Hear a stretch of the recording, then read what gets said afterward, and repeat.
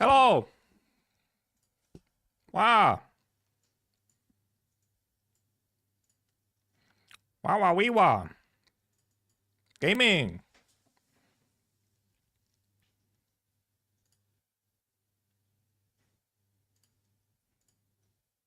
Gaming. Speaking of gaming, I need to get the game actually out at some point.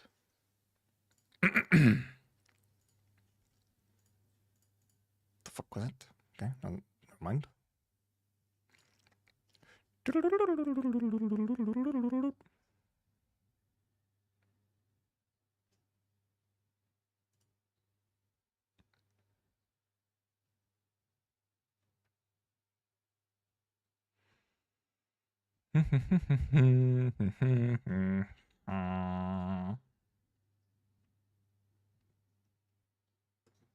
So gay for Ming. Real. Real.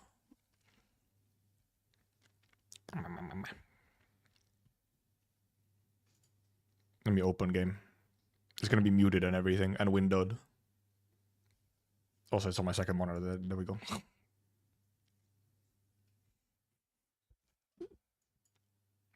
Face in, save the ego. No way.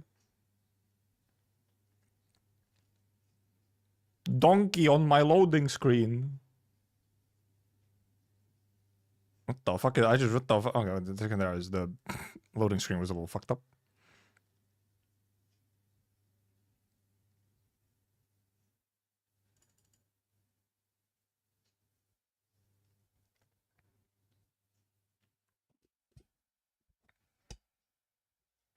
Loading, loading, loading, loading.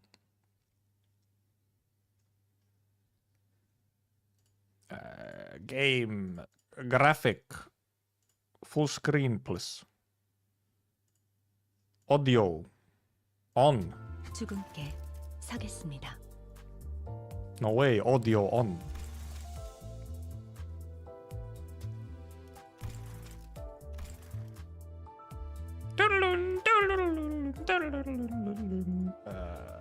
What is game capture? Limbus company. No way, Limbus company. We can have the background music.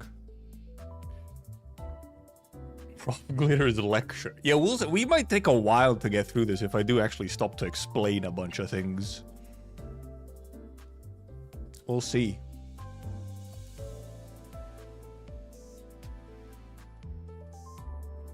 Yeah, I've seen some pretty lengthy streams for this one. And I'm not sure if it's just length of actual content or indeed a bunch of them stop to talk and yap. And also, right, this is not voiced, right? So I'll also have to read out loud. My voice is gonna be destroyed. 원망하지도 탐을 내지도 않으니 저 또한 훌륭한 Kind of sure we're not tiny, it's the fight. I did hear some shit about the fights, yeah. Normals were now nerfed. Hard does not have any nerfs, and we will be going on hard. We will be doing on hard. My account is completely capable of doing things on hard. So it's about 6 hours? Brother?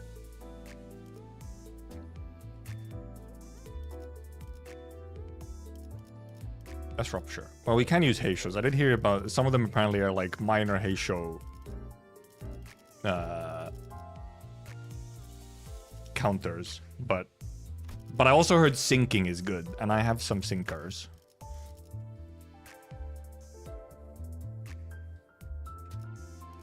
I have some sinkers, and I haven't used a sinking team for a while, so I think we could even go sinking.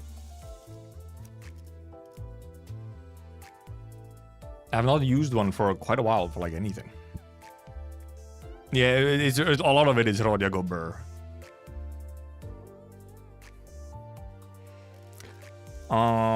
Yep, here it's a sinking ID. Also, because I've just randomly gotten a bunch more sinking IDs recently.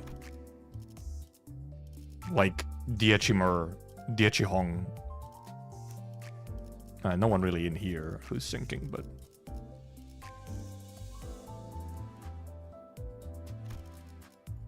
Oh, but I also got the Reindeer Hong. Which one is better, Diechihong or Reindeer Hong? Hey, Borderline, it's been a while. I know Mariachi's syncing. If you saw Mariachi, level 14, uptime 0.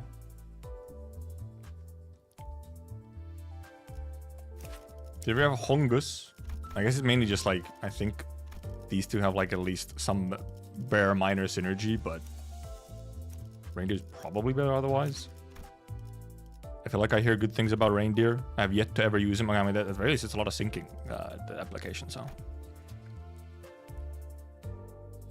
Yeah, quite a bit better syncing application at the very least than I think what I saw from Dieci. Like, Dieci's more about insight than actual syncing amounts. It's like 4 syncing count on last coin, 4 syncing on last coin, and 3 coiners. It's like, huh? I guess I have some Clash Power stuff in here, but Range is probably the choice.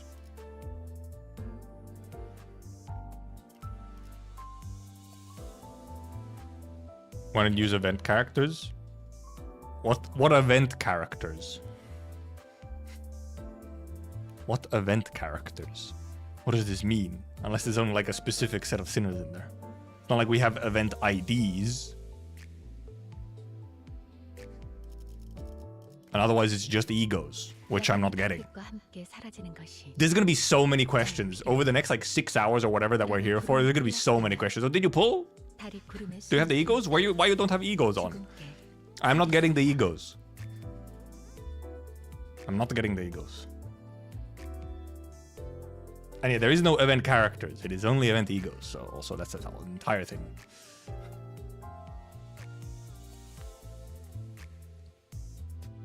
Use them on a support ID? No.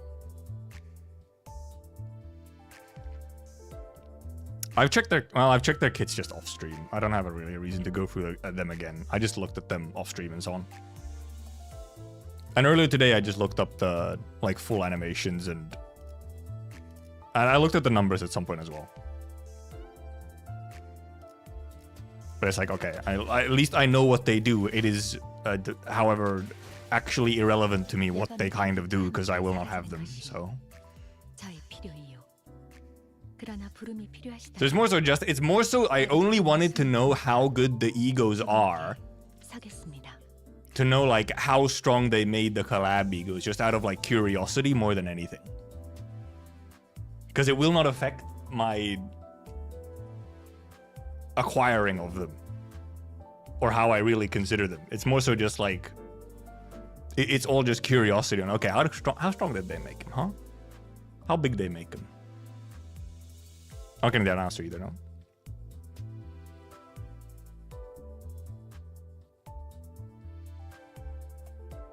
Right, how much even is the Amiya? It was a decent amount, wasn't it?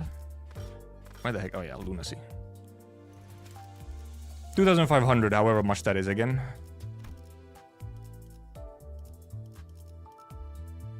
$25 approximately, if you don't have a first-time bonus.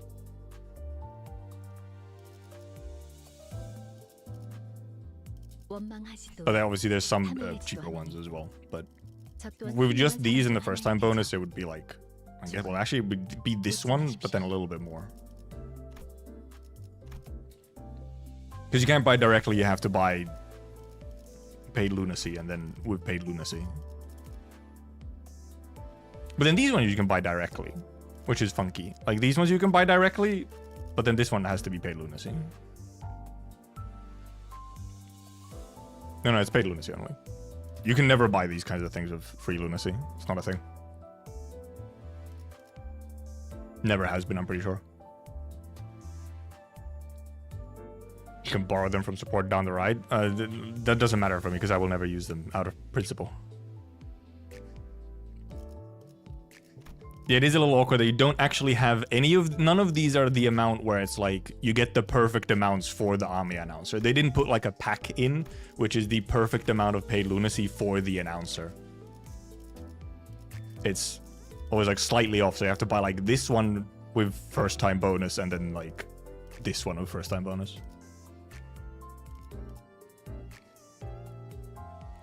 And also, yeah, it's not just the announcer. It's 2 10 pulls and an announcer. So really kind of you're buying like 2 10 pulls and you get an announcer along with it. Hey, the etc. Yeah, so it's like 20 something, like 25-ish USD for the announcer. There's a fair bit, but you do get the pulls as well. It's not just an announcer.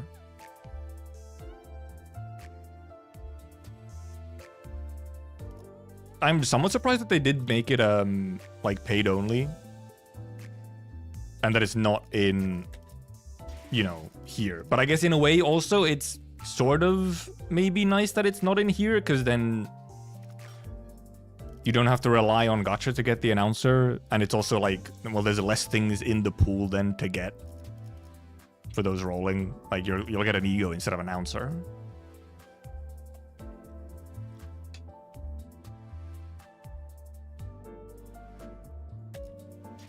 Also, it is, you know, now that you think about it, it is also kind of fun that, you know, lunacy is like a brain thing. And then also Arknights has sanity, which is a brain image. They both have brain. I am also surprised that they did not change the spark amount for the collab banner.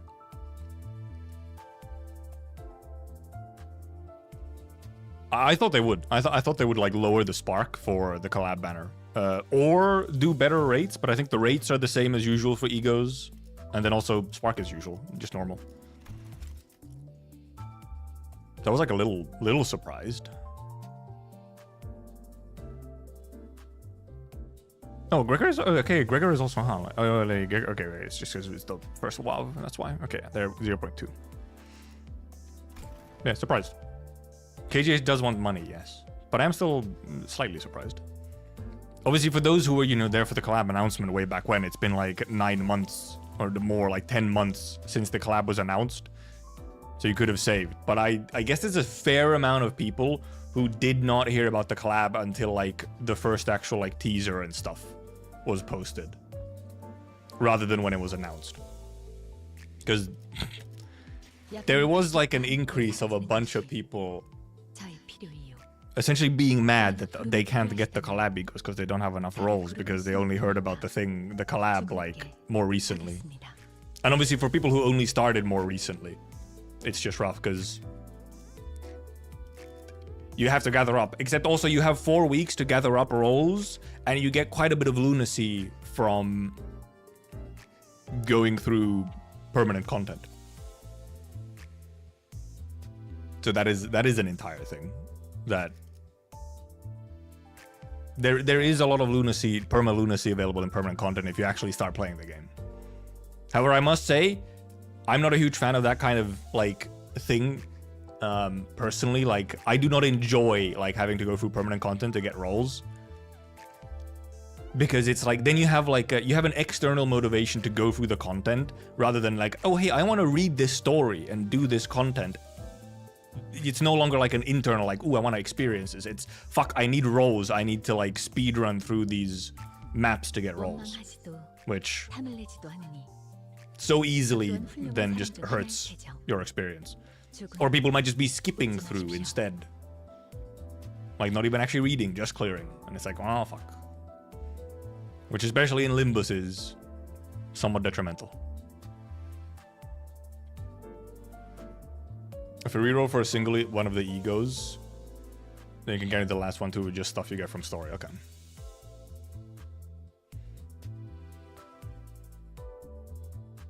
Started a release of Kanto 8, did 370 pulls on my first swap, but still got 250 pulls for Arknights. Yeah, like if you have started recently, like in the last couple of months or whatever, you can get a lot of pulls by just going through, actually, you know, playing the game, going through content.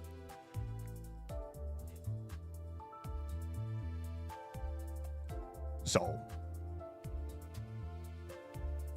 and then if you've been playing for a while, like if you've been playing for a while and you knew about the collab coming, you have zero excuse for just not having saved up the maximum, like the worst case pulls of 600.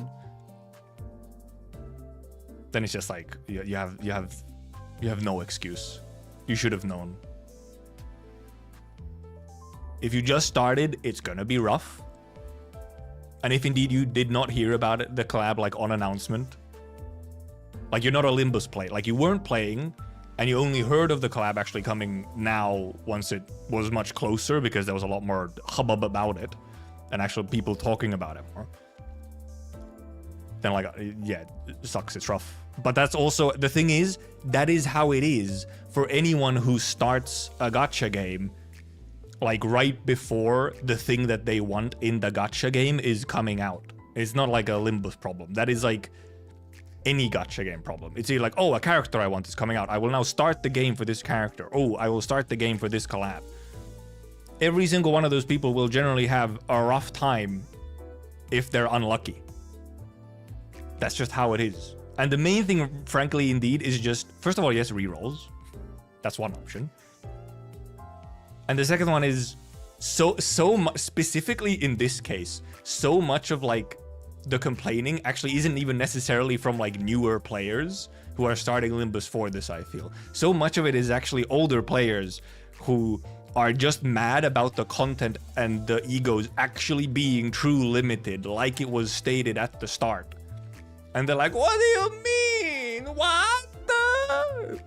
Baby's first gacha people just losing their minds over the fact that the limited collab is limited. Like almost every single collab in the space. It's like, oh. Shocking. Limited collab is limited. Like at the very least, for the past 10 months, anytime this collab has come up, I have been saying, by the way, I fully expect it to be actually fully limited. Like everything about the collab will be time limited in every sense of the word. I also from the start, because I don't remember if this information we had at the very start, but I also from the very start expected that the egos will not be shardable. Because I was like, there's no way they make the collab shardable. Just not how collabs work. Even if Limbus and Project Moon are the outlier in the industry. There's some things which are just like, it's not happening. It's just not happening. Especially with collabs, because collabs specifically pull you closer to the industry standard stuff. Because collabs are a real complicated contractual thing. They're usually quite a significant undertaking in just logistics and laws and copyright and everything. So you should expect them to usually follow the standard of how it is elsewhere.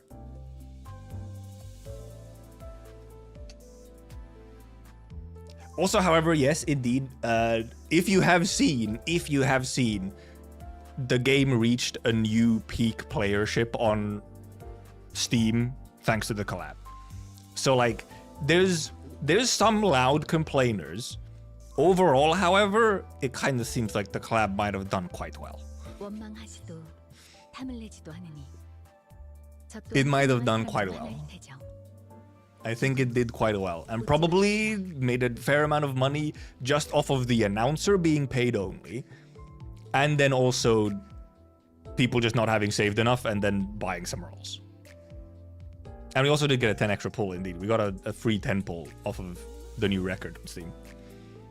Also, yeah, the review, it's not really a review bomb. Some of the, first of all, some of the negative reviews are not even related necessarily like to collab stuff, or like not specifically about, oh, I didn't save up enough for the collab. They're like more fundamental stuff with the collab, like it being full limited and whatnot. But also, it's not really a bomb. There's not enough people to call it a review bomb. Just like, ego rates me when I can, even if you save up for it. That is why you have to prepare for the worst case scenario. Because I do feel like also a lot of Limbus players, like the Limbus players who have not played like any other gacha except Limbus, of which there are many,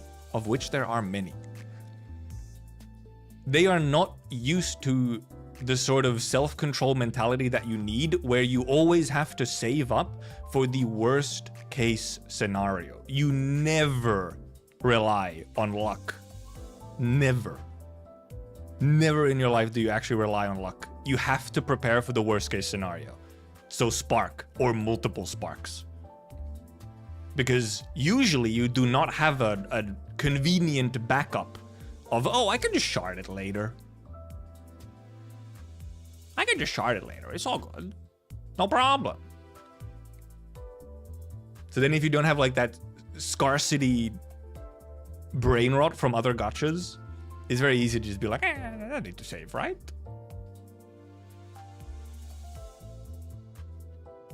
So it's the whole thing. It is very much, there is just a lot of people where it's baby's first gacha people realizing that, yes, sometimes gacha is gacha. And you just kind of have to deal with it.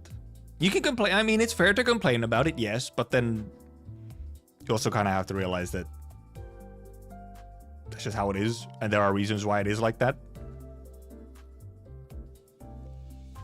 And it's, I mean, with collabs especially, it's not even just like a philosophy thing. It's also just that there's actual limitations when it comes to contracts and copyright law and so on.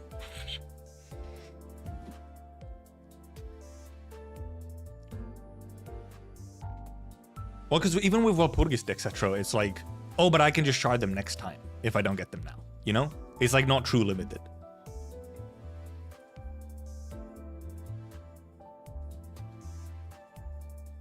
Boom, boom, boom, boom. Boom, boom, boom, boom. Going to a steak restaurant, complaining why steak is being served. It's like going to a steak restaurant where they have... It's like going to a steak restaurant where normally they have like lots of kind of unique steaks. Like usually it's just they serve like very unique steaks. And then on one occasion they're actually just saving like they're serving like a normal steak. Just like a good classic steak. And then you complain about them serving a good classic steak. Not saying gacha is good, but just for the steak analogy.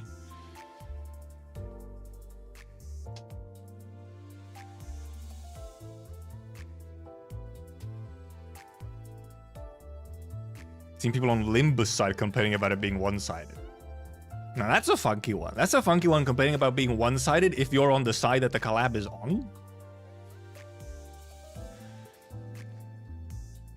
I mean, I can maybe see it, just because if they just want to see, like,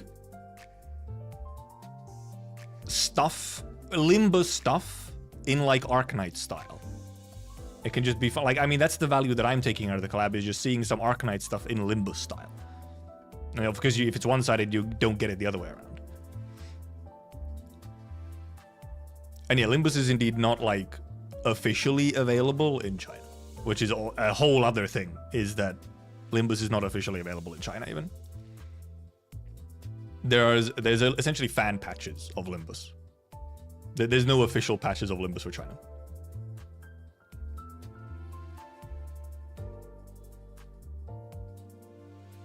Kanto existing will make Limbus never in China. I don't think the thing is like, yeah, you could say that, but Limbus was already, I feel like, never gonna be in China. They already had more heavier reasons for not putting it onto China, so. Arknights is Japanese? No, Arknights is Chinese.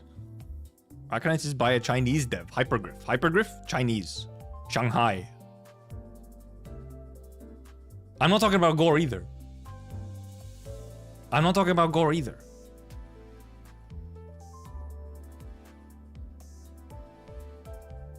Like, yes, if there wasn't already other heavier reasons for Limbus not being in China, then yeah, sure, Kanto 8 wouldn't help.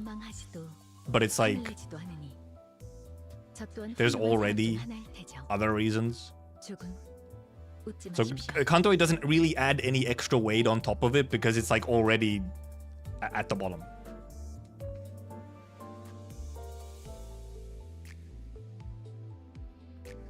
But there is a many a thing in Limbus that, first of all, would just be difficult to bring over to China. Just fundamentally. But then also, if I remember correctly, Project Moon also had some bad experiences with some of the previous games. Trying to publish them in China as well. And they were like, oh, we don't want it. We don't have the resources to deal with this. We don't have the resources to deal with this. It's not worth it. We can't do this. It's like so fair. And also then, if you have any problems with censorship as well.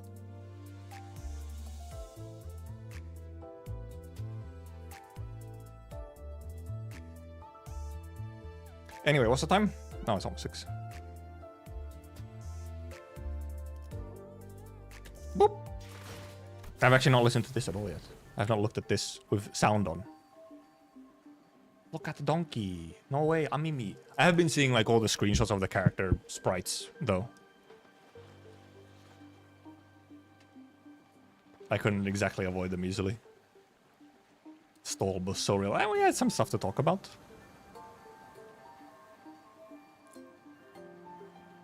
Listening. They have a big fan base, yeah, but it just has to be like a fan-run fan base. Which, however, that's one thing. The Chinese are incredibly effective at running a fan community by themselves. So, like, silver lining. They are very good at it. They do not need, like, an official support. They will just do that shit. I said, Doctor is just stand. There's nothing on Doctor to animate, I guess. No. There's a little bit of... The bottom moves slightly. This part moves slightly. While Dante obviously gets flame head priority. They're kind of all just aura farming. I do like both Doc and Dante hands in pockets aura farm. Big circle of purple. There are many big circle of purples relevant to Arknights world. Which I did go on to. I did go into the confusion surrounding the big purple circle. I went into the confusion surrounding it in the trailer reaction stream. Where it confused us for a moment on the Arknights side. Because it was like, what do you mean collapsals? Well, I thought we were with Seaborn, and seemingly we are with just Seaborn, but then collapsal imagery. I guess we'll see. I guess we'll see. Anyway, boop. We are on hard, good. Because yeah, we'll just go on hard. Like, we probably will use syncing because I heard syncing is just strong. Like, so we don't want to use 1 billion years on the fights if we also have a fair bit to read. The unknown sea. Ah! They've stolen many of my guys! How could this be? Well, I guess this is what we're going with then. They've stolen all my guys.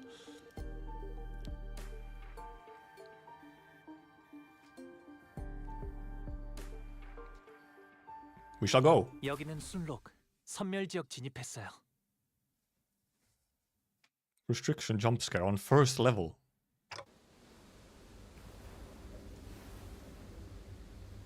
I was exploring a Lobotomy Corporation branch when my consciousness sinks into the depths.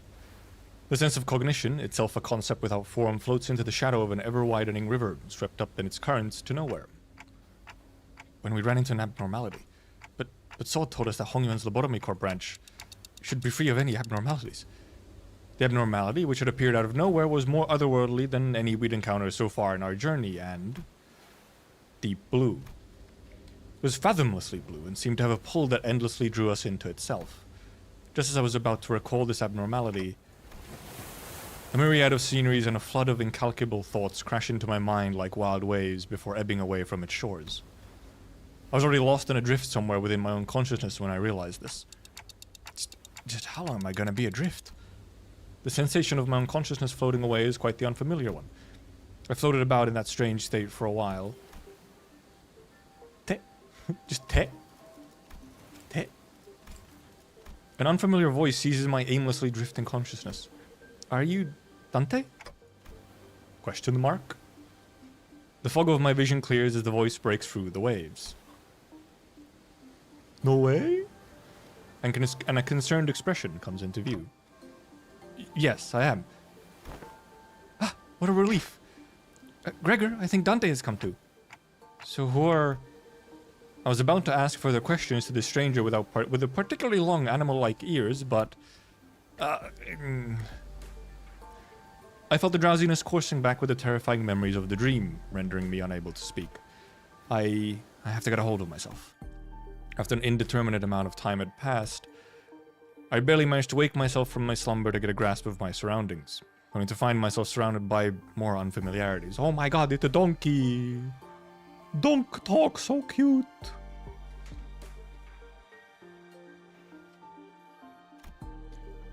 There was that stranger from earlier, sitting atop a rock and silently taking in the sights. A young girl who probably saved my life.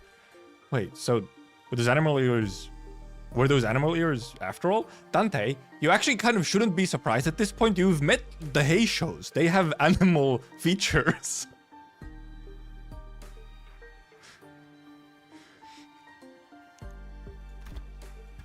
Okay, that's not important right now. I have to prioritize figuring out just where in the world I ended up in. He's weirdly consumed about animal features. He lives in the city. I guess it's not that common, but... Specifically, Dante has seen the Hay shows at the very least. I guess the Hay shows don't look very normal people. This is fair. This is fair. Did I read this line? Yep. So we're standing by the Iberian coastline. How are you feeling? A little out of it, but I'm okay otherwise. Iberia. Huh? Yes, we're in Iberia. Well, given that we're next to an ocean, maybe I drifted all the way to U-Corp's Great Lake? Iberia was an unfamiliar name, but that was all I had to go on, given that the city was still full of more unknowns than knowns to me. Also, yeah, apparently no language barrier involved. I radioed your colleagues when you briefly woke up earlier. They'll be here any minute. I see.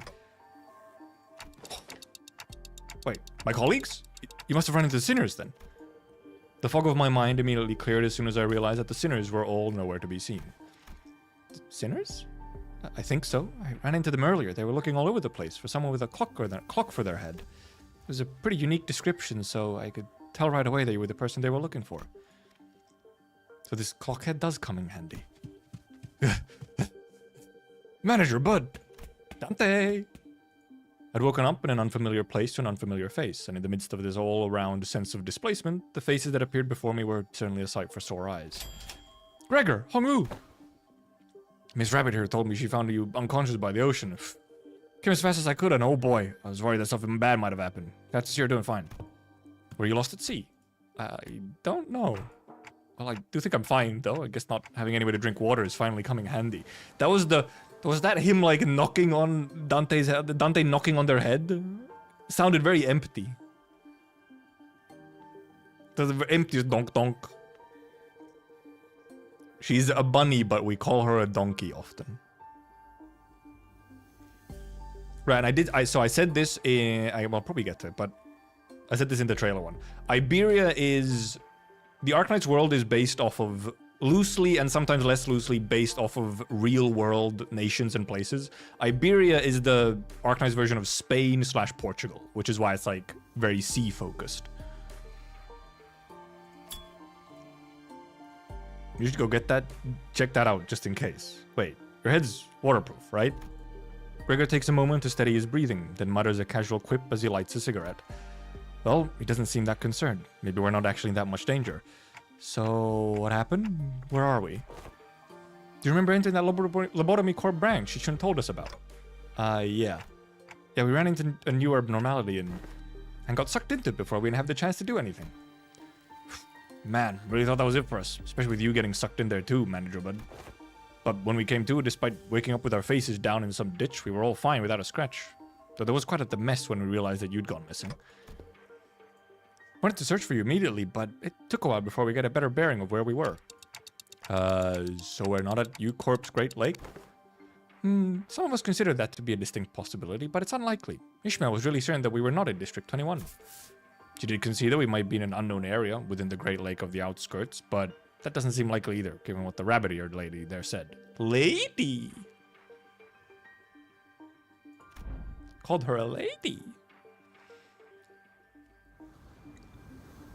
The outskirts region of the Great Lake? I've met all kinds of people from all over Terra, but I've never met anyone who referred to the Iberian Sea that way. Terra? Iberia? As I found myself puzzled by these unfamiliar terms, a very obvious question suddenly struck me. Speaking of which, who are you? Also, wait, I only just realized that the Amiya and Dante are just speaking normally. Dante has evolved. Dante is apparently capable of speaking to outer world beings normally. Huh? Really? You fellas haven't introduced yourselves to each other yet? It's just that it's all just a lot to take in. It's understandable. You did just wake up from a pretty harrowing experience. She's actually, would you like to do the honors yourself? I'm Amiya, leader of Rhodes Island. Please just call me Amiya. By the way, it is indeed Amiya, not Amiya. It's a long A. I'm Dante, manager at Limbus company. I know I'm late, but thanks for saving my bacon. Fucking saving my bacon. It seems that this Rodeo Island is a pretty big corporation, but Rodeo Island. Gregor trails off ominously and scratches his head before continuing with some mild trepidation. This young lady with the rabbit ears doesn't know what the head is at all. As far as I know, there aren't any organizations in Terra with the same characteristics as the one Mr. Gregor explained. At least, not with a name like the head. Also, sorry, it's Rhodes Island, not Rodeo. Sorry, Gregor's kind of bad with names. So, what you're saying is that we're not in the city anymore? It'd be weird for any higher up at these huge corporations to know less about the head than we do, let alone be completely clueless about it. Well, maybe we've tumbled into a previously undiscovered zone of the outskirts, or the ruins. Probably. And Amiya is very short. Amiya is like 150 something centimeters tall. Very small bunny. Or maybe we've really found ourselves in a completely different world. A land of illusions, even?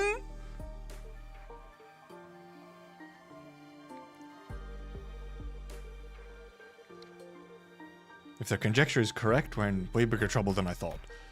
This wasn't like the time we accidentally stranded ourselves in the outskirts via a door in the corridor. Amiya stared at me with some concern as though she felt my distress. She probably did feel his distress, by the way, if you're not aware. Amiya is capable of feeling other people's emotions, and also to some extent, reading memories through those emotions. So this was probably quite literal. I think I can draw a connection to something else that's happening here. Really?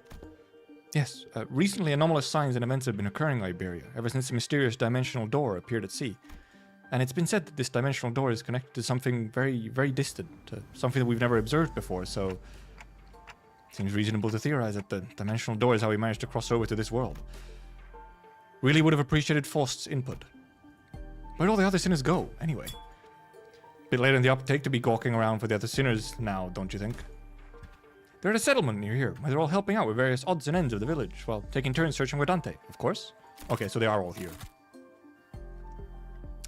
You know, I never thought about how difficult it would be to search for someone when we're like fish out of water, too, man. Barely got even a wink of sleep since yesterday. Ha, fish out of water, haha.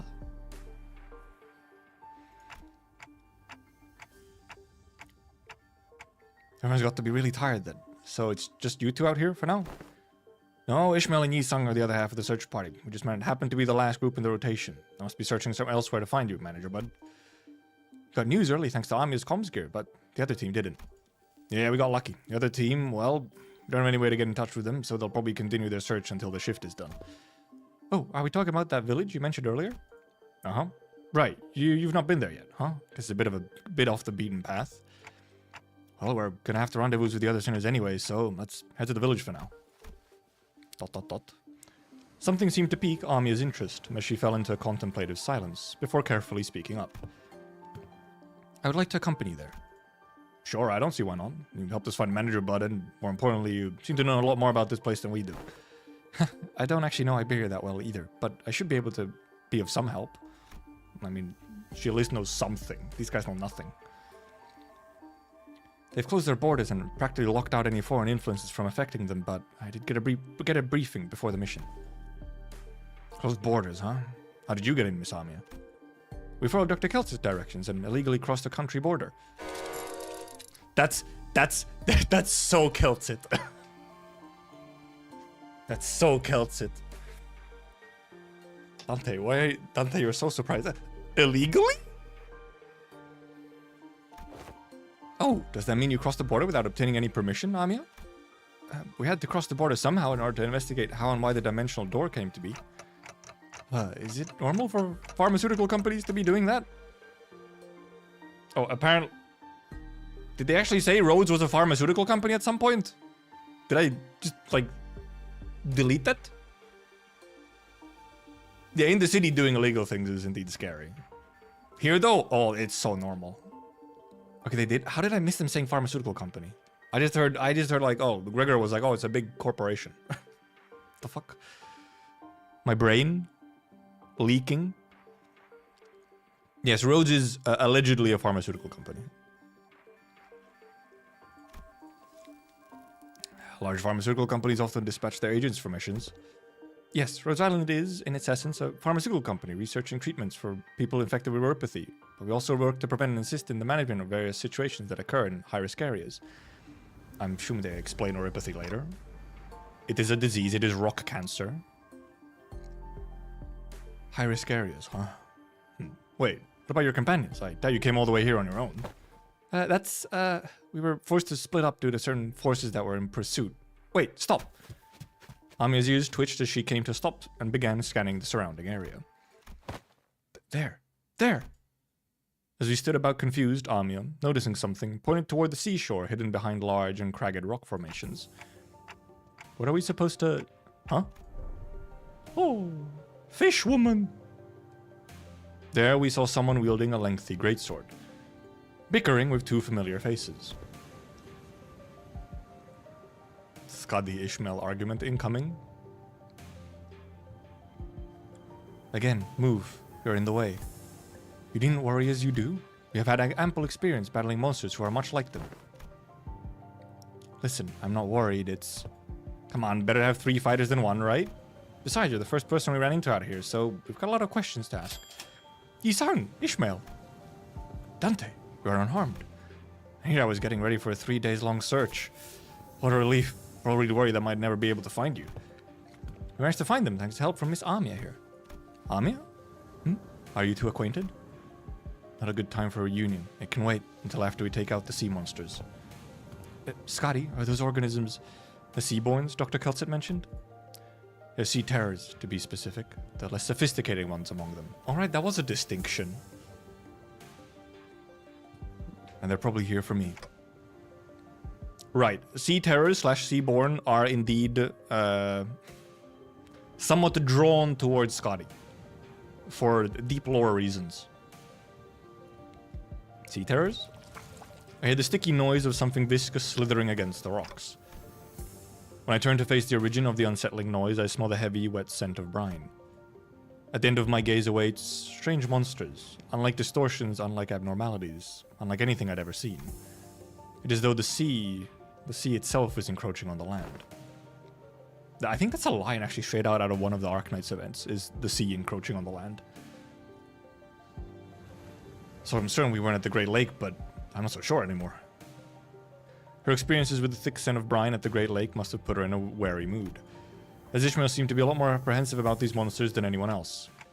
Do you think those creatures would be whales or mermaids? I don't know. The Great Lake and the outskirts are full of unexplored mysteries, after all. Dante, what do your senses say? It's unclear. I'd say the closest comparison I could make is with the whales, but even that's not inconclusive. More enemies on the horizon. We should prepare for battle.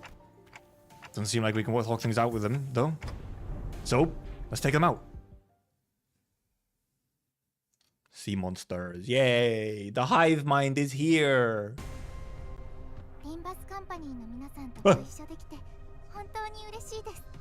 Announcer jump scare.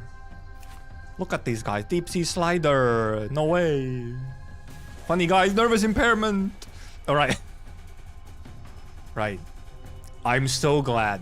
I am so glad the Limbus players get to experience the horrors of these enemies and their mechanics from Arknights. They have somehow very directly brought over the terrors of these motherfuckers over into Limbus with, for example, this status. And the syncing also makes so much sense. The custom status. I always wonder if they're actually gonna, like, were they actually gonna bring this over fully? Enemies are really good as in accurate, so they're pure A's. Yes. Terrible beings. Just absolutely horrible. Bing. Bong, bong, bong, bong, bong. Bing, bing, bing, bing, bing, bing, bing. I didn't even look at the passives yet. Because, yeah, some of the passives also have all kinds of fucked up stuff in them. Right, because I think it's like, there's a bunch of stuff which almost just makes it unavoidable. Like, you're gonna get some nervous impairment, which is very much how it was in Arknights as well.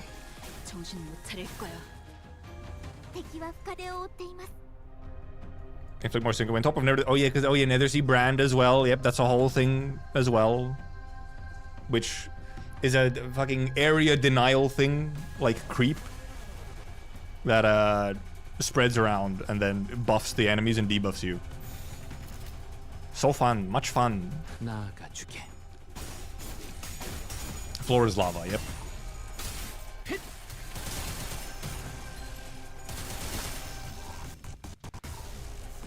It's so fun. I'm so glad. I'm so glad that you just get to experience that shit. Because it's just nightmarish. Especially when it first came out on Arknights, these mechanics. Holy moly. We did not have good ways to, like, very successful ways to deal with it. It was very limited ways to deal with it. And my god. Some of the hardest shit we had in the game at that point. Creepy play StarCraft? No, it's just an English word.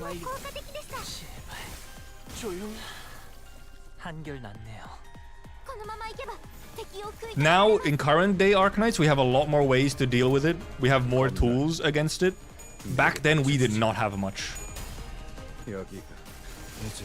What's the current hardest stuff then? Actually, I wonder what the current hardest mechanics are. Honestly, the thing is, some of these mechanics are still some of the hardest stuff to deal with. Like, when they reuse these mechanics, it is often quite a nightmarish time. Because they're also taking the mechanics and then they're putting them, like, into even harder content with a lot more modifiers. It's like, oh god, oh no.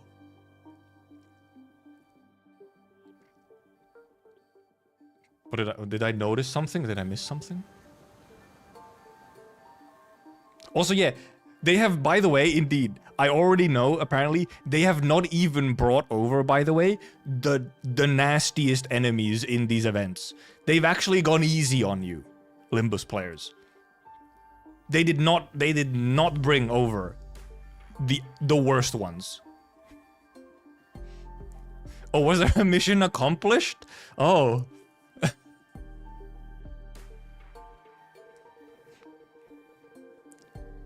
They didn't go easy? That's what you think. No, see, that puts it in context. If you think they didn't go easy, it could be worse. It could be worse. Okay, I'll actually pay attention to the combat screen next time. Or remaining enemies have retreated to the sea. Good work, everyone. Didn't have to deal with anything remotely like this outside of the Great Lake. You can say that again. It would have taken us the whole day if that Scotty character didn't occupy the other half while Miss Rabbit helped us from a distance. As we were catching our breath after the battle, I heard a brief hum when I turned to look at its source. I saw Scotty glaring at me with palpable alarm. Right, also, so Scotty is a character called, they're from a faction called the Abyssal Hunters, and they specialize in fighting against the Seaborn, or the Sea Terrors. Which is why she was handling half of them by herself.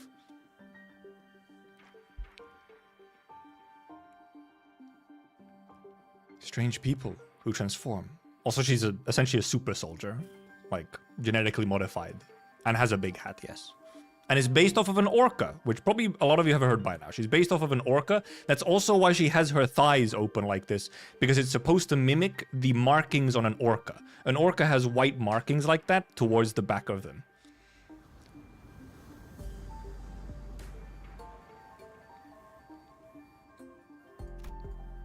At a head of a clock? A head of clock. Guess they're both technically true. Well, it's nothing more than a theory at this point. I think they have a lot to do with the dimensional door where we're supposed to be investigating. Nice to meet you, I guess. I only hear a ticking clock. Oh, only Amimi here? Oh, wait.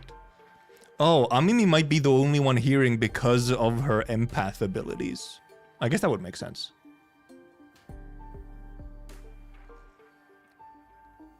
Oh, that's because only sinners can hear Dante's voice. Huh? Hmm? What's up? They just realized. They just realized. No, I'm just wondering how Miss Amiya can seemingly understand Dante. Yeah, what's going on here? Huh, yeah, completely flew over my head that I didn't even question how weird this is. Their voice sounds like a ticking clock to me too, but I don't know, it's almost like I can sense what they're trying to say, what kind of emotion they're trying to convey. Good thing I explained how Amiya works, or what she can do. Now you know why. It's not just out of nowhere, this is a thing she does constantly. Her explanation reminded me of the blue boy in Sinclair's past, but I didn't quite feel the uncanny sensation from Amiya that I felt from them. So she can read me kind of like how Virgilius can, I guess? Well, I don't think it's a bad thing. It's true, it's been a bit of a hassle to always need Falster Honglu to translate for you, Dante. I mean, Honglu can also... I forgot that Honglu is, like, also part translator. She is all ears, however, yes. Also, they call him Blue Boy, true. Fucking Blue Boy. I'd like to know exactly how she can understand Dante, but I don't think we've got the luxury of time to sit down and figure this out. So, are we heading back? Sounds like a plan. It's not like we know anywhere else to go, right? Oh, and Miss Rabbit here will be tagging along, too. She said she'll help us find our way back. I'm glad to be working with you two. Also, Miss Ishmael, Mr. Honglu. Took the words right out of my mouth. You've already helped us plenty, and you clearly know a lot more about this place than we do. The journey is long. Perhaps embarking on it ere the sun's fall would be wise. How long's the journey? No idea. It's not like we have a clock with us. Do know that it's not very far, though. We just need to walk along the coastline for a bit. Scotty quietly points in my direction. Oh, Dante can't tell us the time because they're not on time. Then why the clock head? I didn't exactly choose to get myself a clock-shaped head. Also, Scotty's not like the brightest individual. She's a little simple. She's a little goofy at times. I looked away from Scotty's inquisitive eyes, which were quite solidly fixed on my head. The coasts of Iberia are hardly good places for people to live. Those things can go anywhere in this world, but they thrive at places that meet the ocean. How did people manage to build a village at a place like this? The monsters are called Seaborns, or Sea Terrors, yes? While it is true that they posed certain difficulties, they were hardly the kind of monster with the strength to bring scourge and drive out the local populace. Don't judge them based on that brief skirmish. She's just telling us to be on our guard, right? Scotty can be a bit curt, but she's not a bad person. I don't think she said anything wrong. Nothing rules out the existence of stronger variants of these creatures being out there. She's an A-gear technician, though. Yeah, but she's like an A-gear engineer. She's like technician, yeah, but not like the smart kind. She just kind of like bangs on the things and does the stuff. She's not good with words, is the main thing. She's smart in some ways, not in many.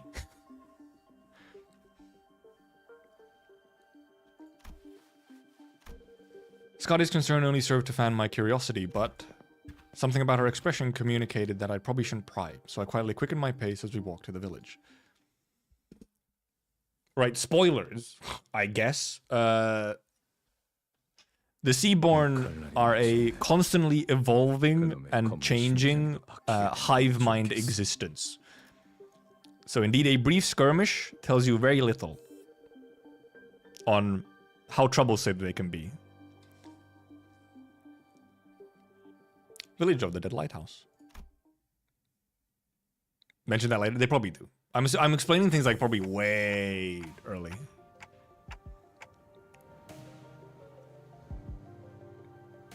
It hardly looks like a village. It's more like the ruins of one, isn't it? It doesn't seem like they've done any proper upkeep to the place. Not in a while, at least. They're really here, living together. The strange buildings tell the stories of former prosperity from a bygone era. Our steps leave no footprints on the wet, muddy ground. On it, I see a rotting sign marked with the name Faro Muerto. Everywhere I look in this village, I see evidence of long, silent abandonment. We don't see these kinds of abandoned-looking ruins often in the city, either. What happens when you speedrun through buttons by instinct? Look, I don't know. That's how it happened, okay? Also, look, it's even more, because if they do like an Arknights thing, I'm so used to those as well that they just, like, I don't actually perceive them when they happen, because it's like, oh, it's just the ending screen. So it just like,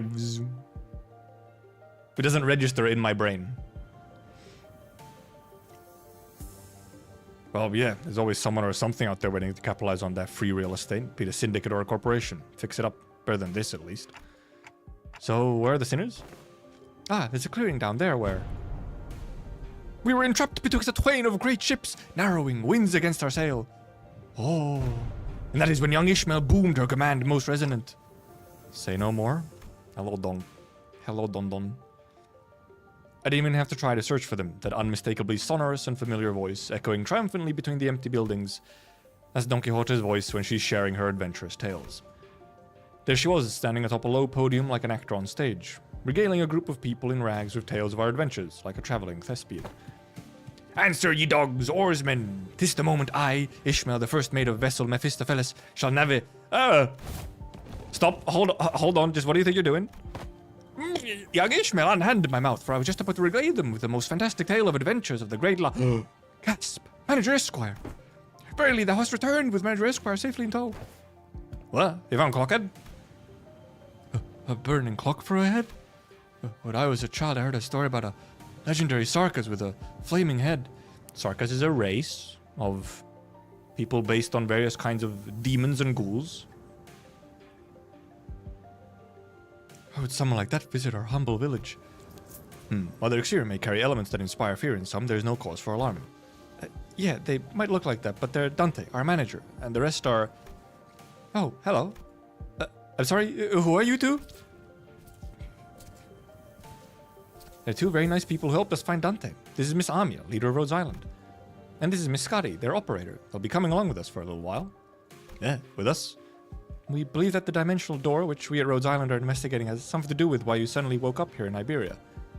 As Amiya was bringing the sinners up to speed, the villagers, who were staring at us curiously, approached us.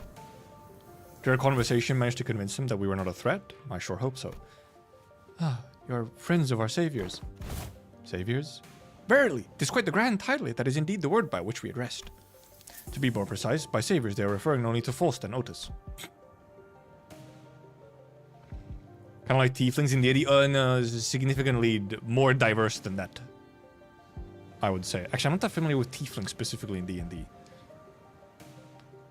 Yeah, it's more like it's a very large. Sarkas are a very large set of various like sort of demons, sort of ghouls, and like more fantastical creatures. So you have like vampires, you have gargoyles, you have banshees, you have, oh my god, I'm forgetting like every single subrace ever that existed. A whole bunch of different mythological creatures that kind of share some of the vibes. Wendigos, yes, indeed Wendigos. And then there's just like a mixed-raced version, which is Goliaths. And also like Noxeras, which are kind of like a zombie-ish race, sort of. But a little bit more complicated than that. And yes, Succubus, yes, and Cyclopses, yes. Alright, Foster's here. Yapper woman.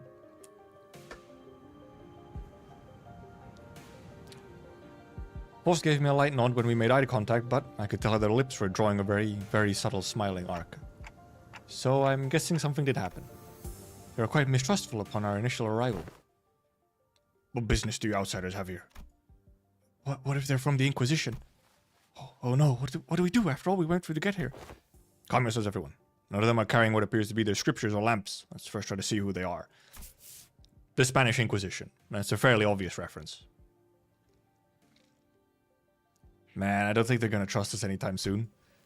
We're all old curmudgeons. That's STNC, then PTSD. PTSD? Huh? You can't do that, Hiroshi. We can't pillage their storage depots. Looks like they already have it hard enough as it is. That's what she meant. I don't think STNC is a good way to get started either. Should we just find help elsewhere? Just look at how thin their arms are. I don't think they're in any shape to help us out. Perhaps we could inquire as to our whereabouts or where we are to decide our lodging. Well, the landscape is certainly reminiscent of U-Corp's. I don't recall seeing or learning any about a place that looks like this. I can't say I've been to every corner of U-Corp. I ask again, what business do outsiders have here? Their fingers are tightening around the grips of their weapons. Prolonged silence will most likely turn this into a hostile encounter. We can't have that. Hi, we're from Limbus Company. We're Fixers of Justice. Yeah, that. Fixers of Justice. Oh, don't you know when to keep it down? Fixers? That over there, it's a ship blueprint, isn't it? Are you looking to repair a vessel by any chance? All these construction materials seem to suggest so. Chief? This does not concern you. It's not something a mere outsider can understand. Curious. I've never seen an energy source like this before. Have you run the test to rule out any stability issues?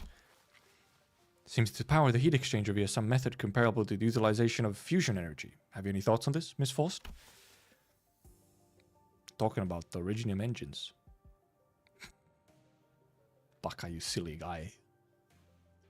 The general design structure is somewhat old-fashioned, but there certainly are inspired parts to their design, particularly with the usage of the core energy source. While its stability would need to be further studied, this technology seems to be incredibly energy efficient. You identified all that by merely glancing at this blueprint? You must be the village chief, then? If so, I have a proposition for you. In return for assisting in their ship repair, we were promised a ride on their vessel. This forces us to theorize that perhaps by going out to sea, we may be able to find a way to return to whence we came. Does that mean we can find a way back somewhere out there in the sea? That's what they kinda said. Nothing is certain yet, Dante. At this moment, we are working based on a hunch. A hunch? Sensing the implicit omen in her choice of words, I slowly turned around to look at Faust, who nodded solemnly in response. If we're really in a different world, even her Gesellschaft has to be... Right, yes, her Discord is disconnected. No issues were encountered in the repair process. Faust smiles faintly as she looks around, then she pulls me in by my hems. She whispers in a low voice. My connection to Gesellschaft is currently operating at a suboptimal level, Dante. So it's still connected, at least? Indeed it is. However, even exchanges of simple information are taking up to dozens of hours by current calculation. Oh, never mind. They just got a low Wi-Fi, yeah? They just got low Wi-Fi on for the Discord. It's real slow. Is this a warp train situation? Because we're in a different dimension? The cores should be identical. We have been connected to an unidentified, unpredictable dimension. However, Faust is aware that the pathway to our original dimension is yet to close this time, unlike the situation back aboard the warp train. So to get back to where we came from, indeed, traveling through the pathway is the most feasible solution. And from that, you came up with the whole plan to repair the ship and sail out to the sea? Yes, well, I am also a genius, after all. Amiya conjectured that we probably came through a dimensional door of sorts. Looks like that dimensional door might be what Faust is looking for. With high likelihood, yes. At least there's a way back. I find myself calming down a little. Oh, speaking of which, when do you think you can wrap up the repair job? As fortune should have it, a majority of the most time-consuming parts of the repair have already been completed by the locals. It shouldn't take us more than a day or two to get its core parts ship-shape again, Executive Manager. We'll be staying here for a few more days then. How did you manage that last night? Well, like I said earlier, we've been keeping ourselves busy looking for you this whole time. We took turns helping with the repairs and resting, but without any of us got a proper night's rest. Still, we weren't cold, thanks to the villagers who kept the fire going for us all night. Not to mention how they helped us a ton with that local map they drew us. Oh, also, Chief handed us this earlier. What's it for? Ah, looks like a sack to collect water. Give it here. I know how to get that installed. Must be to repay Miss Faust and Miss Otis's effort at repairing their ship, yet the service they provide us is certainly quite generous, even when taking the transactional nature into account. Really giving us the best treatment they can, huh? As for food, we managed to fill ourselves with some cookies and bread Rodia keeps in her pockets. Didn't want to eat into their food supply when they're already pretty tight, you know? Oh wait, is this why I saw that one art? This is why I saw that one piece of Rodia art. where someone drew a concept of how Rodia's pockets work, where the entirety of her like jacket is actually a massive pocket, and she just has loads of cookies and bread lining the coatings of her jacket. That's why I saw that art. There isn't tits under there, it's just bread. Oh god, man, I wish I could find that art really quickly, but it's probably lost to the algorithm. Oh, that's funny. That's why she only weighs like 60 kilograms. It's just all bread and cookies. She carries enough cookies and bread for 12 people? They did offer us some nosh, those dried fish things, but we refused. I ain't taking food from the needy. Don't need to concern yourself so much with our hospitality. We've done more than enough to earn your keep. I turn around to look at the source of that low, rumbling voice. It's an old man in an outfit that seemed to distinguish itself amongst the other villagers. There you are, Chief. Is there a place for us to stay the night? We do have places to shelter from the misty humidity, at the very least. There's an empty building there, so feel free to occupy it for the night. Ooh, are you sure? I mean, I don't mind sleeping in the streets myself. They speak for yourself. I've been looking forward to sleeping with a roof over my head since, like, yesterday. Only since yesterday. We catch a cold sleeping in the elements in this environment, which is fine by me for the rest of you, but we cannot afford to have the executive manager, our honored guests, suffer that fate. Or our honored guests suffer that fate. Honored guests? I heard what happened from the four who left in the search of the executive manager. First, I would like to begin by imparting my infinite gratitude to you for finding and rescuing the executive manager. I hear that you are a leader at a pharmaceutical company. This acquaintance shall certainly come in handy in case our stay becomes significantly prolonged. Haha. I'm just surprised by her boldness to say something so materialistic when they're standing right there. Can I stay in your village too, chief? The village chief took a brief glance at the hems by her right wrist, then nodded. Welcome to Faro Muerto, but welcome to stay for as long as you want.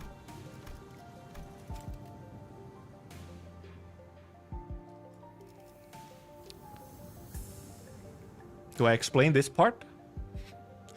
The specific. So I know that I believe they explain Eripathy later. Yes. But Amiya specifically has visible Eripathy on her right wrist.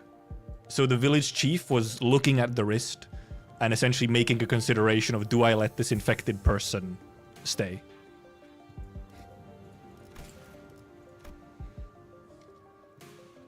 And please do let me know if you find yourselves without food. Our food supply may be tight indeed, but we have enough to share with those who help repair the vessel. Ooh, you better not go back on your word later. I wonder what kind of local delicacies await. Dried fish like they were eating earlier, maybe? I'm not sure they have many things you might call a delicacy, Rodia. It's quite, quite dreary. Hey, Chief. What is it? Just how are you surviving out here? By the sea? Perhaps the question of how we are surviving may be somewhat misdirected. For we are only pursuing every possible avenue because we must survive.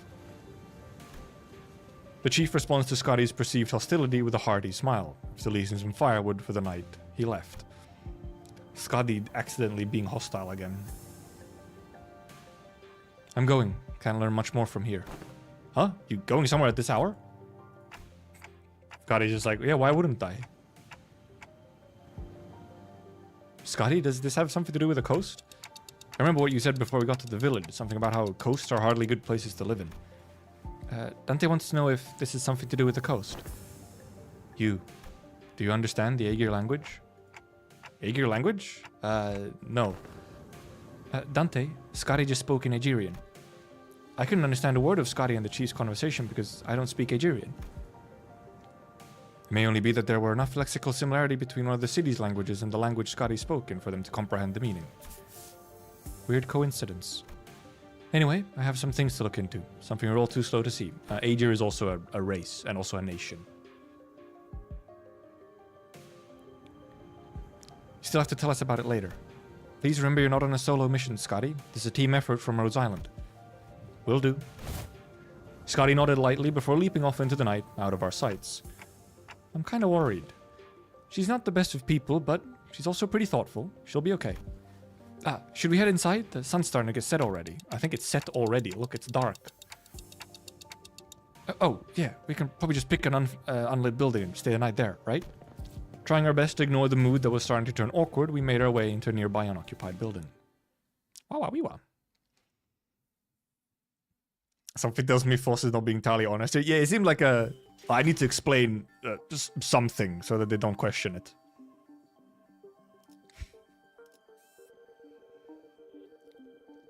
Okay, this is called Terra. I'm assuming we're gonna get some lore dumps here for the Limbus players.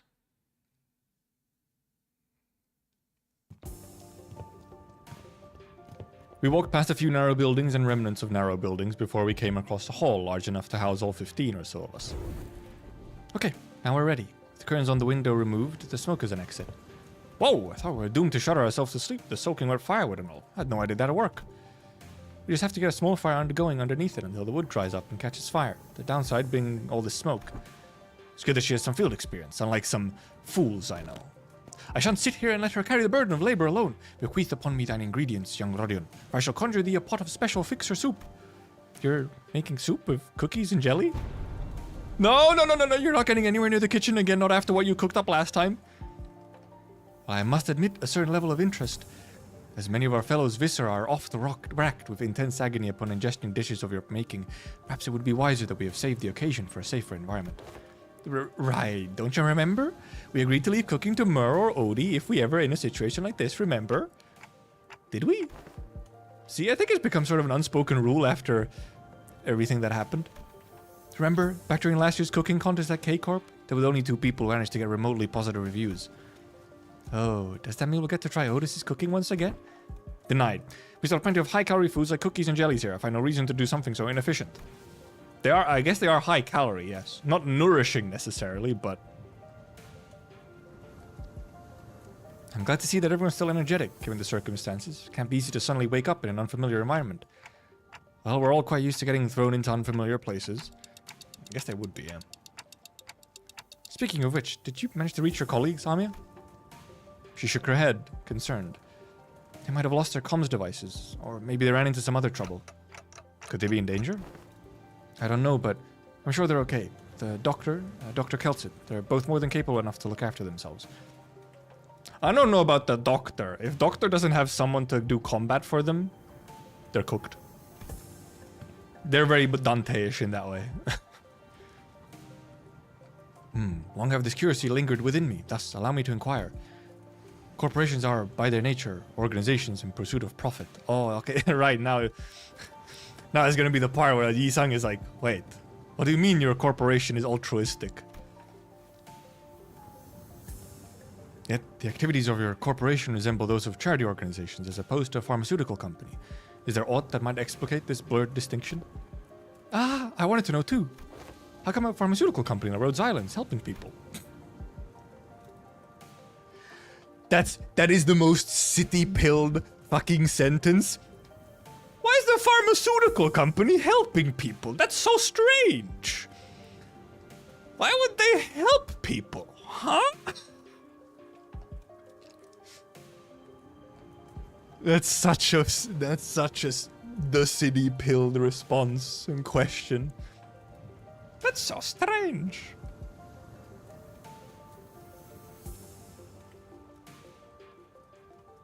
Something about what Hong Lu said brings back unpleasant memories. The horrible experience seen through the cascade of flowing tears in the face of suffering. The embodiment of greed that left a terrible wound in Hong Lu's fathoms. A little bit of somewhat more spoilery hints here.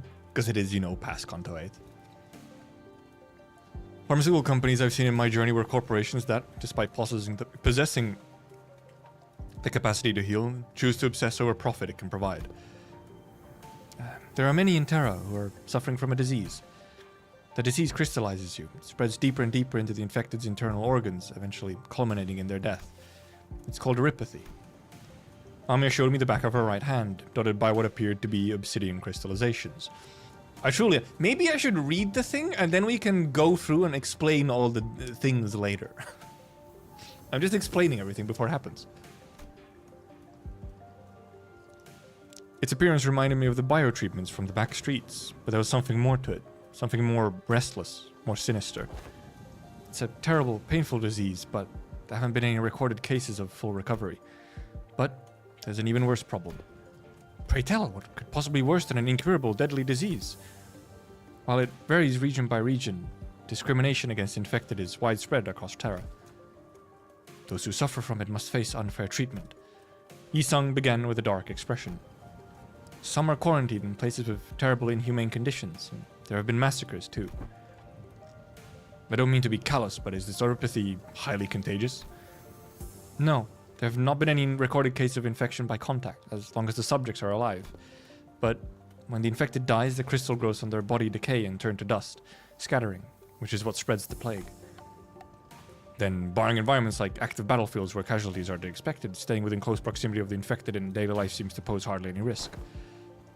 So what's the problem, then? The Limbusiers are being way more progressive about the infection than, like, everyone else on Terra.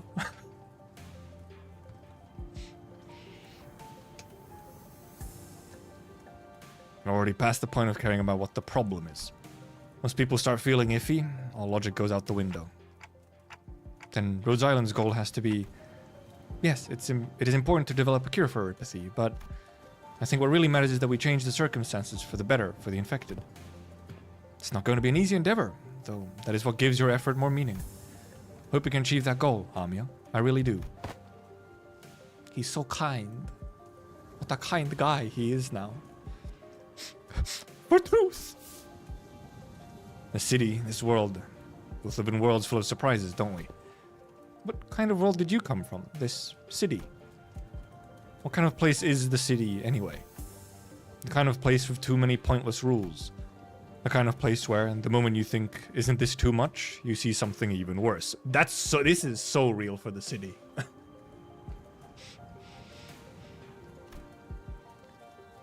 Try as I might, I couldn't think of a single positive thing about the city. The sinners seemed to be in agreement, as most of what came after was quite scathing. The kind of place where good deeds rarely ever go unpunished, where sympathy is a good attitude to have if you like getting stabbed in the back. Nothing good ever works out there. It's a shithole. It's an irrational place full of absurdities. Absurdity is an omnipresence. Therefore, it is not subject by which one should be aggrieved. We can at least grouse about them, though. I mean, it's the only thing we can do. Be more correct to experience more and acclimatize oneself to it instead of complaining. Mer's always just get used to it, bro. He did say something like that last time. Just as the mood was starting to turn rather sour, Don Quixote's shout shattered through the awkwardness. Verily, nary a day goeth by untarnished by villains and their fell deeds. It worry thee not, for where evil rises, so doth fixers of justice to... Don Quixote jumped from her seat and passionately shook her fist, which was followed by a heavy crack and the sound of small pebbles tumbling down. Don Quixote, watch out! Whoa! Oh, I thought it was an elf. It's a fish person. I forgot they have elf ears sometimes. And from behind the wall, she accidentally broke down. An unfamiliar visage of a villager appeared and stared back at Don Quixote. It appeared that she was eating something out of a can while reading a book. Cute NPC? Also, yeah, Don did just break a wall. Come on, Don Quixote. They barely have walls in the first place. Don't go breaking them.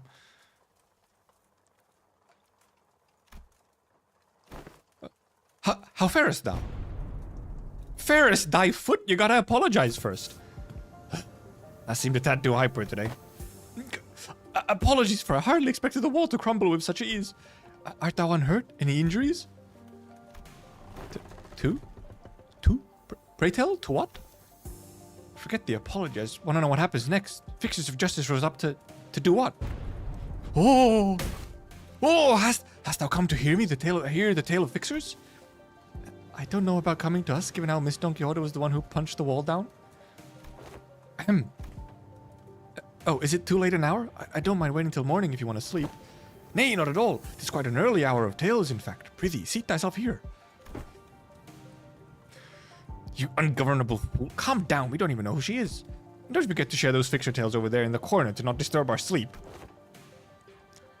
Thou makest a request most untenable. These tales deserve to be announced to the world with great gusto.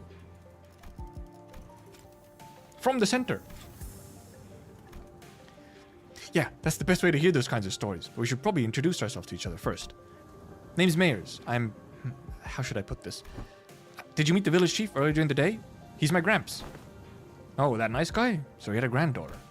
Yet, have not seen you once, Miss Mayers, under the sun. Oh my, you're right. I thought the village was completely dried of any young blood.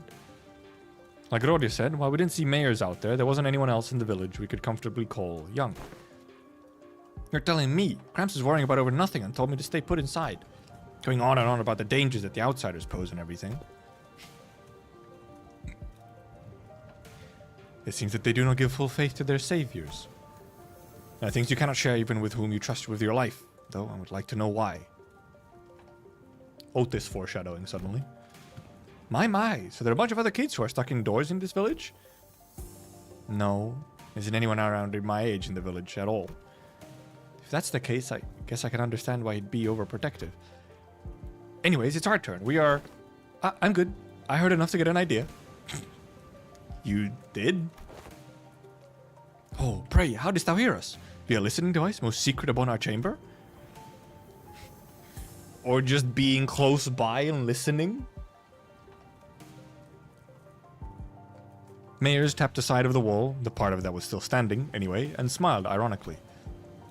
Bad soundproofing. I could hear pretty much everything, Don Quixote, right? Everything Don Quixote practically sang during the day. Verily, I see. Think he could really do with some sense of embarrassment for once. Well, I guess that's good enough for introduction, so... Care to regale me with the tale of fixers who bring justice to the evils of the city? Don eye sparkle. I do wonder if they somewhat changed Don's personality, so it's not as obvious, yeah.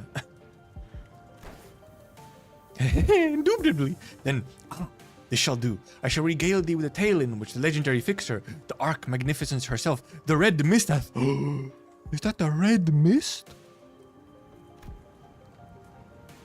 Suppose that killed any hope of our good night's kip.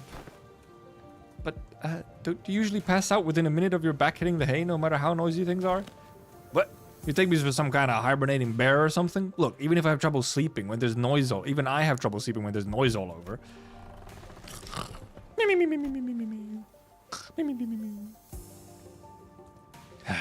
It's a bear in hibernation is a pretty apt descriptor. Wasn't Heath the one who got dressed as a bear in Kanto 7?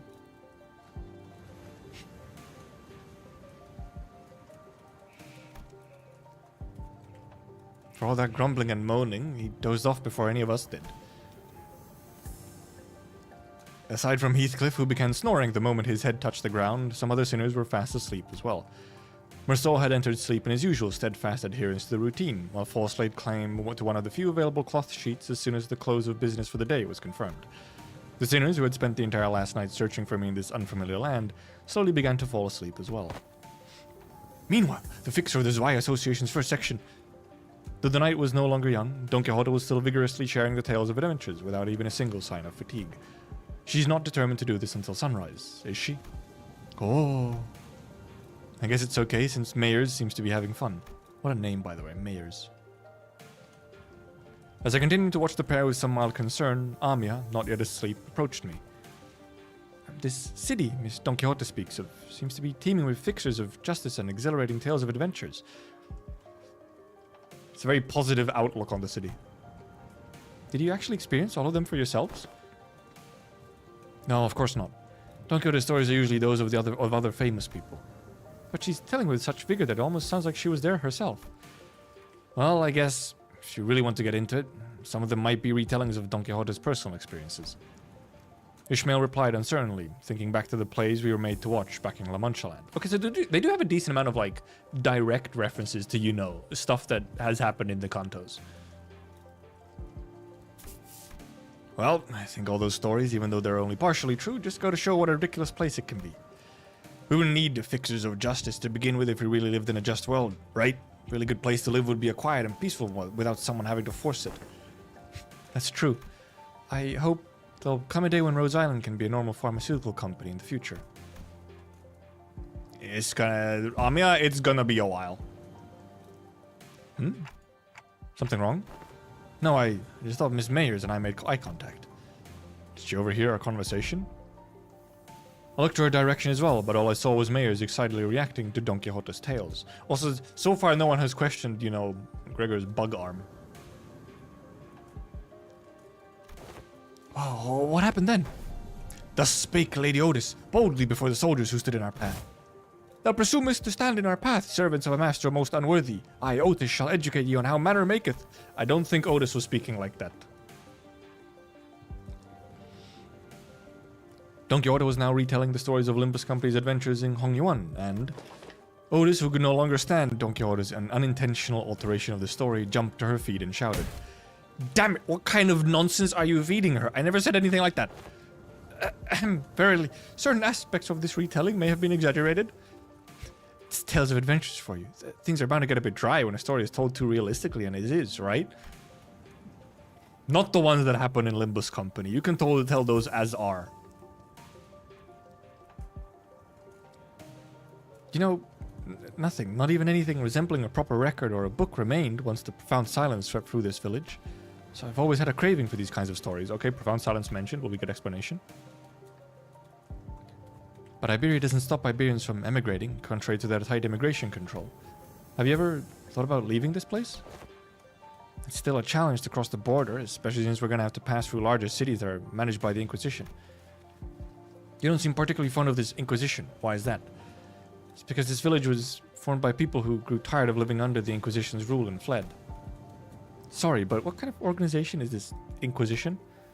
Sinclair asked, face turning cold upon hearing the word Inquisition, and that people fled from it. Yeah, I guess he would. Yeah, he would.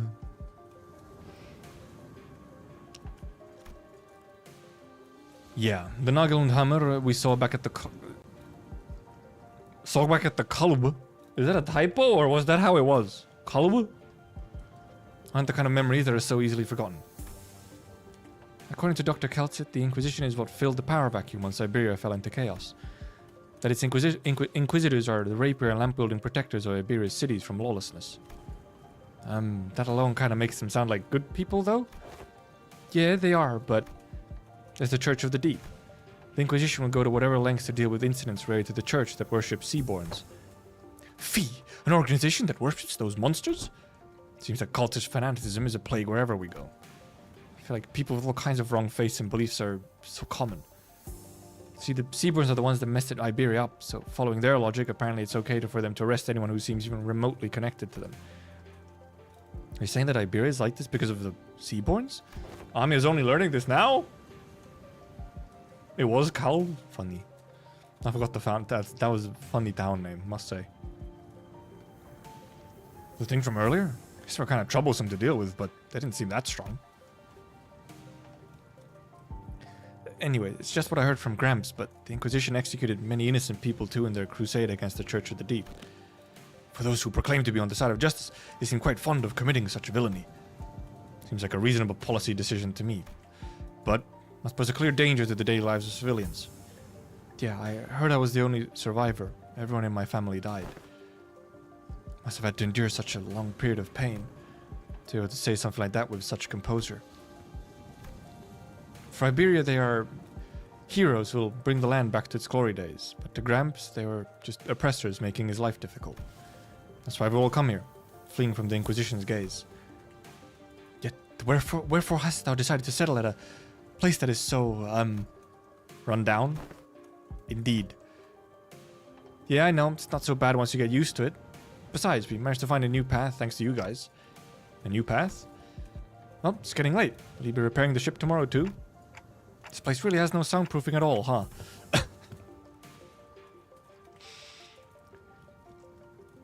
Good talk, everyone. Hope we get another chance to do this tomorrow too. Gee, just happy to be here. After seeing Mayers to her own room, the other sinners, those who were still up anyway, and I laid ourselves on the hard stone floor with only a thin layer of cloth between it and our backs. A mysterious world that is neither the city nor the outskirts. But it seemed that the lives its people led were just as difficult as they were anywhere else.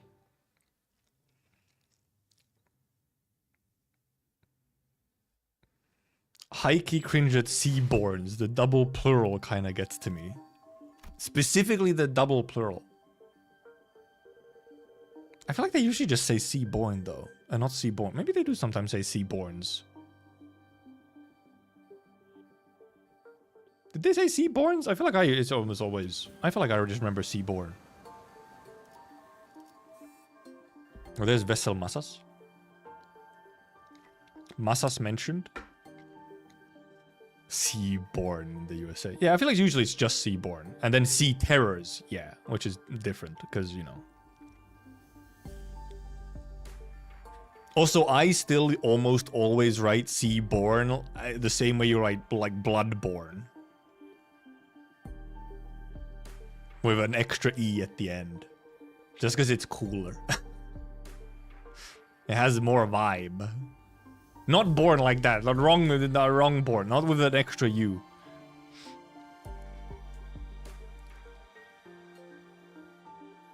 What is the difference between a Seaborn and a Sea Terror? So Sea Terrors are like simpler versions of Seaborn. Seaborn are more developed entities. Sea Terrors are kind of like very sort of mindless kind of zombie mooks type thing.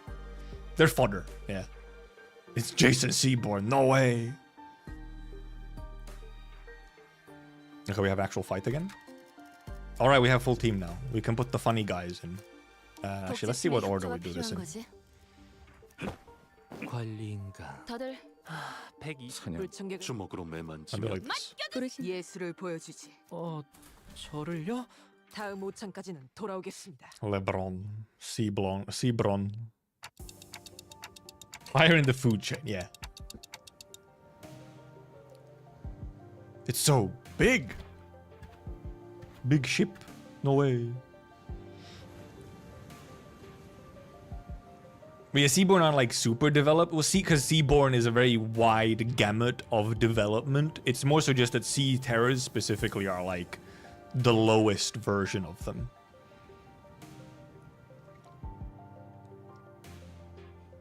Amazing. I didn't know there were remaining vessels of this class in Iberia. Ah, I espy her name here. It is called by the name Rebelión de las Masas. Rebelión de las Masas. Revolt of the Masses, is it? A name very much mired in peculiarity, indeed. The ships in Iberia do have funky names. Considering their, like, flagship was named the Ship of Fools.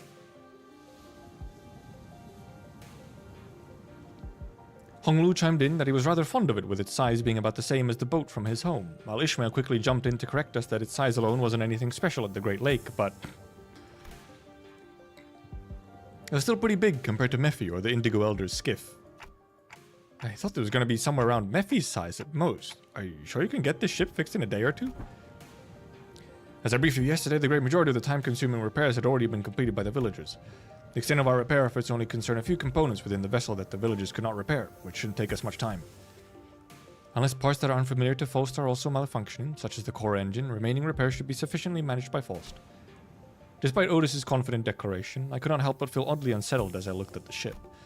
I don't know why, but something tells me that we don't want to linger here for too long. Still, please be thorough about it, just in case. Rather not sit on a sinking ship again. Experience at the Great Lake was enough. Do not worry, Dante. Unlike Mephistopheles, most functions of this vessel, buoyancy gear, propellers, steering gear, are all in operational capacity. This repair should be much easier than the case with Mephistopheles. You seem confident enough. Should be safe this time around, right? Are we taking that rope to climb up to the ship? No, there's a lift-like apparatus down here. Should take us up to the ship. Its stability was verified yesterday. Let us board the lift. You're 100% certain, right? The boat is afloat right now, Dante. Don't think it'll be sinking anytime soon. Red flag. Wouldn't that be nice? Dante's so paranoid. Dante's so paranoid. Or are you two just gonna faff about down here? We're heading up now. No, we're going with you. As I made my way into the vessel's bridge, I was greeted by the extravagant interior that was as gaudy as its exterior. This isn't real gold, is it? Sure as shiny as heck in here. I've got butterflies in my stomach. Yeah, the big ships were very fancy. AS. Ambient synesthesia? The concert for Arknights? No way. Aesthetically satisfying, she says. But too ostentatious. Ostentatious. English? Not quite my style. Our young Mephi is also quite the excellent vessel yet. Imagine the adventures we could embark on aboard this vessel, most lavishly decorated. As Faust and Otis were working on one of the control panels, Ishmael walked up to another and interfaced with it before giving a knowing nod. Must have been investigative or a research vessel of sorts, but does seem a bit extravagant for one of those, though. Look, coordinates. Updating real time, it seems. The coordinates seem to have been set somewhere out in the middle of the ocean. Maybe it points to a smaller islet? Nope, no islet here. There. Wah! Blimey, lass, you sure know how to sneak up on people. Mayors? What, did I actually surprise you? Did ask if you guys were gonna come fix the boat today. Still, I didn't know you'd be here, a sneaky woman. Why are the coordinates set to this location? There are several undersea cities beneath those coordinates, collectively known as Aegir. Gramps' home. Oh, they explain Aegir. Oh, well, at least minorly. I see. Understood. What was understood, if I may ask? Yisung is like, did you actually understand, though? It is now understood why the promise to repair the ship was sufficient to earn their trust and the title of saviors. What's she on about? Someone get translated. Consolidating and cross-referencing the observed particular circumstance of the village and the statements from the village chief alongside information garnered from the exchange with mayors, it is possible to gauge the significance that the ship repair has to the local populace. Of course, while this may constitute a sequence of logical connections that poses a certain challenge for Heathcliff to comprehend. To employ any degree of effort to attempt to explain in more digestible language would constitute a pursuit of inefficiency. Just roasting Heath. Also, yeah, they hear the undersea cities and they're like, I feel like that was what Yisung was getting to. It was like, you just taking that at face value? Lower the baton, I implore you. I shall explain it in full. I was wondering when Miss Smartass would start gabbing like that again. So what's she on about? Heathcliff's shoulders were relaxed. It didn't seem like he was actually going to swing the bat. He placed it lightly over his shoulder with a sigh. A brief observation of the village seemed to suggest that their subsistence situation was quite dire. Much of their daily sustenance consisted of dried food, most of them made for long-term storage purposes. Considering what Scotty said about how the coastal areas are full of danger, maybe those dried seafood aren't from around here either. Maybe it's food they packed when they first came to Faro Muerto. Some villagers were armed, yeah, and those sea terrors weren't exactly that formidable, but given the state of the villagers are in, I doubt they'd have an easy time repelling those monsters. Indeed, and it brings us to the question of sustenance. Right, I get what's going on here.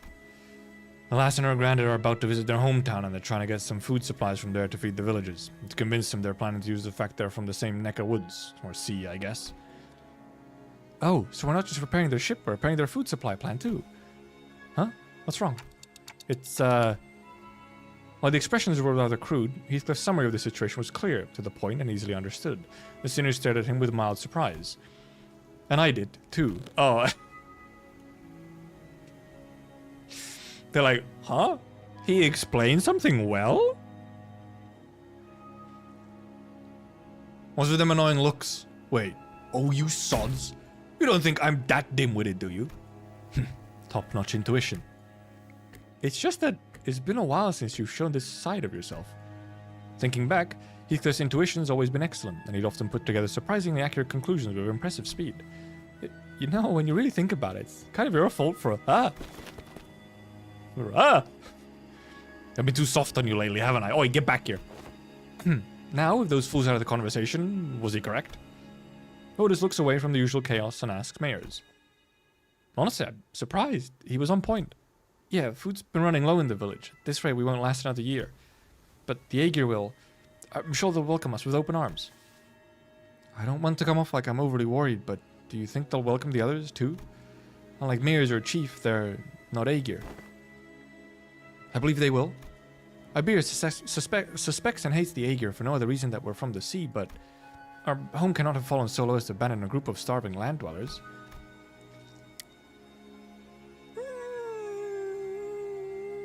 I wouldn't be so sure. The Aegir is quite significantly racist. Just because they think they're better than the others. They're like, we don't have to deal with you lesser people.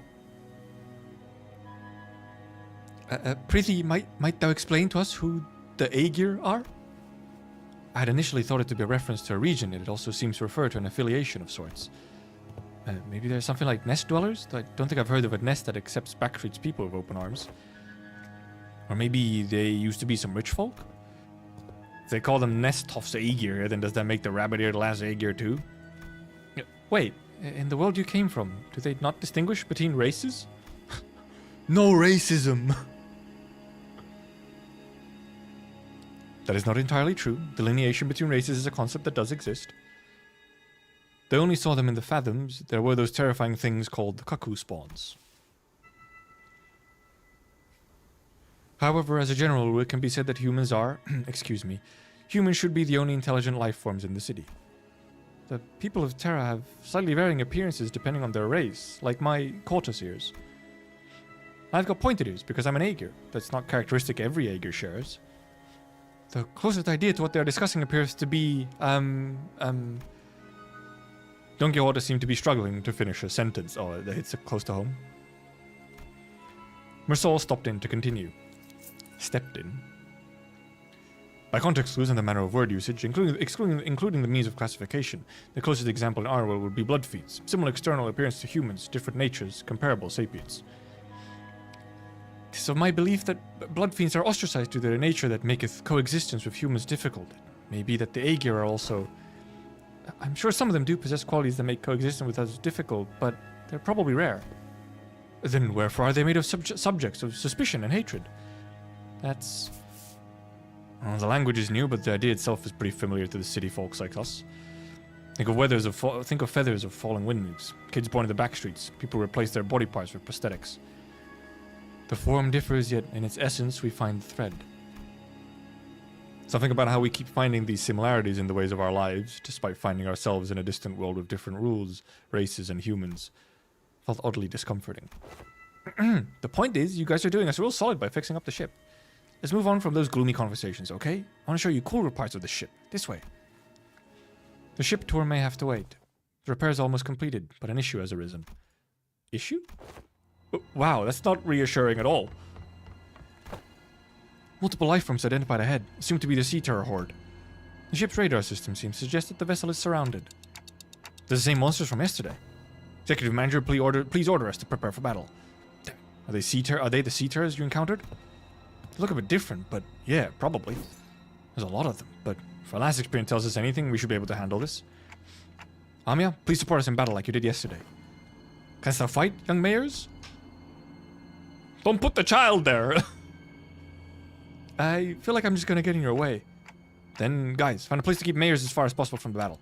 Then let's hurry down there. We don't want them damaging the ship any further. Still don't know if the term race would be considered human by the head. It does make you wonder. It is a fun contrast to just the difference. Okay, we have new guy. Okay, now we have dog guys. Hello, dog guys. Oh, they're very basic dog guys. Bing, bing, bing, bing. It is a fun, like, sort of how, in a way, racism doesn't exist in the city. In like the usual version of it, in like the intuitive version of racism. I was supposed to use defense on Rodia. 정리하겠습니다. 기대받지 않은 것들은 모조리 치워버립니다. It's just really the only part that depends on is like what does the head consider human? Like as long as you're considered human, all good, no one cares. 나아가주게. But then they have all the other problems.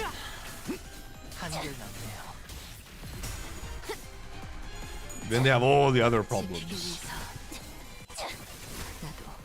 Out of all the things to be progressive about the city, yep. Only race and gender norms are the parts where it's like, yeah, cool, I don't care. Everything else? Oh boy, get ready. How almost part of it might be like they have other things to consider. Like they have so many other things to be discriminatory about that they don't really need to care about they don't need to care about races. But also they don't have like as distinct the races also just aren't as distinct anyway, so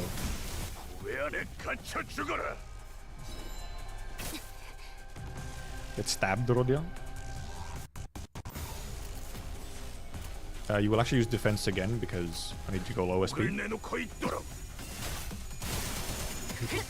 Also, now let's try and once we finish the battle, I'll actually pay attention to the to the ending bits. Also, let me turn off my fan.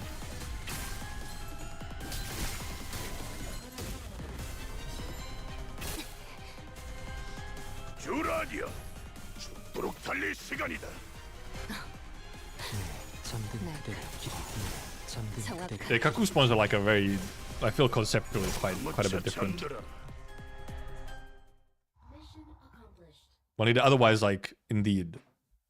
Well, because, I mean, when you think about it, it's like, indeed.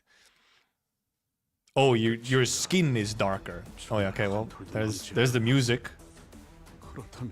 It really is just Arknights music. Fucking mission accomplished on Arknights music. Oh, yeah, get so many rewards. Because it's normals as well. Back with PRTS. Oh, no! It is Murder Hobo Heathcliff. So true.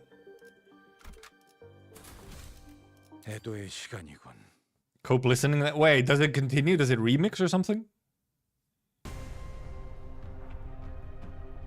However, are you about Limbus lore?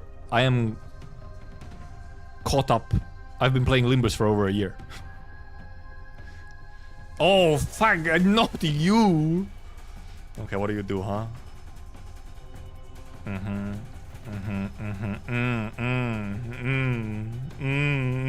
Yummy, yummy, so yummy.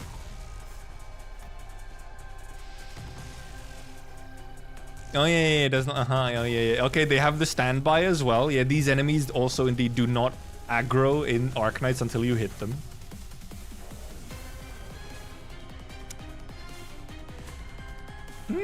Turnstile while in combat ready state inflicts free nervous impairment to all allies. Oh, yep. The AoE undodgeable nervous impairment. Yep. Oh, but I also take the fixed damage equal to 10% HP. Yep. They got the health drain as well. They really do have, they have everything. They got all the things. Oh, these guys also have like fucking Nether Sea Brand Utopia. Final power +2 and coin power +2 and double amount of nervous impairment inflict on hit. How fun! How fun! What if you actually just like doesn't matter. 20 enemies, by the way, I just noticed.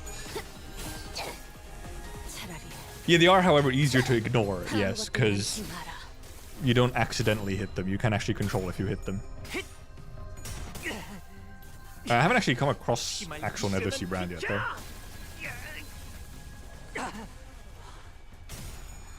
Bink. Yeah, I did hear the mission failed is also Arknights style. We might have to, like, at one point, just, like, exit out of a battle just to get a mission failed. Unless we actually get one on the bosses. Yeah, if you can just defense to not hit the counter or their defense skill. Look, it's active. It literally looks the same. It is funny just seeing. Also, it's kind of fun seeing them, like, more, I guess, almost in scale on probably how big they might actually be in Terra as well. You don't sometimes get the scale of enemies quite as well in Arknights, though this guy's kind of small. This guy should be bigger.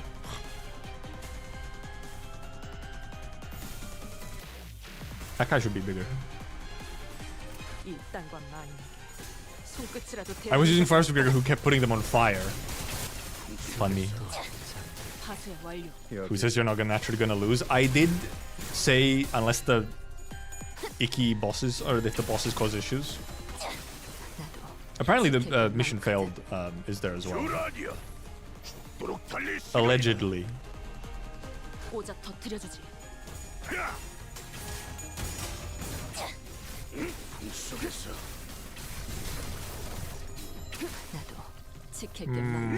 Bonk. Get coffined. I don't think they would be, on top of Seaborns on the city, I don't think they would be allowed. Sea Terrors maybe is another violent threat, but not purged for being sapient. Seaborns are definitely sapient, would be instantly purged for their evolutionary adaptation. Yeah, the head would not like the Seaborn, no. Well, specifically would not like the smart ones. Because there are, you know, less smart ones where maybe they wouldn't consider them sapient, but some of them are absolutely sapient, and they would not like that.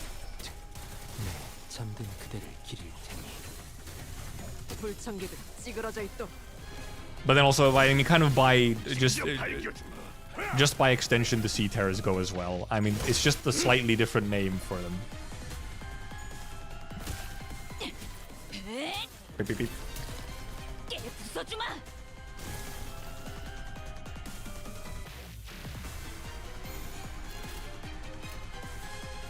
나아가 주게. Bing, bing, bing, bing. Bong, bong, bong.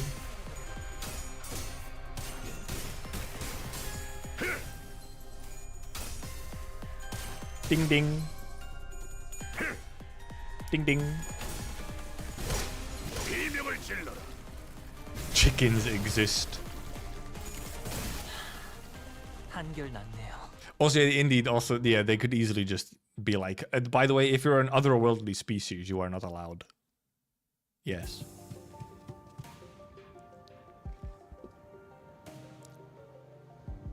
The remaining Indies have all returned to the sea. Is everyone okay? It was just like our last skirmish. Sea turns that had surrounded the ship returned to sea even before the battle came to an end. And the retreat felt too orderly and deliberate to be just running away. Almost like they're making a tactical retreat.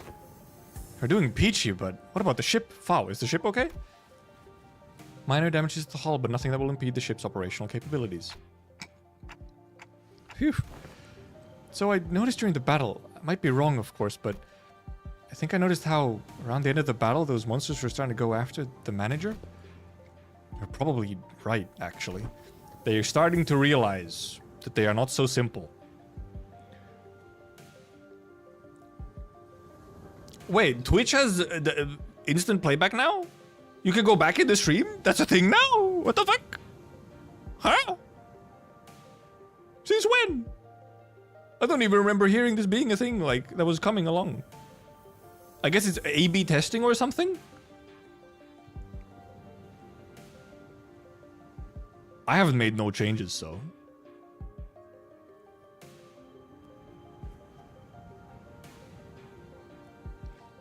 You have a time bar at the bottom. What the heck? A/B testing, I guess? Wacky. Wacky. I noticed too, at some point during our battle, those monsters realized that it's the manager who's commanding the rest of us. I sensed the very same. Their movements were fluid and adaptive, as though they were learning our behavior. Why did the Church of the Deep worship monsters like them? That ain't much of a question, innit? They must have all gone mental. Kinda true, kinda true. They have many reasons, but... Oh, here it is Seaborns, yeah, in plural. So yeah, this seems to be a weird plural choice that Project Moon made, where they put Seaborns, even though Seaborn is already plural. It's like sheep.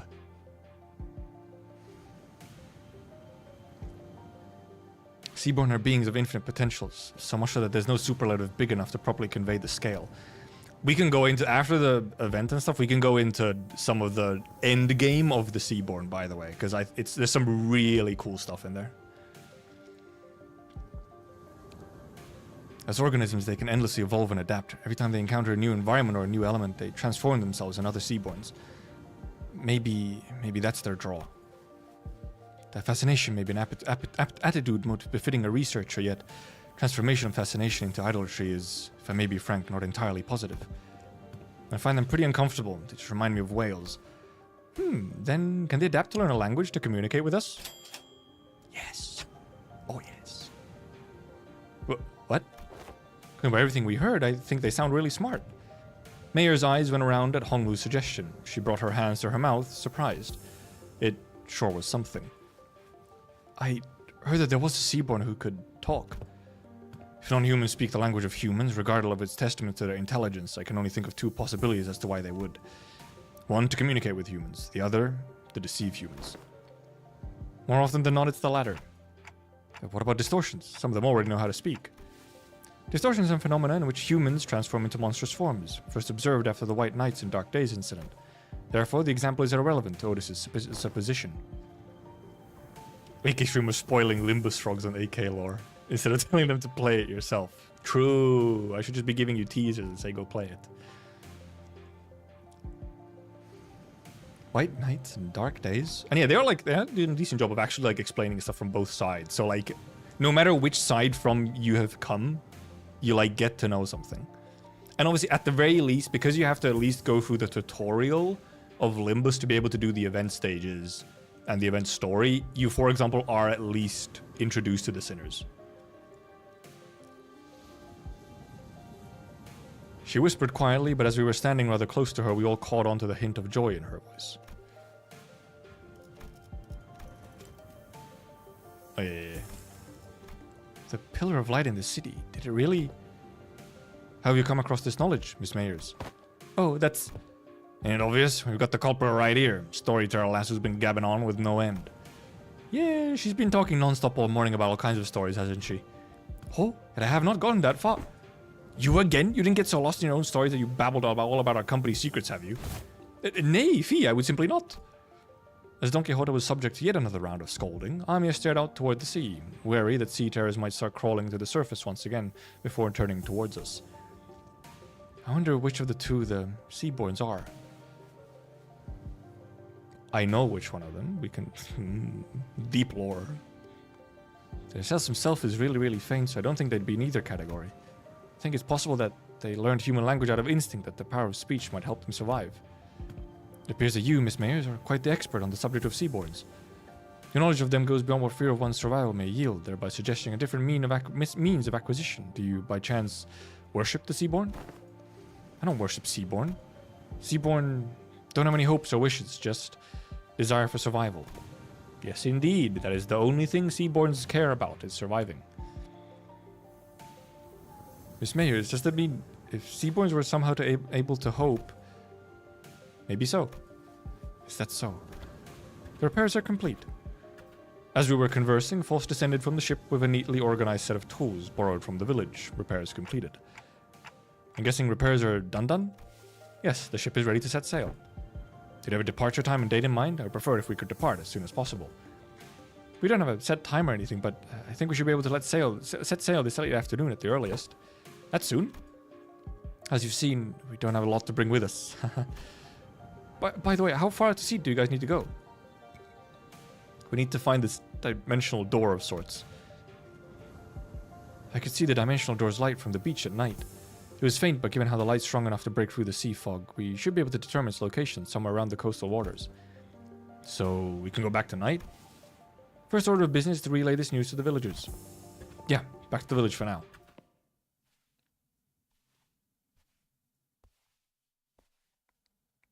There's still a slight walking sound. Okay, let's listen to the remix. Also, yeah, indeed, apparently, yes. Mayers is somehow had heard about the Dark Days and Bright Nights. Despite Dawn not actually getting that far yet. Why they make for incredibly boring moral dilemmas because they're so fucking basic. Kind of, yes, but also, like, it eventually gets more complicated than that, kind of, sort of. Because right now is the normal AK one. Does it turn into like a mashup or something? Never trust the child.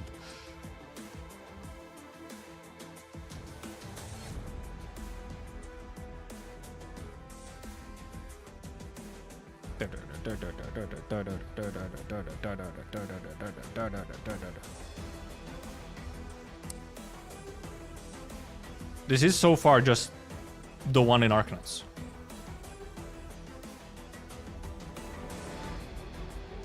Oh, no, now it's changed. Never mind. I don't think this is even in the full version that's on the album. At least I don't remember this being part of the full version in the album. Maybe?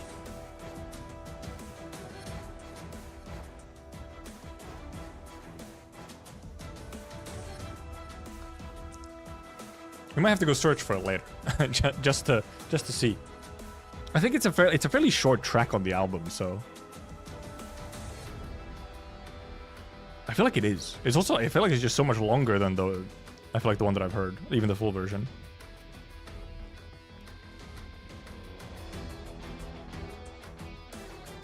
Yeah, it has to be. I think it is. Also, it just keeps going, huh? It just keeps going. Oh, okay. Now it ended. We can go refer back to the original at some point, I guess, after everything, if we remember. It sounded kind of like it would be. I didn't recognize too much of it, and it was very long, which I don't remember being that long, even in the album version. The Inquisitor. Oh yeah, how many stages is it? 514. Okay. The Inquisitor. Also, you know, you don't really listen to the results screen for very long ever, no.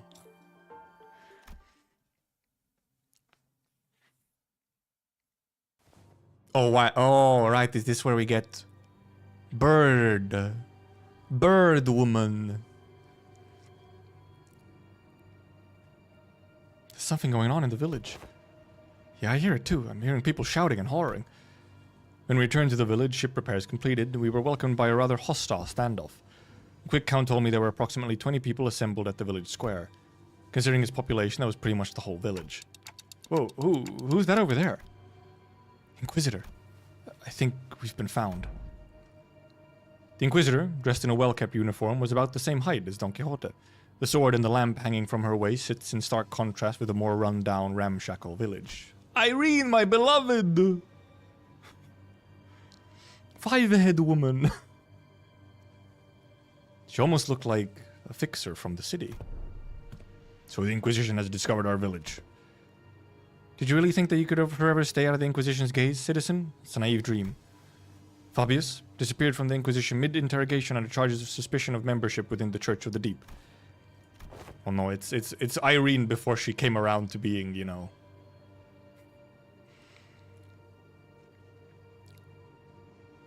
Last known location, Salt Flat. Other Inquisitors have informed me that you've been identified next to pirates in its fringes. Oh, Salt Flat's mentioned. Okay. I did see this face. Why is she pulling a... Why is she pulling a :3 face? She's pulling them... Why is she... Yeah, why is she so :3? Bird... Yes, Irene is bird race. This girl here is bird race. You see those little feather things on her head? She's of bird. But she's making a very cat face. From a criminal to an outlaw, what a dramatic evolution of your career. But it ends here, now. Every citizen here, including you, will be accompanying me to the Inquisition.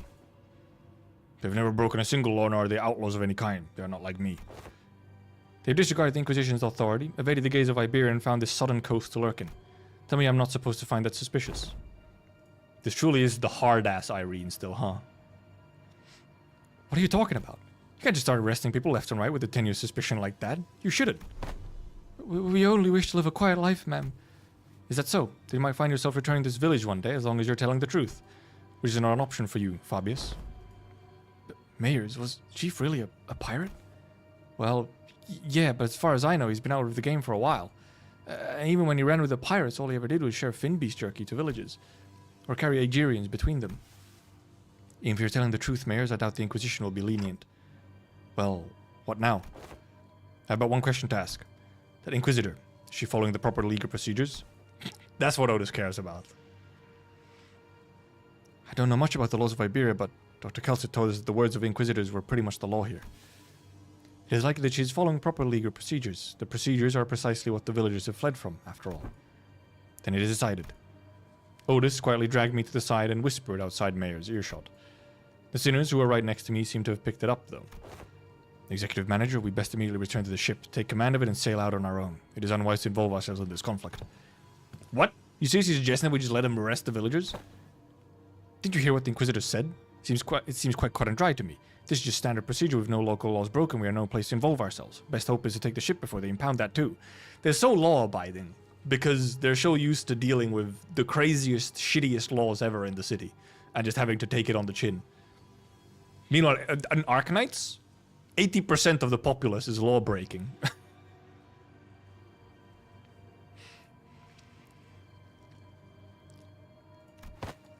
We can't do that, even if it's a standard procedure. If they're working with the law, it's not...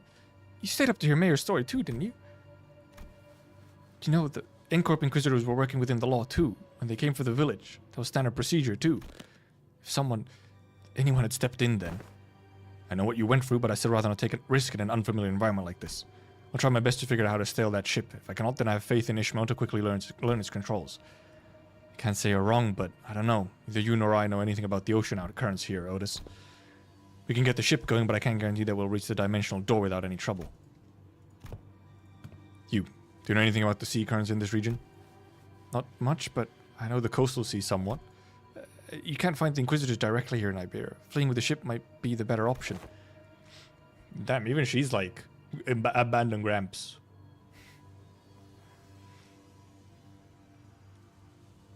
What should we do, Dante? Yeah, I guess it's kind of awkward for us to just take the ship and go, huh? How about we try to talk to the Inquisitor then? I think we should at least try to hear them out first, them being the Inquisitor and the Chief both. If the discussion goes well, we might even be able to get the Inquisition's support. Like Mr. Honglu said, we should hear them out first and try to convince them. I agree with them both. First, let's at least see what that Inquisitor has to say. R. Rabbit's right, she says. Rabbit.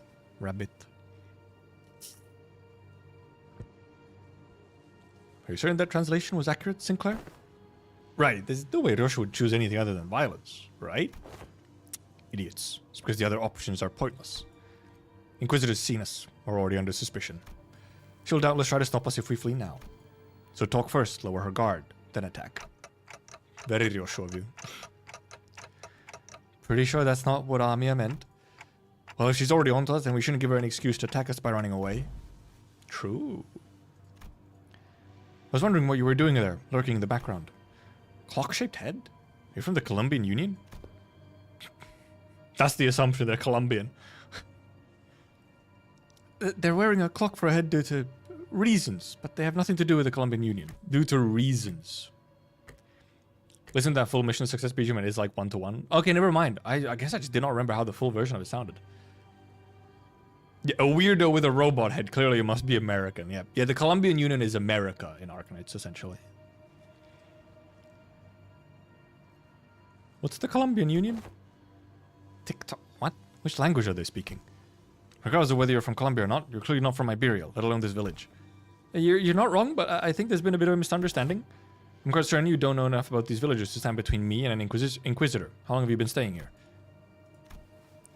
2 days? Buddy, don't just tell her that.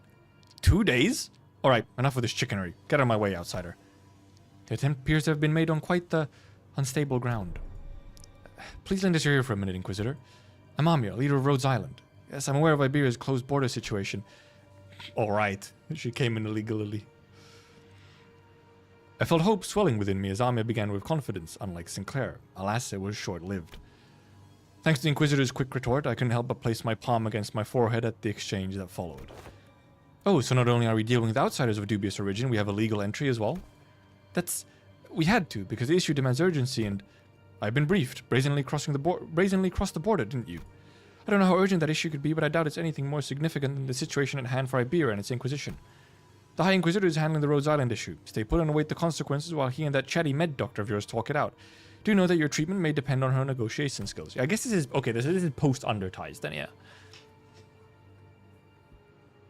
For Arknights, like, if you had to put this into... If it was canon, which it isn't, it would be after Underties and before Stultifera. But then also, Amiya is not supposed to be here at this time, so... As for the village chief, I understand you have right to arrest him, as he is a fugitive who has fled in the middle of an interrogation and has been sailing with the pirates. However, it is an inhumane treatment to arrest the rest of the villagers as well. Inhumane? The decision is well within the rights bestowed upon the Inquisition. They've lived for years right next to that highly suspicious Aegir. Inquisition must investigate the rest of them as well to verify whether they have committed any acts of treason against our laws. This isn't going anywhere, is it? Listen, they've been surviving for years upon years by the coast without protection of the Inquisition. That simply cannot make sense. Inconceivable! So I think I've heard enough from you. Ain't it funny how you're blaming them for what is essentially a failure of your responsibilities? And now you roll up in here only to go, they shouldn't be alive. I'm arresting them all. What, are you saying these people should all be dead or something? I am. There's no way other could it. People simply shouldn't be able to survive in a place like this. Not for this long. The Inquisitor's reply only seemed to fan Heathcliff's wrath, as he lifted his bat and began striding forward. That's it. Lass, if you ever so much as touch the tip of a single villager's hair, please calm yourself, Heathcliff. But Honglu stepped in between them. Get your bloody hands off me, I've had enough of her. Continuing to threaten her will cause something irrevocably bad to happen. I believe you know that yourself, Heathcliff. Please suggest it. We're clearly not making any progress by trying to talk this out. Excuse me, Miss Inquisitor. What do you mean that people shouldn't be able to survive in a place like this? Well, they are kind of correct. I mean it literally. Even by some miracle that they actually do survive, they should at least be suffering from endless hunger, struggling to their wits' end at the inevitability of the calamity. But they look too healthy. The heck? And shouldn't you be applauding them for managing to survive through so much hardship? I'm an Inquisitor. I'm not some crazy person on a power high who goes around accosting the resting civilians of Iberia straight to the gallows, okay? I have more than enough probable cause to take them in for interrogation. It's just that I don't have the time or the energy to explain every single one of them to you outsiders. I promise them a fair judgment, whichever that may be, after a proper investigation. So stop it with this obstruction of justice. She's kind of correct. She's just very abrasive about it. Because Irene is not one of the corrupt Inquisitors, of which they do exist. The Inquisitor brandished her rapier threateningly, her voice shaking with frustration. Dante? Without the full picture of the circumstances, Faust advises against further antagonization of a local political authority. I agree with Faust. I get the feeling that she isn't the kind of heartless Inquisitor that goes around indiscriminately executing innocents, like Miss Mayers told us about earlier. I don't think she's anything like the Inquisitor of N-Corp we saw back at Cal.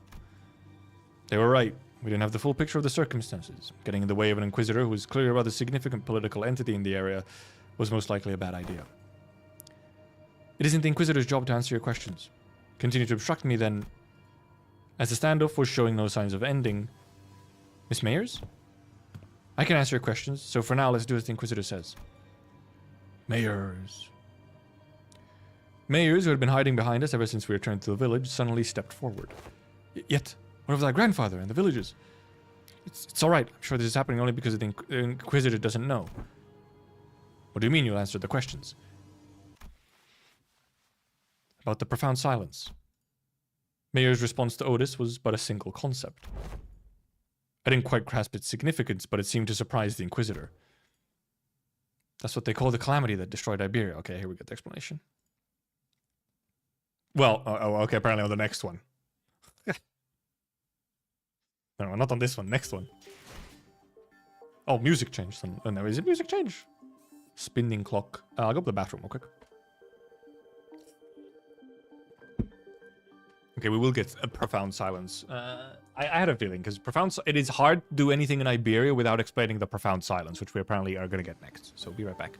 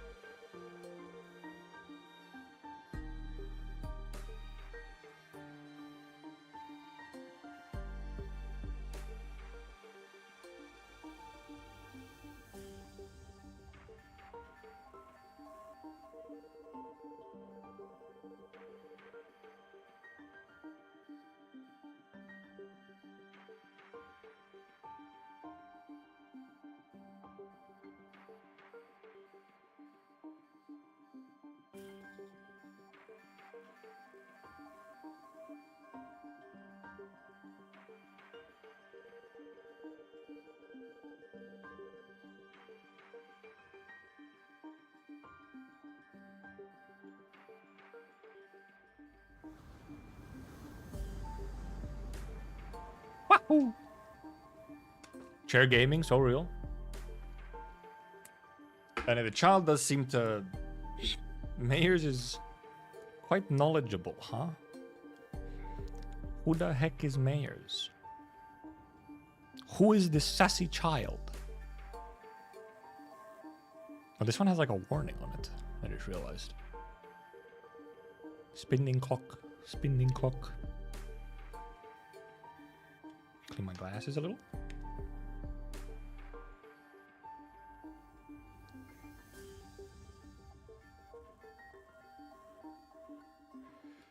Bop, bop. The head.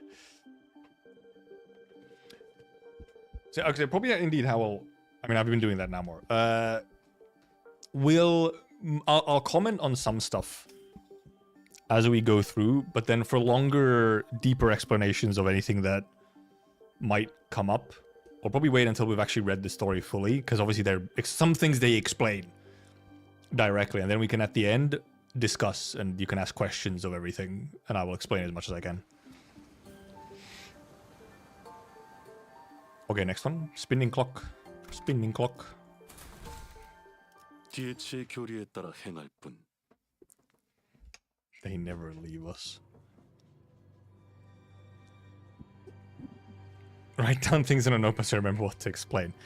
No. See, that's what chat is for. Chat is there to remember the things that need to be explained.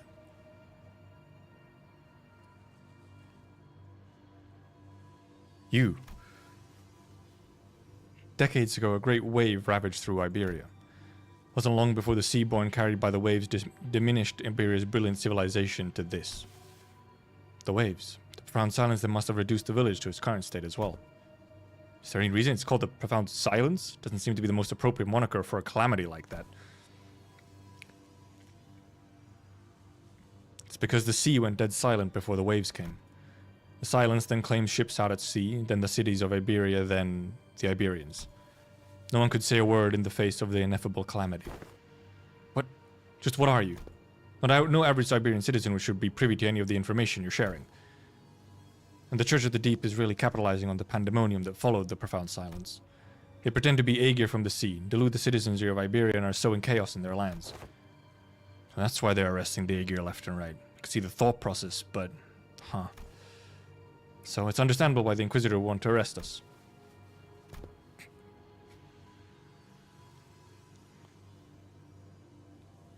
Dante?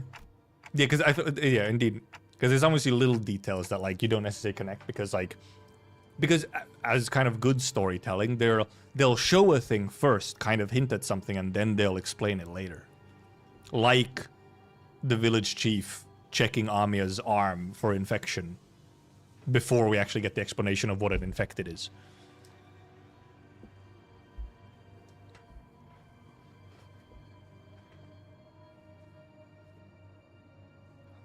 This isn't good, showing that seems to have been some kind of a taboo-like thing for the Inquisition. Oh, the sinners hear taboo and they're like, taboo? Where? The Inquisitor wordlessly stared at Mayers. Her eyes were filled with traces of anger and confusion, but she's afraid. There was a fear in the face of a threat. No, the fear of the not the fear of the terrified, no. It's the fear of someone who's suddenly confronted with something they must destroy. The High Inquisitor once told me that, should I come across an Aegir who knows too much, there's a sliver of chance that they may be of assistance to Iberia. Cease! Thou art threatening the innocent with thy brandishing of the firearm. But most are seduced by the allure of the sea. Thus they are, with little doubt, our foes. I've got a bad feeling about this. Get on my way, outsider. Final warning. Run! Quick on the uptake as always, Zerodia slung Mayers over her shoulder and ran past the villagers, while the sinners scattered in all directions to distract the Inquisitor. The Inquisitor draws her firearm, and in the midst of all that action, Don Quixote rushed toward the Inquisitor without a moment's hesitation. Oh! Donkey versus bird. Don Quixote? Thou shalt go no further. I affix your justice shan't abide by this as thou persecute them. Forsooth, 'tis a battle delayed, not avoided. This clash is inevitable. In that moment of crisis, seconds before this could irrevocably make us a new enemy, monster.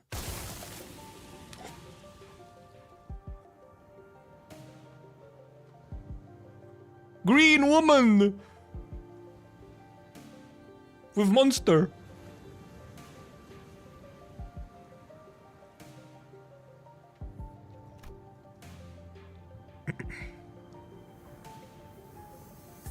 A large obsidian crystallization in the shape of a monster burst forth between the two of them.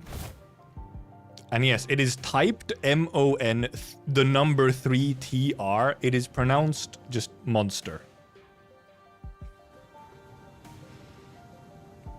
Gah, who is it this time? That's enough meaningless bickering. Dr. Kelsit. Do you know her?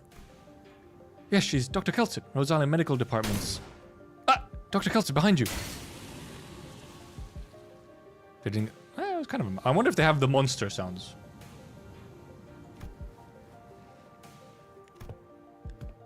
Shoot first, talk later, is it? The negotiations are over. From this moment onward, Rhode Island is now operating within legal capacity on Iberian territory under the Inquisition's authorization. The Inquisitor fired a blast off that firearm-looking weapon, but the monster summoned by Kelsit managed to deflect it. And the cannonball thrown from the weapon punched clean through the wall of the building we were stayed the night in, before punching through several other buildings behind it. That was enough to instantly freeze the sinners and the villagers on the spot. That penetrated a building. Though their walls may be weaker than the head standard for what counts as a building's exterior wall, to punch through so many is... what a precise point it makes. Now's not the time to stand around impressed. It is a violation of a taboo to have that much penetrative power in a firearm. We're not in the city, don't lose your heads over this. Taboos don't apply here. My head knows that to be true, yet my heart finds it difficult to be still. That is enough of that discussion for now.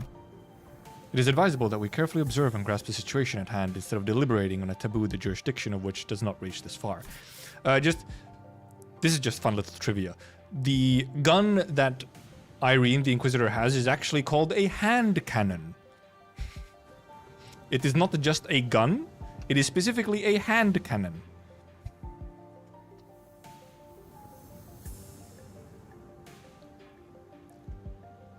Yeah, so the situation's gone slightly better, right? If she's Amiya's friend, she's our ally. Besides, she's got some super powerful looking prosthetic gear looking thing too. Monster is going to be a very confusing existence to them, yes. And yes, indeed, Arknights does not actually have gunpowder and guns in like... as in normal guns that we think of. The way that guns work in Arknights is completely different. They do not function with gunpowder. They function with essentially magic.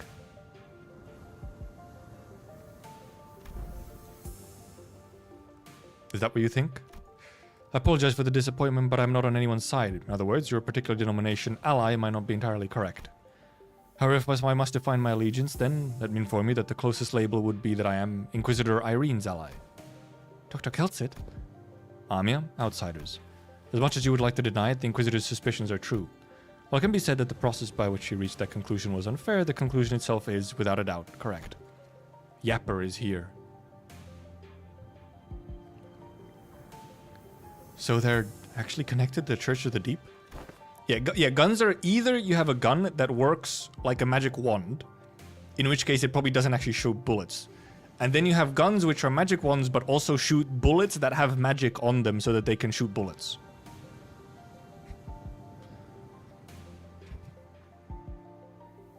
They're very strange.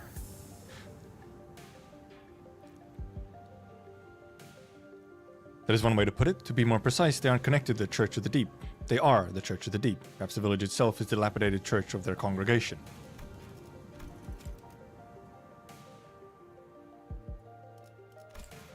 Kelsit came in and started accusing. Our village a church? Just look at our buildings. Where would we even congregate?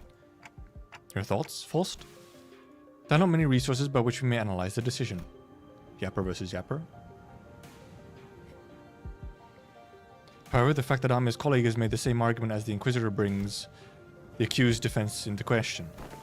Yet, I can hardly believe that young Mayers is lying to us. Oh, and you've been chatting, playing with that Inquisitor or Inquisition or whatever. How do we know you weren't alive with him the whole time? I see, you really are all entirely in the dark. An expected outcome, given that all of you may be from a place far beyond the dimensional door. As fortune should have it, there's no need for you to know it anyway. Truth is truth unchanging, without the acceptance from an errant group of outsiders. Besides, soon... I'm sorry. Seems that we've mired you in this trouble. Ah, say so much thing. We shall not abide by as one as such injustice is perpetrated before our eyes. The village has already been identified by the Inquisition. And the Inquisition has even brought an ally. Seems quite unlikely that word shall also resolve this conflict. We promise you will take responsibility for what is done. You've benefited far too much from your warmth and kindness not to do so. The village chief, with a benevolent look, pulls a dagger from his cloth, and I immediately knew what Keltsid was about to say. Take responsibility? You don't have to go that far. Blimey! Oh no! Ah! We're now departing for the sea. It as we kind of bring ourselves to leave you here, I must ask you to join us for this journey. Become our bloodkin. Oh! Oh, okay, never mind. Yeah, okay, never mind. They were all correct about being suspicious. Ay caramba! What are you doing? Stop! The unanticipated, or perhaps I was simply in denial of this rising dread, ambush did not end there. Damn it, the Inquisitor was right. The villagers suddenly began shanking the sinners with weapons they had concealed in their clothes, and it seemed that they were coming for me as well. Yeah, Amiya on your left. Amiya materialized a black ribbon-like apparition, parrying away the dagger flying in my direction. But another villager rushed in, taking advantage of the opening. The charging villager's back made a visceral, crunchy noise. Someone flung them away. Oh. Yeah, dude, fucking baseball bat them away. The evil, suspicious people were evil. Well, they didn't seem that evil and suspicious. Frankly, there's been more evil and suspicious people. These ones were like fairly not evil and suspicious. They just seemed poor, which I guess, you know, that's one way of seeing people as evil. Are they poor? Also, yeah, everyone else looking like, fuck, shit, the outsiders died. No, it's okay. Chief guy had the evil guy face. Did he have an evil guy face earlier on already? Also, I guess they did have a fancy ship. I mean, yeah, it's like if you start looking at this, like, okay, how are they so good? How are they doing so well?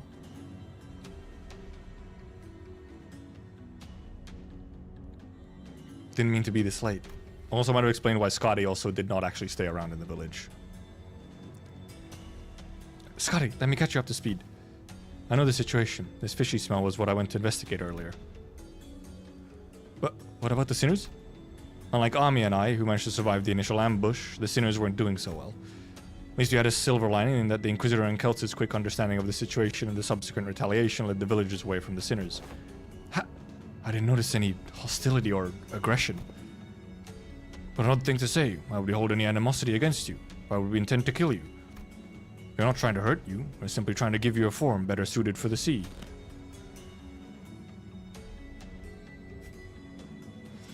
Until we were obstructed.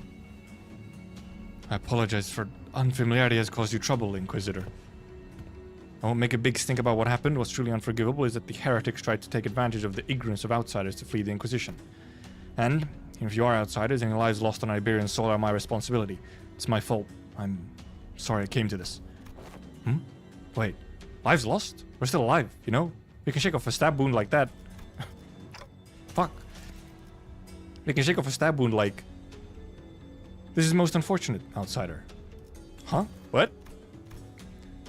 Your friends are either going to die or turn into seaborns. The daggers that stabbed them were laced with the flesh of sea terrors. Once that happens, most die, and the survivors become overwritten by their cells, becoming nothing more than another sea monster. Luckily, we have Dante to reverse things. They don't know. But what? That's not a very big deal? The music pause. Everyone was acting like this was it for the sinners, but... Hey, I should be able to deal with this guy by turning the clock. Not that bad. My only concern was I didn't know what would happen if I tried to bring them back after they fully transformed into Seaborn. The Golden Bow helped me deal with the whale's palidification effects, but I had no idea how it would interact with Seaborn transformations. Yeah, pretty similar, actually. We should just kill them before they turn. I know this must be very hard for you, but... What? Sorry to bother with you this, but can you kill my friends? And preferably in the least painful way, you know? Dante, what are you telling my daughter to do? What the hell?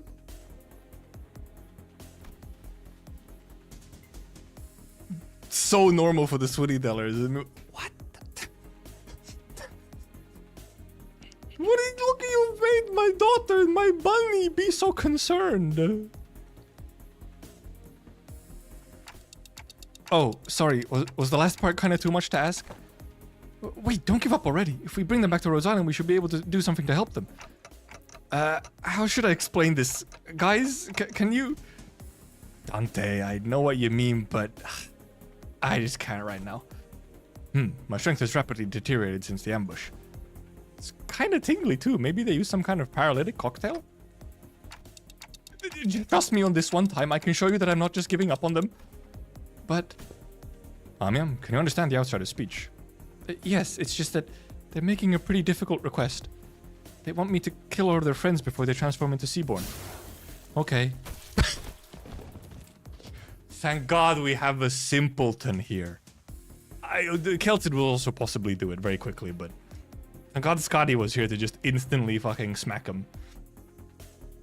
And before we even knew it, Scotty had already decapitated the sinners, none of whom resisted. Amiya seemed to have been taken aback by how fast Scotty jumped into action. What are you doing? Scotty? Don't let this spook you. This is just how we roll. The clock turns. The decapitated heads creep toward the headless torsos, connecting with the threads of blood. The sensation is that of reversal. Feels as though the sinners and I are severed from the rest of the world, rewinding in isolation. Is this rewinding us going back in time, or are we defying the concept itself? Oh, funky that we get a little bit of more of in what's the word? I can't remember the word. I tried to make a point. I can't make a point. They're just going over this stuff again, which we haven't done for a while in Limbus itself. This pain is multifold worse than the sensation of a straightforward decapitation. The pain is in the heart. As the current of death reverses, I sense a deep, crushing isolation. Their wounds are disappearing. Resurrection, metempsychosis, or time reversal? Puzzling. I have no knowledge with which to interpret this technology. The cost seems to be that the pain is transferred to the one who rewinds.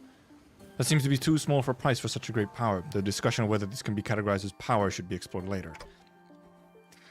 Surprise, Kelted very quickly caught on. I couldn't stop shaking. All of my limbs were trembling from the icy solitude. Still, I took a moment to collect myself and ordered the sinners. I guess Dante got a little bit of experience of Seabornification.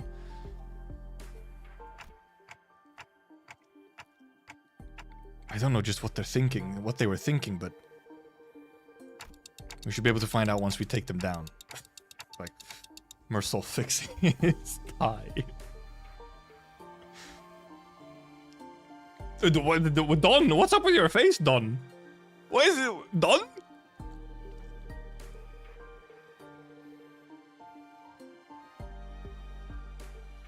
Don is looking devious. Why is she so devious?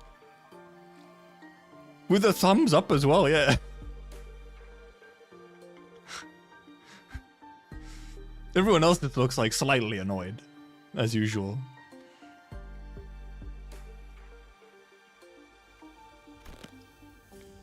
Do you dare deceive the executive manager and try to take their life? Prepare thyself, for thou shalt know the price for pay the price for making a mockery of justice. Yeah, we can't just let this slide, you know. How unfortunate. I hoped that all of you would become fine bloodkins. Alright, now we fight them. Oh yeah, there was just a fight one.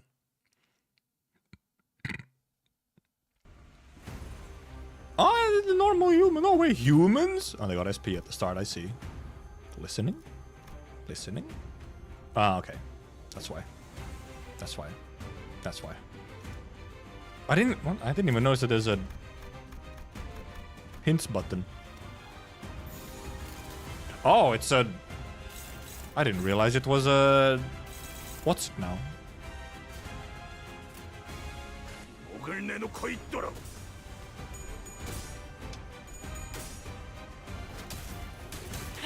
Oh yeah, we haven't actually ever had like a human cultist enemy, yeah.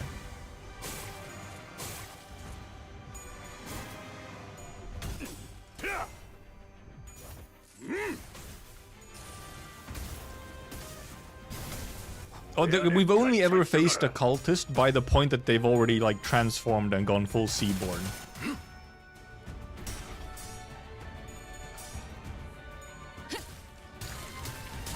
Bap. Bink. Bank.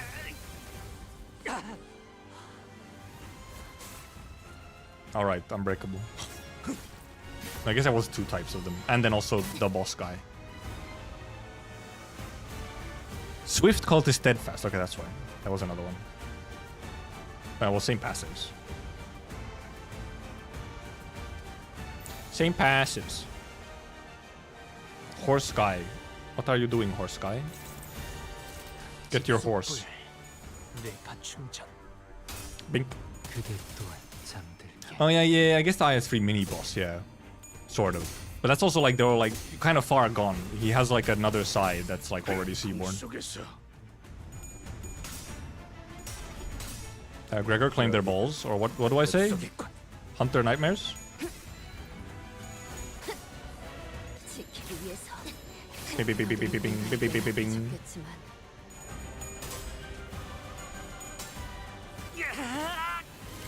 Trrr, trrr. Trrr. Ow. Oh, he woke up.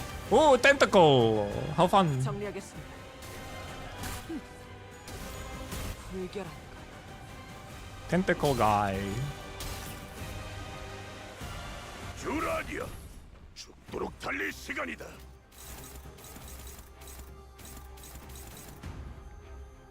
Why would you do this? Are you too slow? Is that an issue here? Otherwise, why would you do this? Oh, clash this guy with something good. What are you guys up to? Oh. No, because you're clashing now. I never mind. I guess you just clash it. And then I accidentally clicked win rate again right before I... Well, whatever. I accidentally clicked win rate when I was trying to click go. Oh, for fuck's sake. 편히 쉬시게. 네, 잠든 그대를 기릴 테니. Actually, I don't think I'm not sure I've ever done that before. That was a bit silly. Limbus time.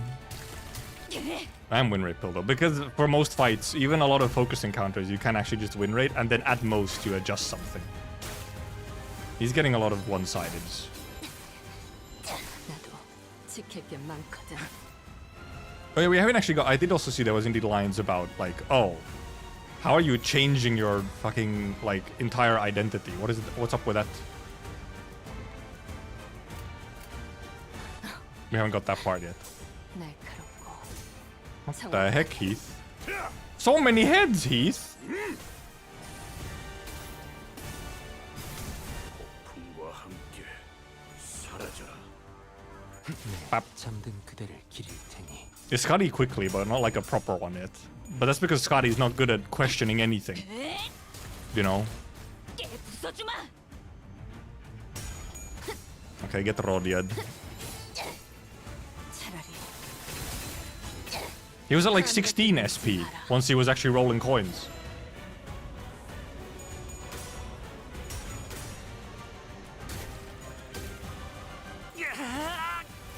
What happened to Glitter Devious? Did we lose Glitter Devious? The fuck? Oh. Something funky has happened in Twitch side then. I do not know what. For fuck's sake, seriously? Guys.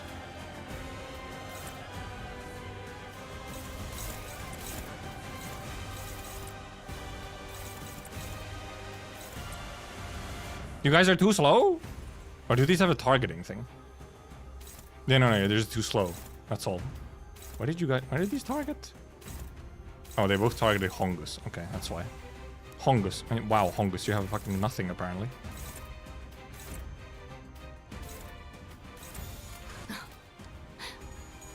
I guess something funky happened on Twitch. 정확하게. That the motor got removed. 너도 누군가에게 Oh, staggered, okay. 죽겠지만 Get staggered. You fool.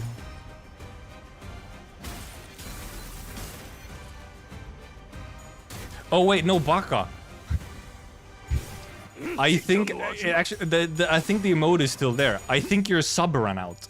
이제 보자. If I remember looking correctly on Discord, you didn't have the Twitch sub roll anymore. Your prime ran out.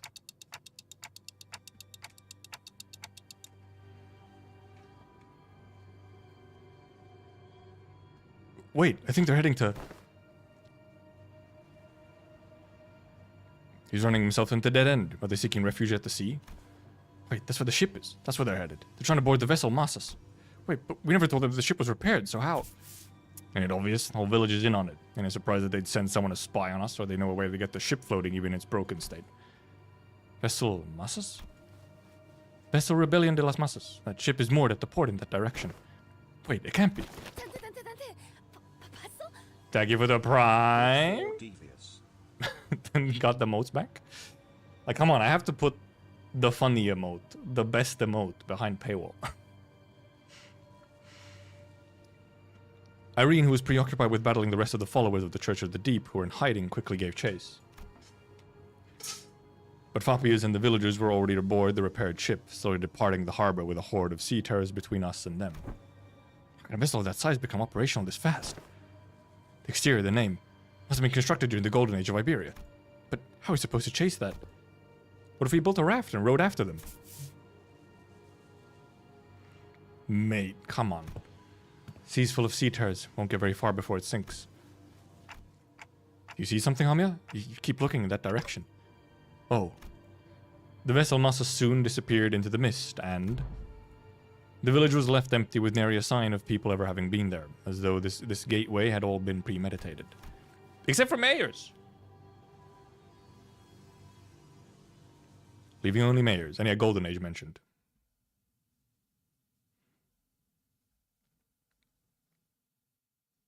Not enough mention.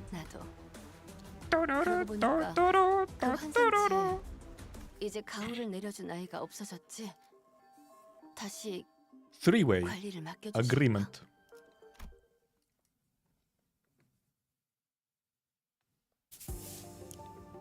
Damn it, can't we just take any ship to go after it? It's a research vessel, can't possibly be very fast. This will be difficult. Even if it's a research vessel, I'm sure it was constructed during the golden age of Iberia. No average ship can keep up with it. Which is a problem, because I doubt we have any ship that can travel at the same speed. We only have a few small vessels left, which are all anchored too far from this location to be feasible options. Do we have any recourse? No, not unless we can identify the exact location of the vessel. Which is the real problem.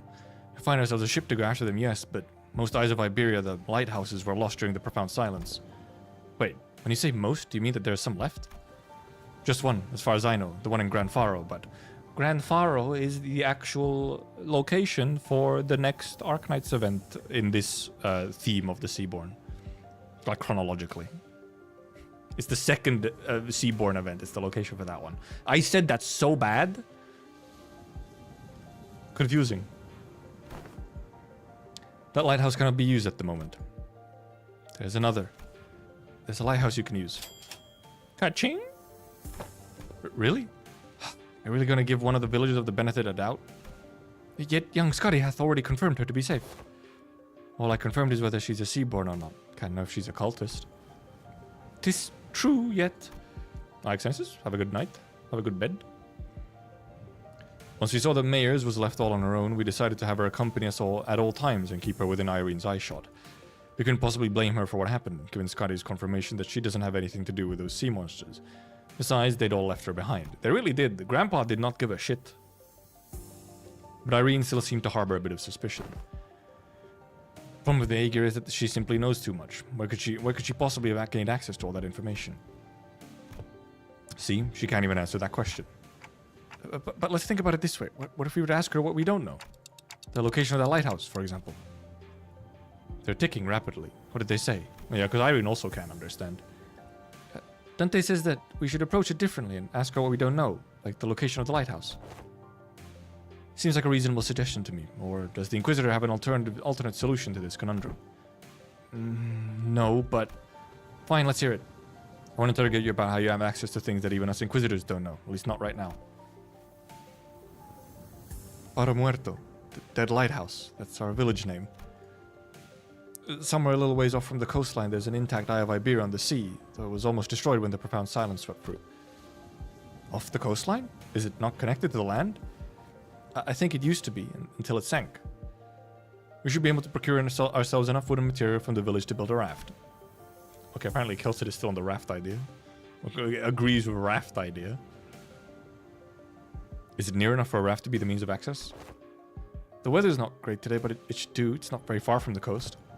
Even you? You're gonna trust the Aegir? I don't see why I shouldn't. I understand that Iberian mistrust of the Aegir is quite profound, yet such sentiment is hollow to the rest of us.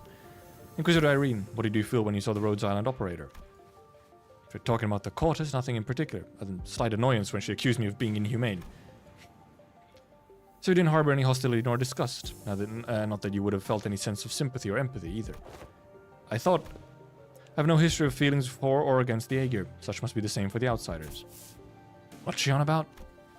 She's conveying that, in matters in regards to mayors, our opinions are more objective than Irene's. Finding the vessel Fabius commandeered will be of benefit to all. Limbus Company will gain an opportunity to return to the city via the dimensional door. My Rhodes Island will have the chance to study it at a closer proximity. Okay.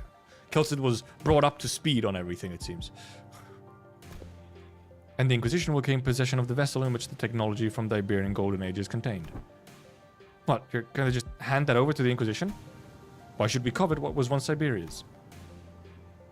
Well, there certainly are aspects of that vessel that draw interest. I already have a state-of-the-art masterpiece known as Mephistopheles. Because I have one. As long as that can be guaranteed, I see no reason to refuse. Irene eventually agreed to put her trust in mayors. We're in luck, Executive Manager. It's quite fortunate that our interests aligned exactly with that of the first strangers we encountered on a strange land. Indeed, lucky that you bumped into Rhodes. Lucky's right. And we were back in the city. Would have taken them like 3-4 free distortion hunts for us to come to this agreement. Working for free? No! Sorry about having to saddle you with this, mayors. Please lead us to the lighthouse. Okay, happily. So when you said almost destroyed, how almost destroyed is it? I heard that the light faded from the lighthouse a long time ago, but the shape still stands. At least it was when I saw it a few months ago. If the lighthouse is in an inoperable state, we're gonna need an expert technician to get it back in working order. Technology it's based on is completely divorced from the popular application of Originium technology, so I doubt there's anyone out there who can work it anymore. Then you needn't worry about that? Oh, I guess, yeah. We have some smart engineers. Here we have an engineer and a researcher. Our genius is even one of those in the city, so we should be able to manage most mechanical failures. Today is just revelation after revelation, huh? I can vouch for Limbus Company's skills. I can also work on the simpler tasks. I've learned a thing or two helping out Gramps, stuff about the lighthouse or various tech stuff. Well, then should we all head to the lighthouse together? No, I'll be leaving the group for a moment. Amiya will accompany you instead. What? After all that, you're just gonna go off on your own? Yes, to join the Doctor. It is imperative for the successful execution of this mission. The Doctor, no way. Of course, that hinges on Amiya and Scotty remaining behind here to assist the rest of you. Thus, I will leave it to the rest of you to take the Eye of Iberia, the lighthouse, back. Wait, what do you mean, take back the lighthouse? Is there someone or something out there that's taken over the lighthouse, called the Eye of Iberia? A likely supposition. Amiya, what did the manager of Limbus Company say? They're asking if the lighthouse has been taken over by something. Not a bad intuition. Yes, there's a high likelihood that the structure has already been overrun by sea terrors. I don't know about overrun, but I've encountered them a few times when we approach it too closely. Normally, this is hardly enough personnel to attempt a raid on the lighthouse, but answer me this. Are there any limitations to their revival? There are no restrictions as long as Dante, the manager, survives. However, do note that battle efficiency depreciates with prolonged battle due to mounting mental stress on the manager. No need to change the plan, then. Amiya, use this communicator to alert me as soon as you're able to identify the coordinates of the vessel from the lighthouse. If luck would have it, we should be able to reduce the time it takes to complete the retrieval mission. Okay, as long as you're not asking everyone with you, or not taking everyone with you. If it's just her who's leaving, then go ahead. I think we should be fine, too. Then, let us commence vessel mass's retrieval. Righto. Except one of the plans the raft, right? Let's get on with it. It's done. Let's go.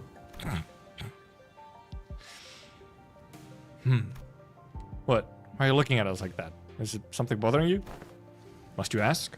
Just look at how proactive and quick she is to jump to action. Certainly lives up to the image of an employee working for a large corporation. Thanks, Otis, for that charitable view, I guess. Look at the bunny smile. Thanks to Scotty, who had already finished the first step of the plan, we were able to move on to step 2 immediately.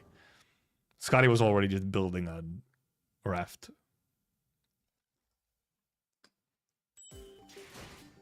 She was probably not even listening. She was gonna make that raft anyway and just go off on her own, even if like nothing else happened.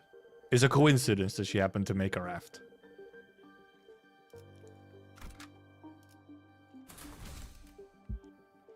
여기는 순록. 선멸 지역 진입했어. It is funny how they have like replicated a bunch of Amiya's sprites just in Limbus style. From the smile, I think I even saw a sprite where she has like the angry face. Which she needed though. Oh yeah, Scotty might not even need the raft. Though it's not like, yeah, no, never mind. Scotty wouldn't need it. People that are competent? No way. Yeah, Scotty would just swim if it was just her. Also, pretty a big raft, by the way, to fit like 15 people on it. After a while of carefully sailing on Scotty's raft along the coastal cliffs, a gargantuan shrouded lighthouse emerged from the thick mist. Eye of Iberia. Even its dilapidated ruined state, touches that are at once monumental and sensitive are apparent on the exterior construction of the lighthouse. A nice seaborne door. Some even call these lighthouses guardians of Iberia. It retains the grandeur of the era as it was built during its golden age. You really know everything, don't you? She really does, doesn't she? It is as she said, but now these lighthouses are nothing but graveyards of countless inquisitors and soldiers of the penal battalion. No one who's attempted to retrieve a lighthouse has ever survived the expedition. Could you please not say scary stuff like that, Miss Irene? We're literally about to walk into one. Ugh, don't you ever quit chirping? What are you, a foul beast? Stop yapping in my ear. Why is this one such a coward unlike the rest of you outsiders? The angry bird yapping at the coward bird or the scared bird. Bird versus bird violence. I'm not a coward, I'm just voicing my... She did just say some pretty concerning stuff. How long do you think the repels will take? Its exterior is rather heavily damaged. However, from what is visible from the outside, its interior is still quite intact. With Miss Faust's expertise, it should not take very long. Until... Yi-sung suggested with a smile, but Faust maintained her silence for the entire journey to the lighthouse. She's convening with the Discord, it's just very slow. Then said something pretty concerning in response. Of course, my wit remains unmarred even in such uncertainties.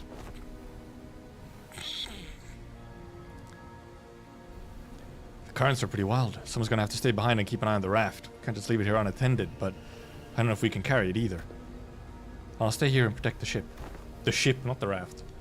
You sure you can handle this alone? No, you're strong, but maybe 1 or 2 more people should stay behind just in case.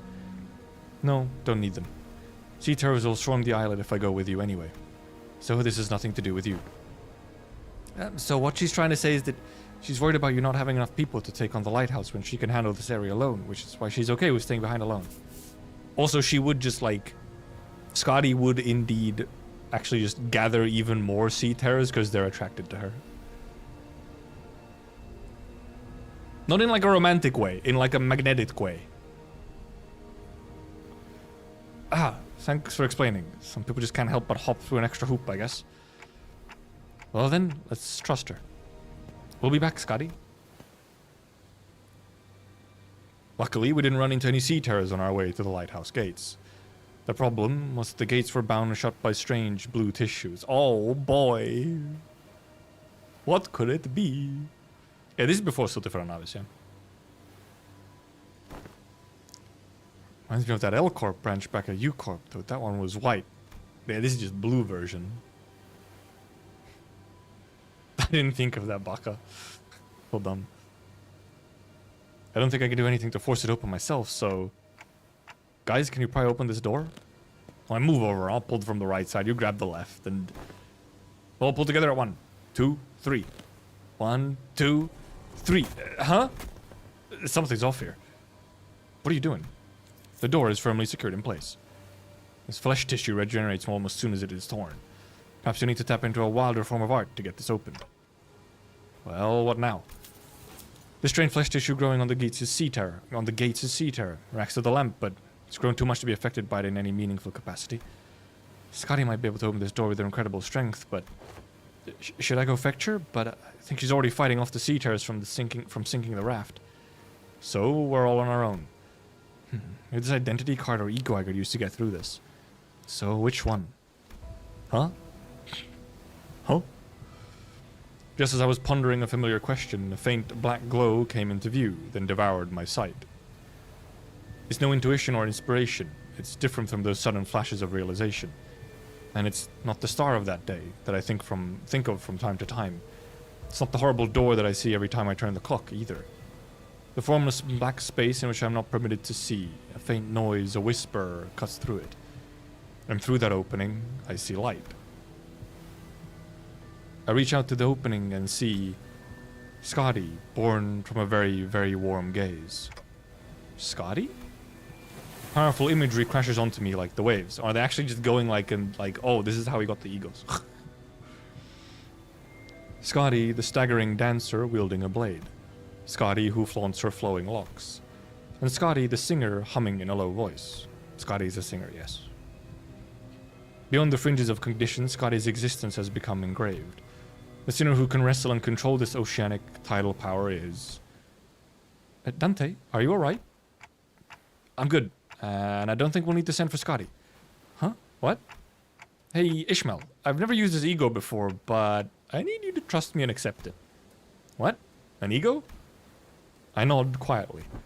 Well, it's not like we ever get to have a practice run with those ego whatever it is. Seems to me our manager has found a solution. Her confusion is short-lived. She lets out a carefree laughter before stepping forward, boldly twirling her mace once. I mean, what's the worst that could happen? Get corroded? Ha! No, my account bricked! They've used the ego on my account! No! 파도는 반드시 밀려올 테니. No!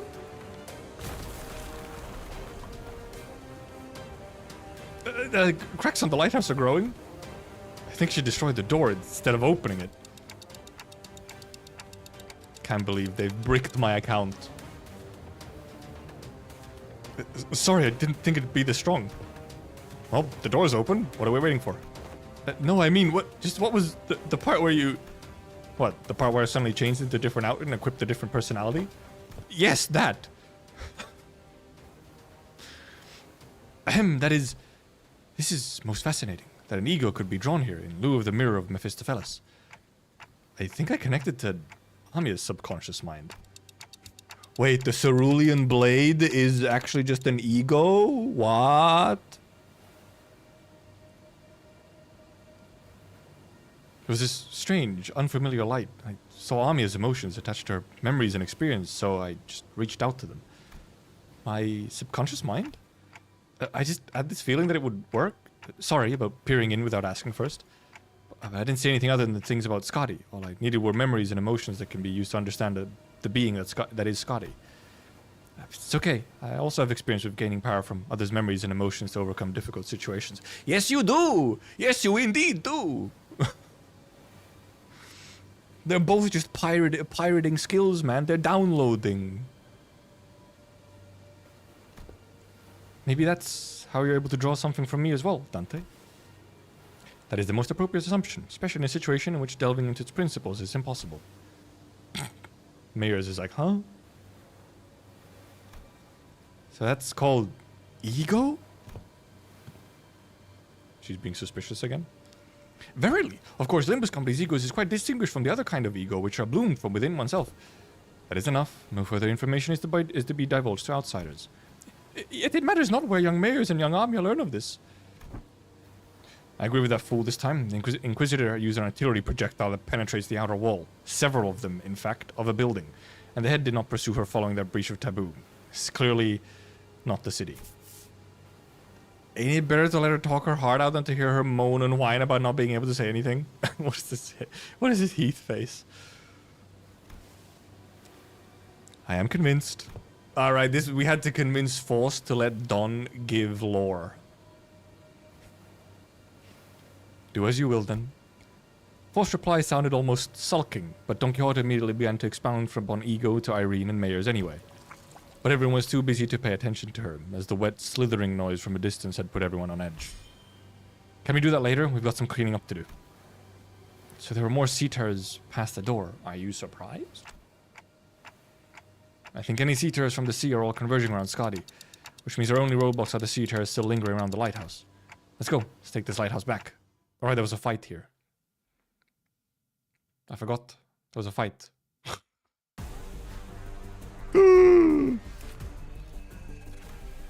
More terrible guys. Ah, yep. Unavoidable nervous impact. Alright, this minus affinity resistance.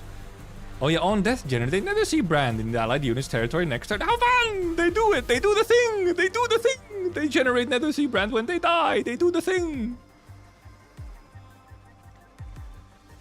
They do the thing! How funny! Oh, this is also... Oh, it's focused. I just noticed. It's Roomba! Roomba!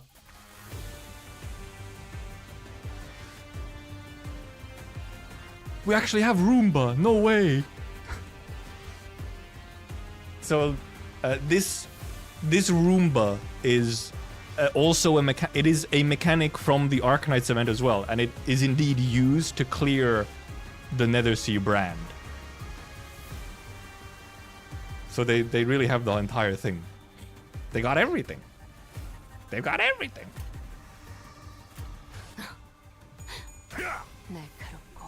Big bonk. Why do we have a silencing unit? True. Where's Lapland? 후회 안에 갇혀 죽어라. Yeah, no, Rhodes won't be able to divulge any Limbus company secrets exactly when they're not in the city. Not exactly a danger. They will stay here. If any of this was canon. 아무것도 남지 마라.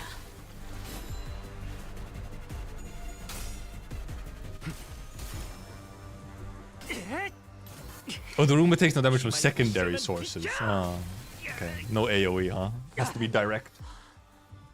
Where's the Wandering Medic? We didn't have Wandering Medics when these enemies were first introduced, so it is lore accurate. There was no Wandering Medics. To the Limbusers, Wandering Medics are medics who can heal the status effect of the status effect that causes you to get stunned. Wandering Medics can heal it. When these mechanics first were introduced in Arknights, we did not have any Wandering Medics. You just had to tank it. You could not prevent it. 한결났네요. 그대 또한 자네 Ding ding ding ding ding. 그대를 기릴 테니. No. Ow. Ow. But I haven't been nervously impaired yet. Use most counters, so once they're gonna hit the Roomba for free. So real.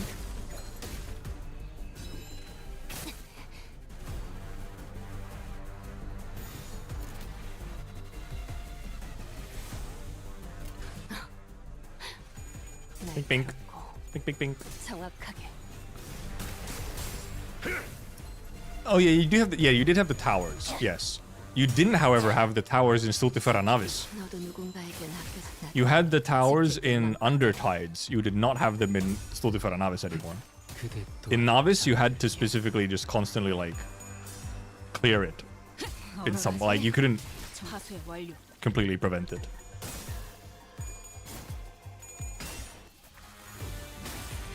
And Stultifera is the one that also has Nethersea brand. So like it's even the worst one.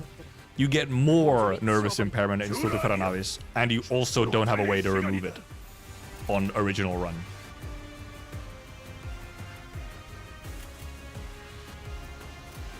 No. All of you going over there. 나아가주게. Yeah, the lighthouse. What was it called? A lighthouse? Yeah, like the lighthousey thingy. Yes. 속에서 The thing that you had to activate by having someone deployed next to it. Yeah, Heathcliff woke up the guy. It's fine. Bink, bink.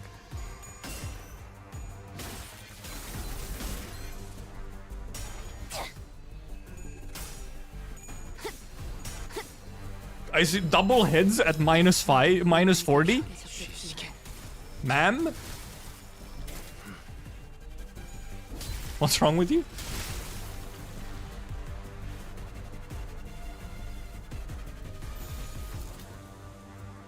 We still don't have any Nether Sea brand. I guess this guy just hasn't died yet.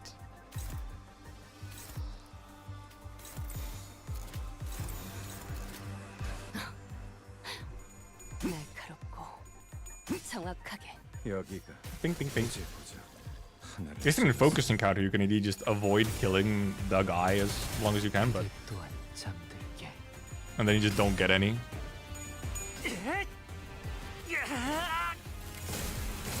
Bing, bing, bing, bing, bing, bing.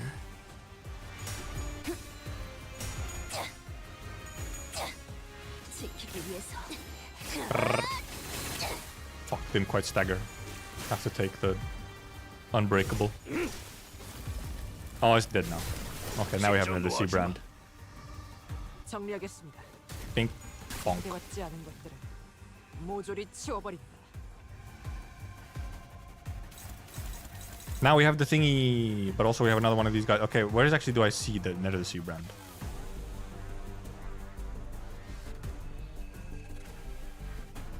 Doesn't have like a visual of some kind? Oh, never mind. So, oh, it's on this side. It's never mind. It's on this side still. It's on enemies first. Makes sense. Makes sense. Alright, here also. Yeah, okay. Expands toward the sinners within reach passing turn. Stage 1, sea territory. Stage 2, frontmost sinners. Ah, that's how it works. Okay. It move itself. It does a little schmoving. Okay, I mean, this thing has, yeah, 1 health. I thought I can't attack it. Okay, never mind. I just didn't want to target it properly. Actually, could you instead one-side this guy? We do have a stagger. Okay, someone did get staggered. 이 땅과 만인에게 손끝이라도 대려는 자가 뻥. 있다면 Pink. Bonk.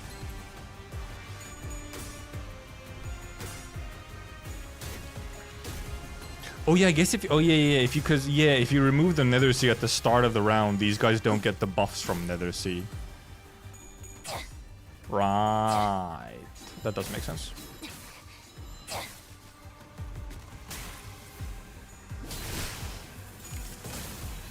Roomba! Funny Roomba guy. Oh, does it have a cooldown as well?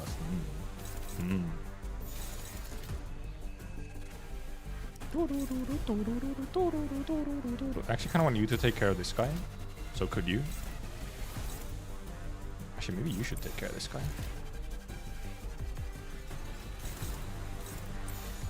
No, I don't know why. I'm just 나아가주게.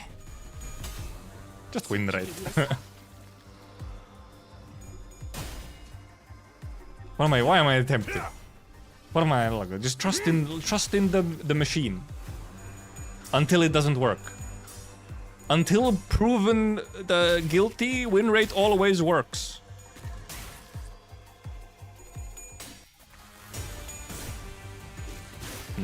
That did not work, however. 정리하겠습니다. That did not work. 초대받지 않은 것들 얼마나 비었겠나. 모조리 치워버린다. It is, however, slowly dying on its own. Now we actually have some proper, levels of Never's Impairment. First time ever.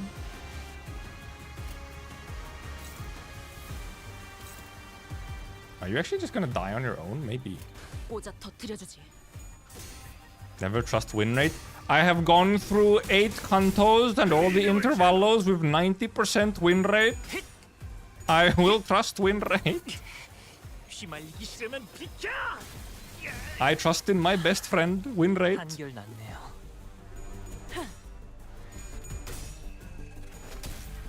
불청객은 찌그러져 있다. Bonk.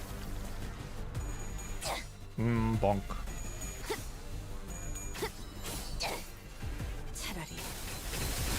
It has disappeared. 그대 또한 잠들게. Think. It's not win rate, it has a 10% chance of failing. No, but that's why it's not the win button, it's win rate. There's still a rate involved. Okay, it disappeared. Wow, wow, spooky! Except you guys do not all need to go over there. Most of you can like go over here.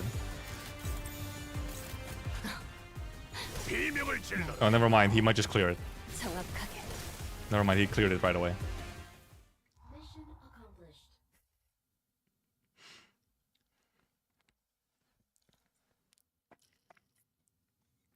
So fucking mission accomplished. 정말 한 톨도 남지 I'm in the wrong game. 이 분노가 Rough Tides. Oh, the guy. Wait, why is this guy already visible? I haven't seen. Have I seen this guy? Why is he already visible? He's not a question mark. This guy is terrible in Arknights. Well, this guy is either absolutely pathetic or an absolute nightmare. Zero in between. Because either he's pathetic because he's not on Nethersea brand, or it's on Nethersea brand, and then it's a terrible, terrible thing.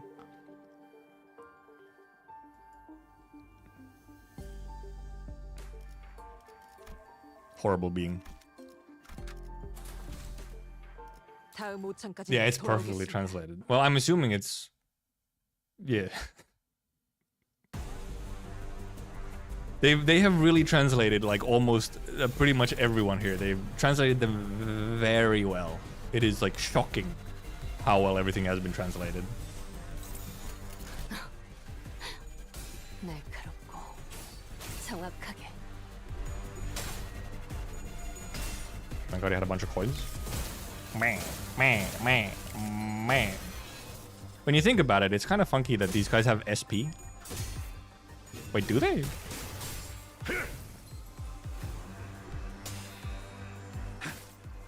Do they? Or is it just that they're Gloom weak?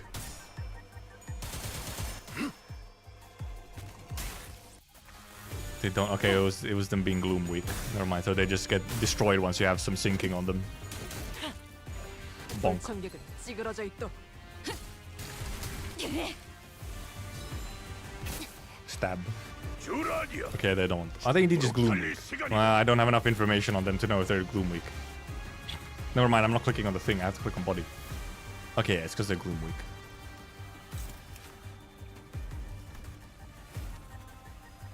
Yeppers!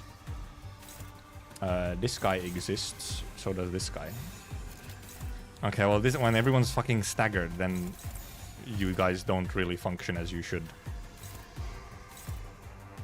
You just like kill that guy in one go. You just kind of clash with that guy. You kill that guy. Everyone's going over here. You kill that guy. Get some coffin.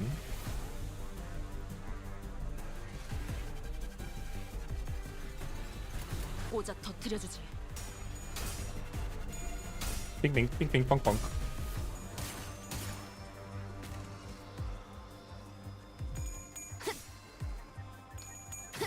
Seaboys don't have therapists. 차라리 They haven't evolved therapists yet. 여기가 정리하겠습니다. 초대받지 않은 것들은 모조리 치워버리. Yummy coffin. 깨 부숴주마.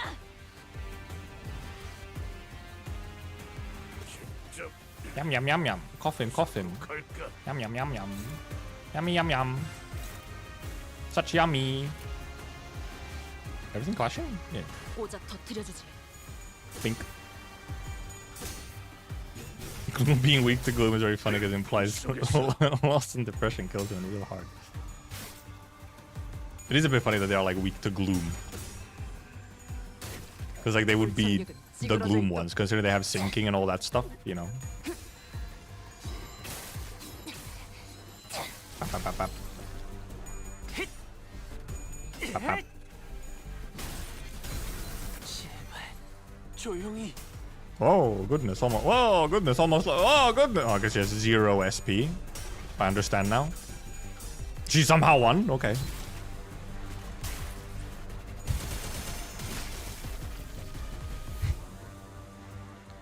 That was impressive, Ishmael. 달릴 시간이다. Quite impressive, I must say.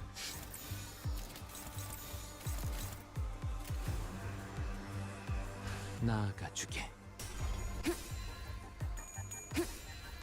지키기 위해서 Fucking just exploded. Guy exploded.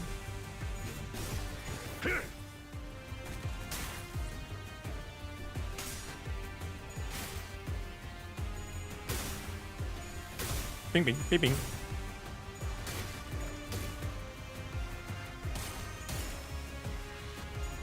Bah. Stab him. How does a Seaborn even take emotional damage? Who knows? Especially Sea Terrors. Sea Terrors are like not smart enough to take emotional damage, you know?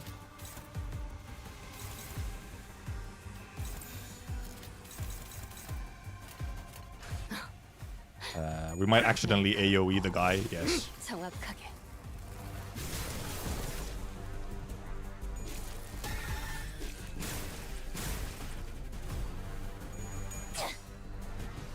Bing bing bing bing bing. 지키기 너도 누군가에겐 Sometimes they just fucking explode is funny. 얼얼하지? And yeah, all of these fights have quite a few enemies in them, which is, you know, how the Sea Terrors are. 제발 조용히. 편히 쉬시게. Ding. Nice one shot. 이 전투에 명예 따위를 기대하고 있는 건 아니겠지. 기대받지 Bing bing 않는 bing bing bing. 모조리 치워버린다. Except you guys don't actually need to attack that guy. Instead, you can just attack the guy who is icky.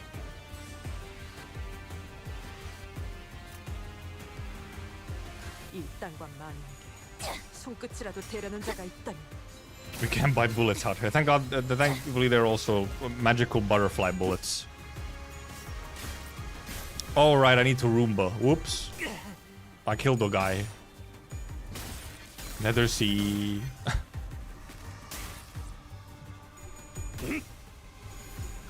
There we go. There we go. There we go. Get bink bonk.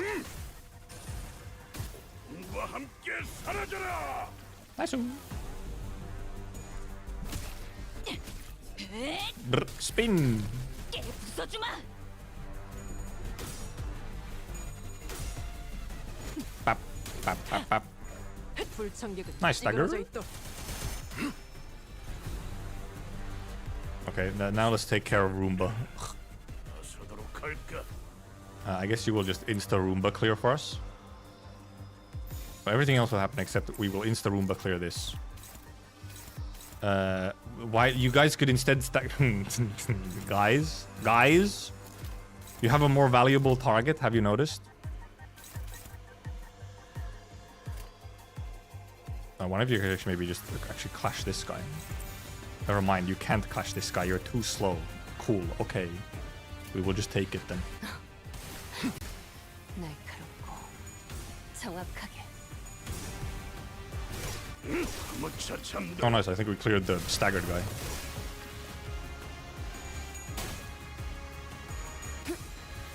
지키기 너도 누군가. Yeah, the one thing you do have to pay attention is if you actually do trigger Nether Sea.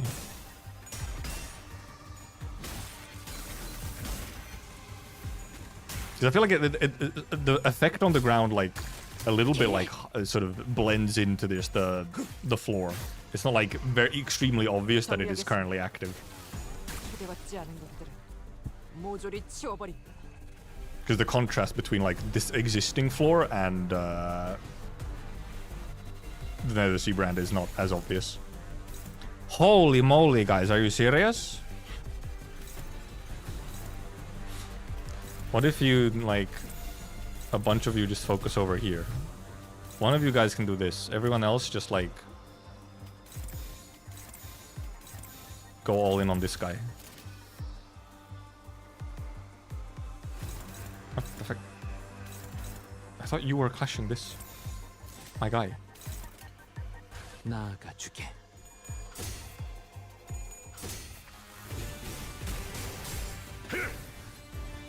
Horse. This guy will probably explode. Ding, ding, ding, ding, ding, ding, ding. Oh, maybe not. Not that pierce weak. Never mind, exploded. Forgot how much damage the last coin does. 불청객은 찌그러져 있도. 여기가 엽석이군. Meh. Meh. Meh. Angry guy.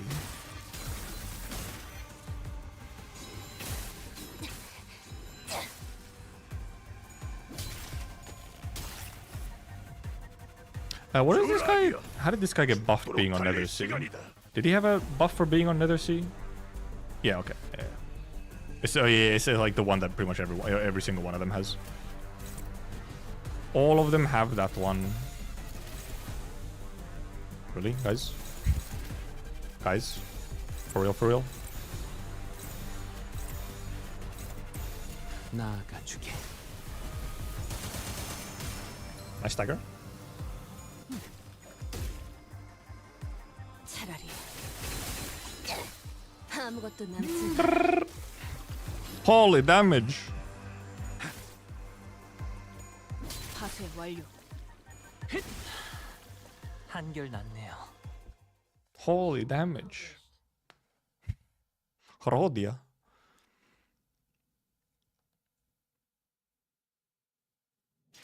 예전보다 많이 나아진 것 같다. 그러고 보니까 그 한상체 이제 가오를 내려준 아이가 없어졌지.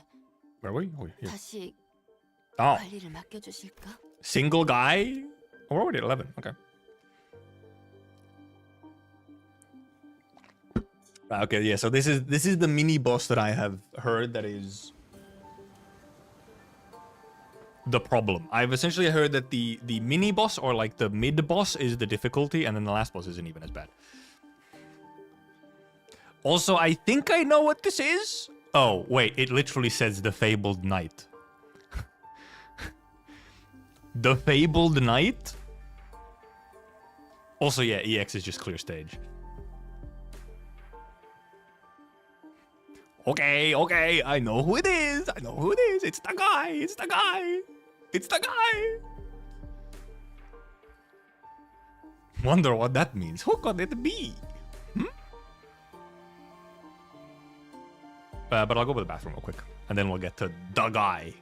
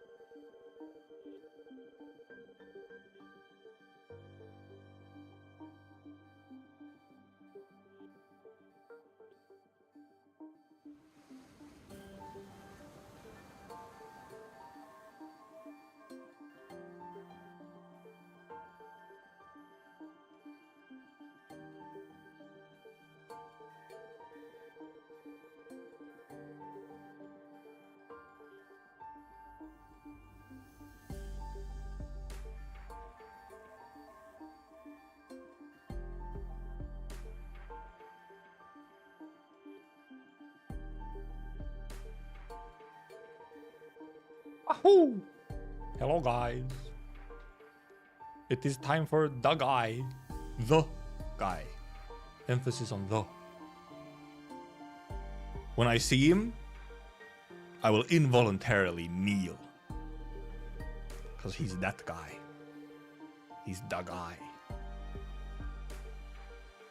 Also, ooh. I just thought of something we can also do after we've gone through some of the... Or once we've actually finished the story part and we start yapping. We can also go through some... somewhat non-spoilery maybe. Go through some CGs related to like Seaborn events and stuff. Because I'm telling you, this guy we're gonna see next has a CG that goes hard.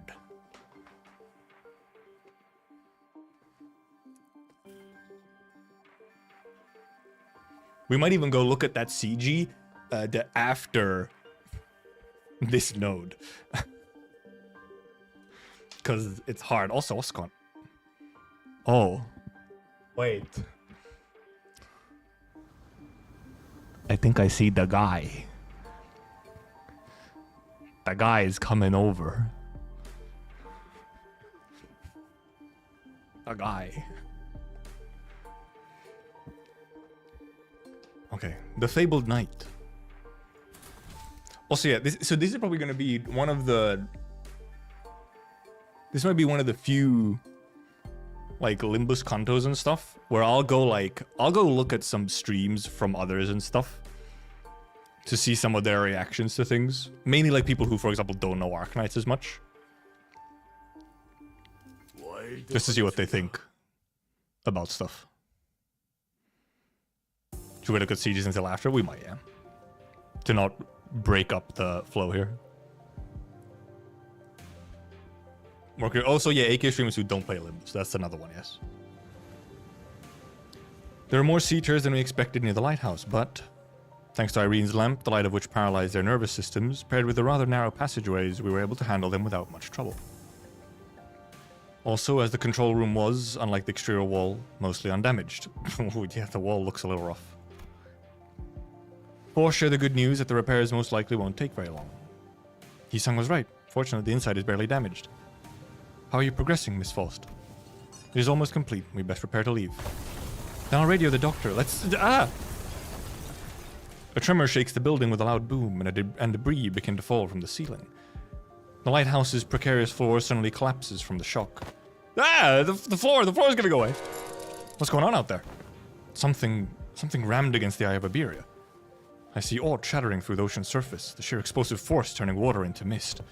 And it is charging at us once again. The guy! As Yisung noted, I saw the shadow of a dark figure through the ruptured outer wall of the lighthouse, charging ferociously at the ruined structure. The figure looked a lot like one of those knights of the city's western region Don Quixote would talk at length about. The lighthouse might crumble at this rate. Then we have no choice, we have to stop whatever's out there. Both stay here. The rest of us will descend the lighthouse and... The lighthouse is almost fully functional. It'll only take some finishing touches to have its light shine again. Which I can handle, so I'll stay behind. Seems entirely unnecessary to leave the rest to you. I would much rather leave it to Faust, who is an expert. I've read about that Seaborn before. So rude calling him fucking Seaborn? Slay the ocean! The fables and legends say that he is the last knight. And if those stories have any grain of truth in them, you're gonna need all hands on deck to even have a chance at stalling it. You better prepare for a few days of interrogations once I bring you into the Inquisition. Your decision, Executive Manager? All hands on deck. Leave the lighthouse to Mayor's. We have to put a stop to that night somehow. The guy! Yeah, this boss in the game is a boss in the roguelike mode for Arknights. And this one is quite rough.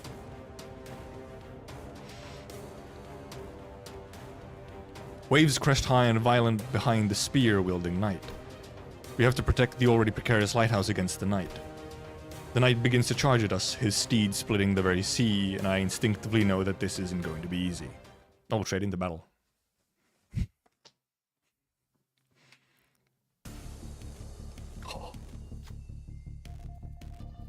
One day, wheat grains he planted did not sprout. One day, he stopped feeling the scent of life between his breaths. Fuck. I'll have to skip through them so I can scroll up and read. Thus he rides against also music. It's IS3 music! A remix of it. This is music from the roguelike mode that I just mentioned. Thus he rides against the currents, hunting after waves. He seeks the waves, reproaches them, and eventually brings about their destruction. Faint memories, having blinked through Amiya's fathoms, flash briefly before my eyes. And the seaborn knight wields his great lance against the surface sea terrors. He shudders as though with repulsiveness, but he does not stop. You obstruct progress and cover the lands. That is impermissible. This is the land. The knight and the sea terrors don't necessarily seem to be on the same side. Perhaps diplomacy may be a viable solution here. Overcome the bellowing roar and try to talk to the knight. Knight is just an enemy, nothing more. No, we talk to knight. I know him. I know this guy. I know this guy. I know this guy. Oh boy, we have no SP for the start, huh? Okay, the thresholds are not huge. A single 4 on any of these will... Nice. We are not the sea, we are not its waves. The knight's great lance falters with doubt. Waves are the only things that hold any meaning for him. 3 offense level down, no way. 지금까지 배워왔던 것들과 비교하면 I know this guy, I know I can talk to him. The last night. Him. Oh, right, yes. Oh god, they gave him the freeze? They gave him the freeze?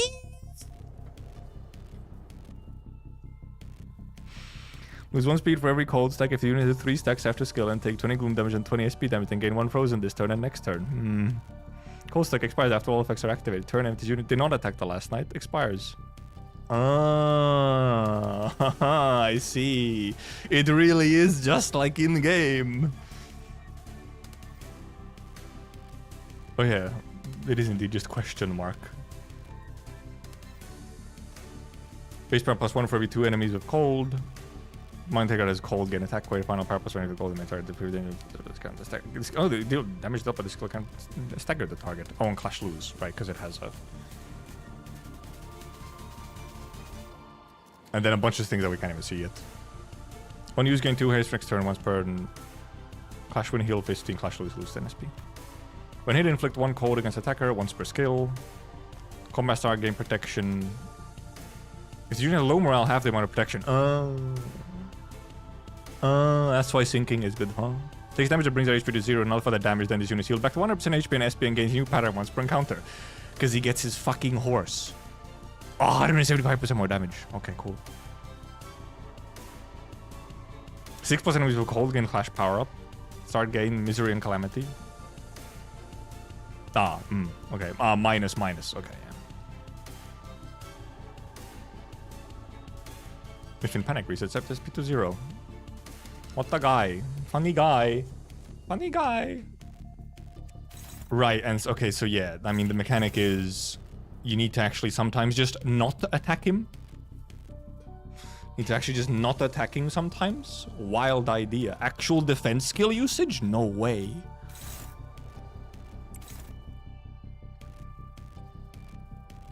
Defense skill usage couldn't be me.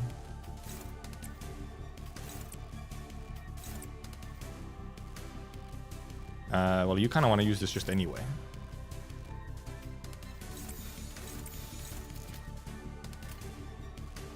And the counters only do, the counters do not help because they will still just a hit. I gotta look at these animations, by the way. At least I haven't done too many counters. I think I have a fair amount of like dodges and defenses actually. So the defenses still make him hit, which he can still he'll still inflict cold, but the cold will expire. Yeah, he has this mechanic where he freezes your units when they attack him in the game as well. But in Arknights, it is significantly harder to avoid it. Like, you're almost guaranteed to just get permafrozen by anything that attacks him. Okay, and who has many cold? Well, now we just have some people not get colded. is how we do this. Obviously, counter will do counter things, so... He's probably gonna get frozen a chunk of time, except... What the fuck? He's too slow. Guy is too slow, never mind. I guess you could... I guess if you use counter and you don't attack anything, then you'll, you know, just not do anything. You can't do anything, so you can also, I guess, just do whatever. Bad speed rolls, I must say. Not my greatest of speed rolls. What is your defense? Oh, it's a defense. Okay. It is specifically defense, sir.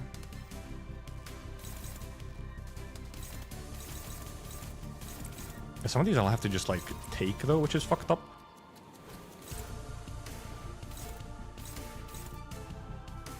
Oh, well, actually, she can dodge both. Which fucking order is it again? My ass never remembering.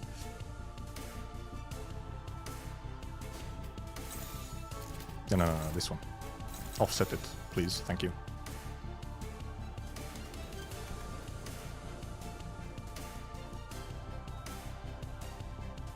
Is it left to right or right to left? Because that one goes first, but... Oh god. No, chat, which fucking order is it? From left to right for the dodge? Or for away? Left to right, so I have to dodge the thing on the left. I never remember this ship. I never remember which fucking order it is with these. Except this one isn't targeting her anyway, so it doesn't actually matter. You'll just have to take this, Otis. Sorry, Otis, you will just take it. Next turn, you have to do some stuff, Rodia. Or not get colded, that is. Oh, AoE, fun.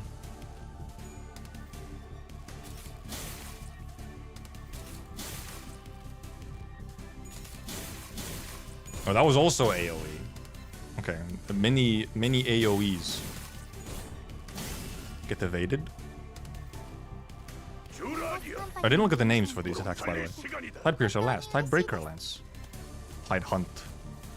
Parts of targets with Frozen. An Indomitable Knight. Roar of the Rogue's Wave, Struggle. Fate's favored child, no way. Wait, oh yeah, here's Tide Hunt. Okay, no one Frozen? No, you're the only one with cold.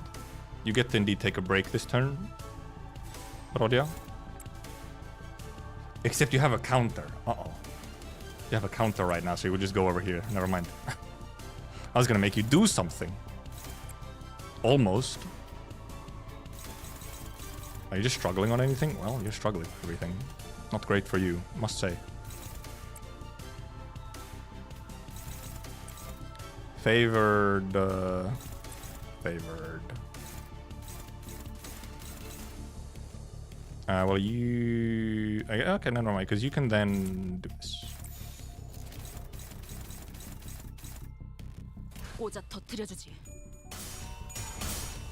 Ping, ping, bong, bong.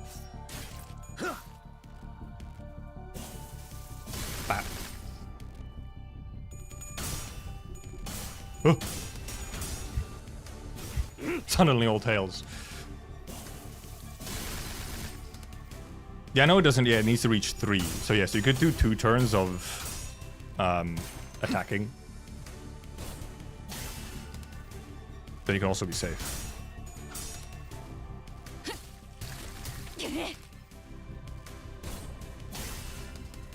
Bam.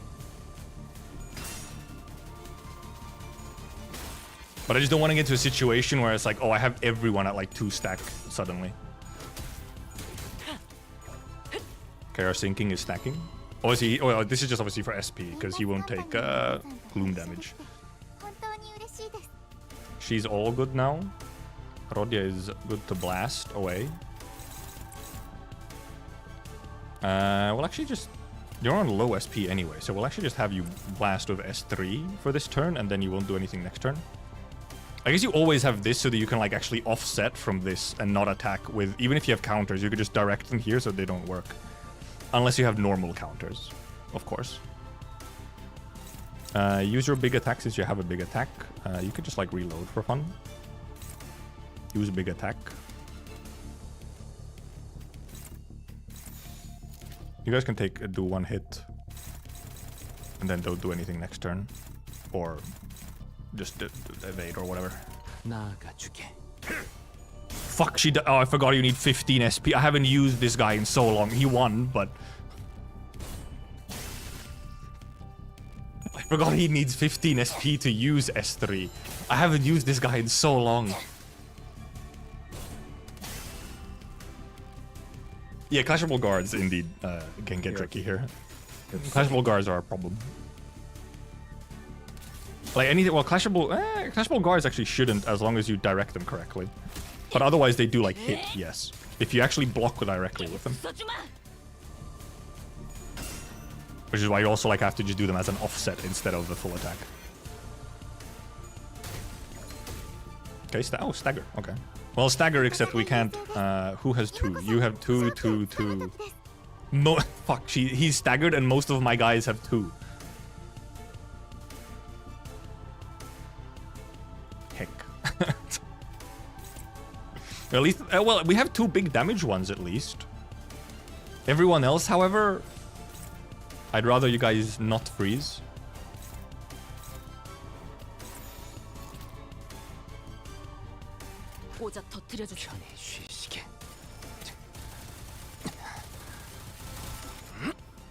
At least we had the 2 who could attack had big damage attacks ready to go. Oh my goodness. Okay, yeah, exactly.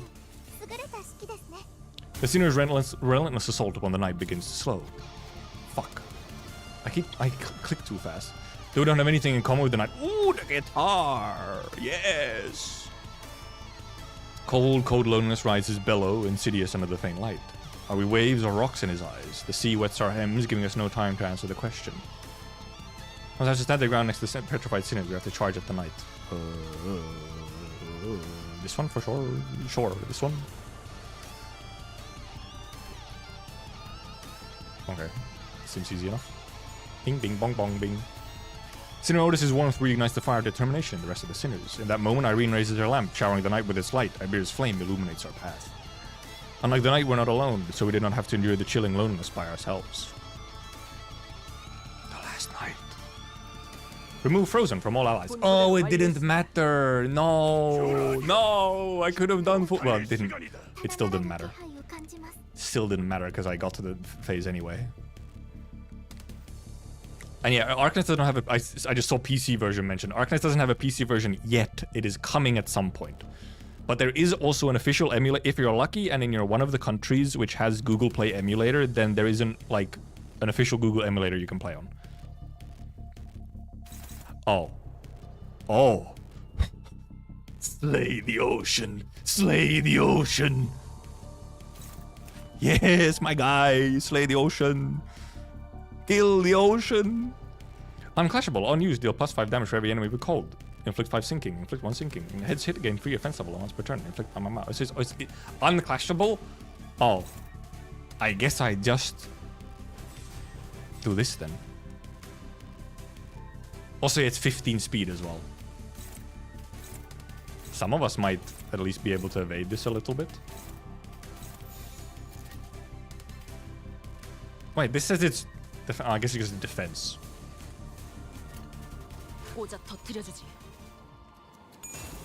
Question mark, by the way, I just realized. Okay. Not too bad. We had some defenses and some evades, so... Yeah, it is the obligatory... Limbus does have often like an obligatory... You just have to tank this. The knight rides upon the violently whinnying steed. Lance raised skyward, the knight races across the sea, splitting its waves. We want to seize at this rate. Stall him, please, even for a second. Irene directs her hand cannon toward the knight. Her aim will undulates on the same frequency with the waves. We but a moment to recover. Topple the waves. Go for his legs, not his lance. Observe. High-pitched and powerful cry resonates. The knight's steed is sending out a warning for something. Last night game. No! Ah! Ah! Wait, who? Rodia! Oh no. Rodia do be corroding. Parodia do be corroding. She was at -45 and got hit by... And yeah, it was wrong choice. What, the top choice is always the correct choice, apparently? You fucked up, man.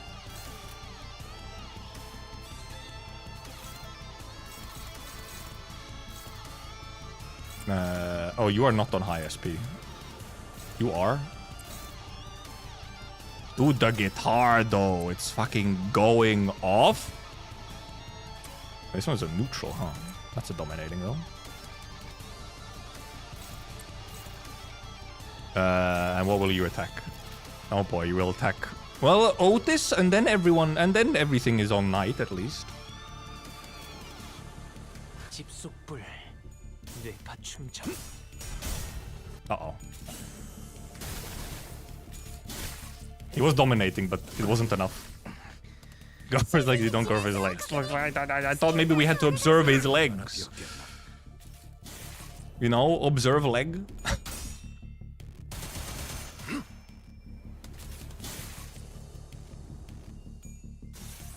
Uh-oh.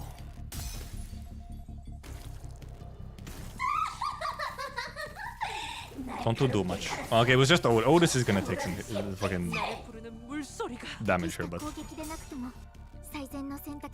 Bap. Bap. He didn't get his horse though, like in the image. Oh, okay. Otis really not doing great. Also, Faust isn't here, so I won't even have a healing you though. -3! That's a lot of bad SP. No, I don't even have the... I don't even have... I don't have any... I have -1 Wrath, I just realized. Oh, because of the corrosion. Yeah, I guess... Okay, he was on the horse for the attack. Oh, not the double defense. Okay, I see. 13 SP. So close that I could just S3. But quite not quite. Right, who has... oh, 2, 2, 2, 2, 2. Okay, everyone has 2. Cool. Everyone has 2. That's epic. That's very cool. Everyone has 2. Everyone has 2. I see how it is. Oh boy.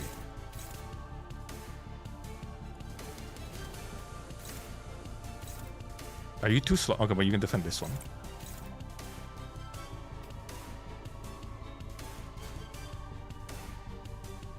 Can you... Oh, well, you can dodge this one anyway. No, you can't dodge it. What the fuck? Where's this one going?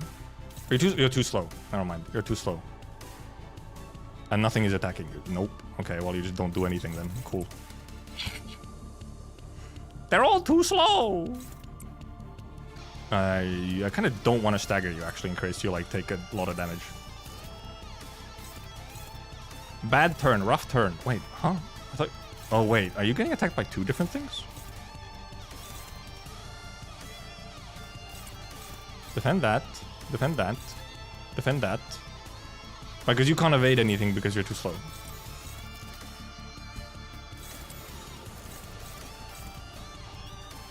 Rough turn.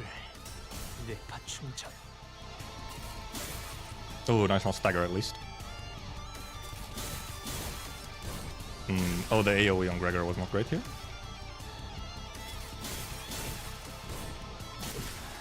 Ooh.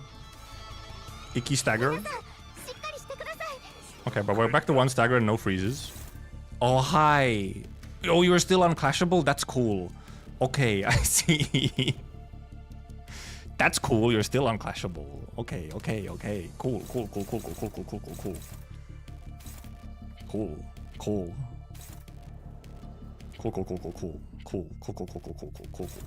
That's so cool. I love that. I love that for me. I love that. So I guess the it's just the hope that you can get a bunch of damage in before he goes and does anything.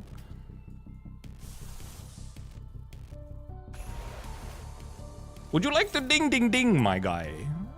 You have a chance to go ding ding ding. This is only favored. Dominating. Go ding ding ding, my guy. Not that max. Whatever. Okay, not that much damage right now. Ding ding ding. Ding ding ding ding ding ding ding.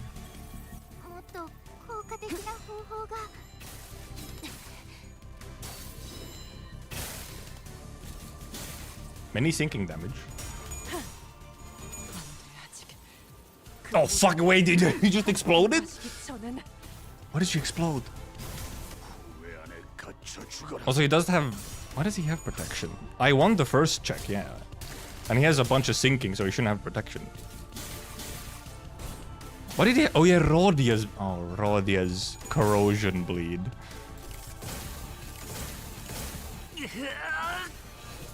It's now gonna be rough as we get hit by the funky move.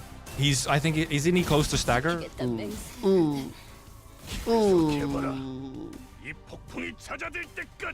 Oh, he just loses it after the check. Oh well, check now. Okay.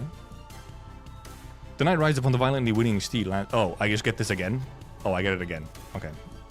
This would have gone, easier if I didn't do this last time, or if I did this last time correctly.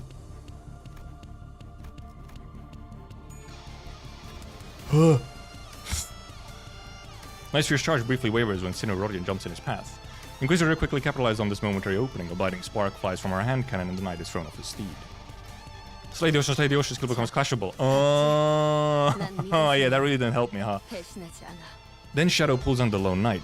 Susurrus teeming flesh sliding against flesh can be heard from beneath. Are they gathered to defeat the knight? They must have first gathered there, believing him to be one of them until they came to realization that the knight is a traitor to the Great Will. The knight leaps off from the surface, but the sea rises violently in response to drag him back down. The waves crest high, gnawing upon the knight, crashing him back down to the water's surface. But he leaps once again, the cresting waves as his stepping stones. He belongs not to the sea. He stands tall against the Great Will, his head held high in eternal defiance. The unremittent knight rides across the watery mountains and charges at us. Another check. Bap, bap, bap. Thank God. Sinner Ishmael brings the knight's charge to stop, then the waves begin to crash in. Once, twice, thrice, but unlike the knight in the back streets, the waves don't stop coming. He has always challenged the waves and is fated to do so for eternity. The waves will always shake the sea until the day of the knight's sinking. Struggle passive deactivated. Last night against the knight's corpus. 잘 됐네. Also, I just realized my... Minus 29! Dante. Knight's corpus. Take plus 80% damage. Okay, and what was struggle again in the passives? Oh, this one. Oh yeah, okay, yeah, right. Yeah, I fucked up that one, so then he had all the protection and then... But now we can clash the funny thing. You cannot clash this because apparently you still kind of favored somehow. I don't know, you're at minus 29, my guy.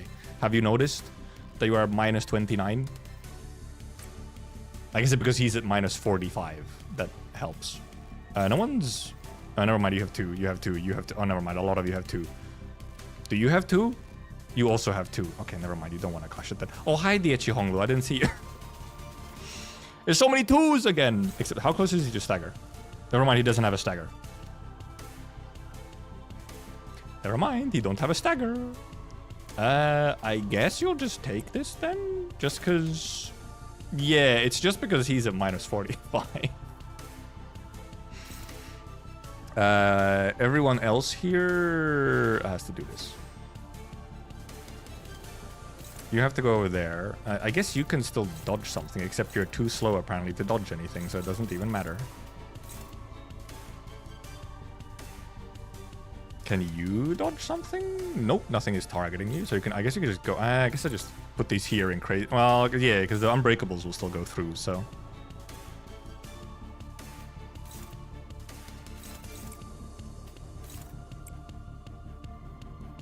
One of these I can actually clash with something, however.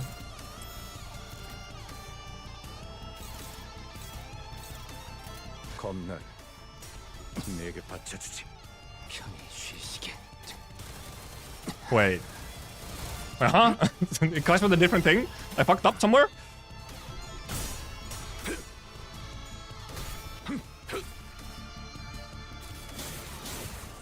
Or not? Uh-oh. I thought... Did I not clash with Slay the Ocean? What did I do with Yi Sung? Oof. Oof. What did I do with Yi Sung? Huh? Where did Yi Sung go? I redirected it with dodge? What am I doing? What the fuck happened?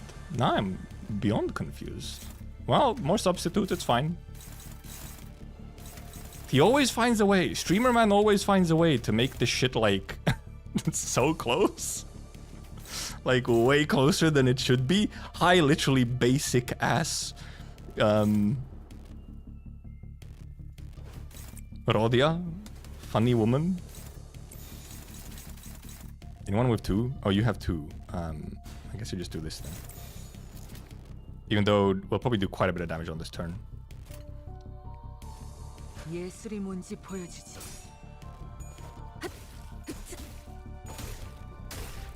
Okay, yeah, 86 health. I'll die to this attack. I swear I clashed it with Yi Sung. Apparently, fucking didn't. I did something weird with the targeting. It feels like every single boss fight, I at some point do something weird with the targeting, and what I thought was gonna happen doesn't happen.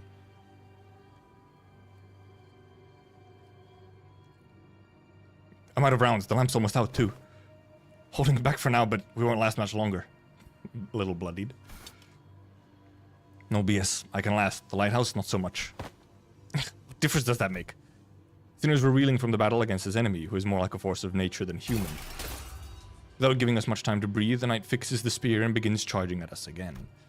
It didn't take very long for the severity of the situation to dawn as I quickly began to rack my head with a desperate wish. What can I do? What can I do here? That's when, through the mist, the black space begins to envelop my vision once again. Are we gonna see all of them? Wait, this is just like...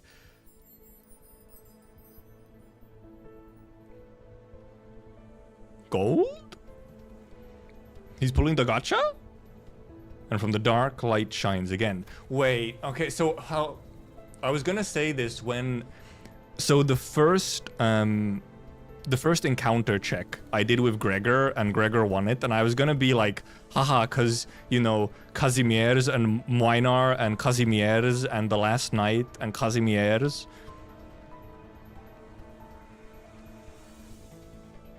I should have said that. Because now I would seem like the most genius of geniuses.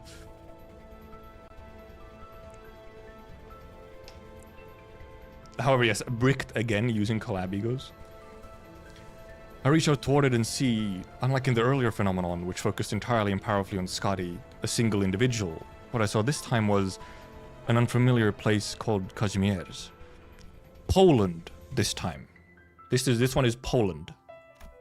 And it is mostly inhabited by horse people. And the last night is also from Poland. This place was filled to the brim with things that Don Quixote would lose her mind over, like knights and their countless fans, an arena in which to test one's mettle. But when in Amiya's thoughts, it's far from all of that glory in a very mundane-looking office. Uncle! He wears a well-kempt... Like, yeah, I guess, yeah. Set of clothing, while his eyes are, with a slight squint, focused on reading the newspaper. The man more like an office worker than a knight, but the most radiant part of that scene was a banner hanging on the wall and a sword. Don Quixote was the first sinner who came to mind. Can she, our ardent admirer of knights in pursuit of glory, spin that energy from his sword as her own? Wait, no, he's different. I need someone who doesn't pursue glory. Someone who can handle their own tarnished glory. Okay, this is kind of cool. I wasn't expecting this. I was not expecting this, where they actually almost like give you an explanation of why each sinner has each ego. Because the egos do fit incredibly well to the characters that were chosen. The sinner who can detachedly wield the entirety of their bygone honor is... Yes, there's just one. I'll trust you, Gregor. Use this ego to hew into the knight's charge. Split the waves. Use the light to split the waves, huh? Heard you manage your blood. Let's do this. Uncle! Cinema, uncle. 이 검은, 이 명예는, 이 영광은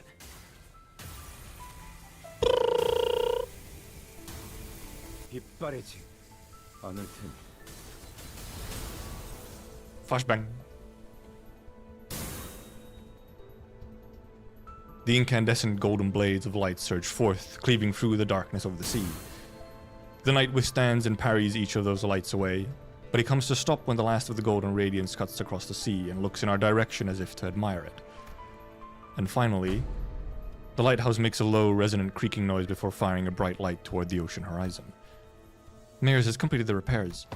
Oh, the light returneth to its house once more. How is Dawn not losing her mind over Night Gregor? Silence all. Mears is saying something. Like Otis said, the Mears was peeking out of the window and shouting something at us. Vessel Mus is still in the shores, somewhere in the coastal sea. It moored somewhere by the beach, somewhere quite a bit of distance away from the village coast. Well, many somewheres. 3 somewheres in a row. Confirmed. I'll radio Dr. Kelsit immediately. That was all well and good, but what about that monster?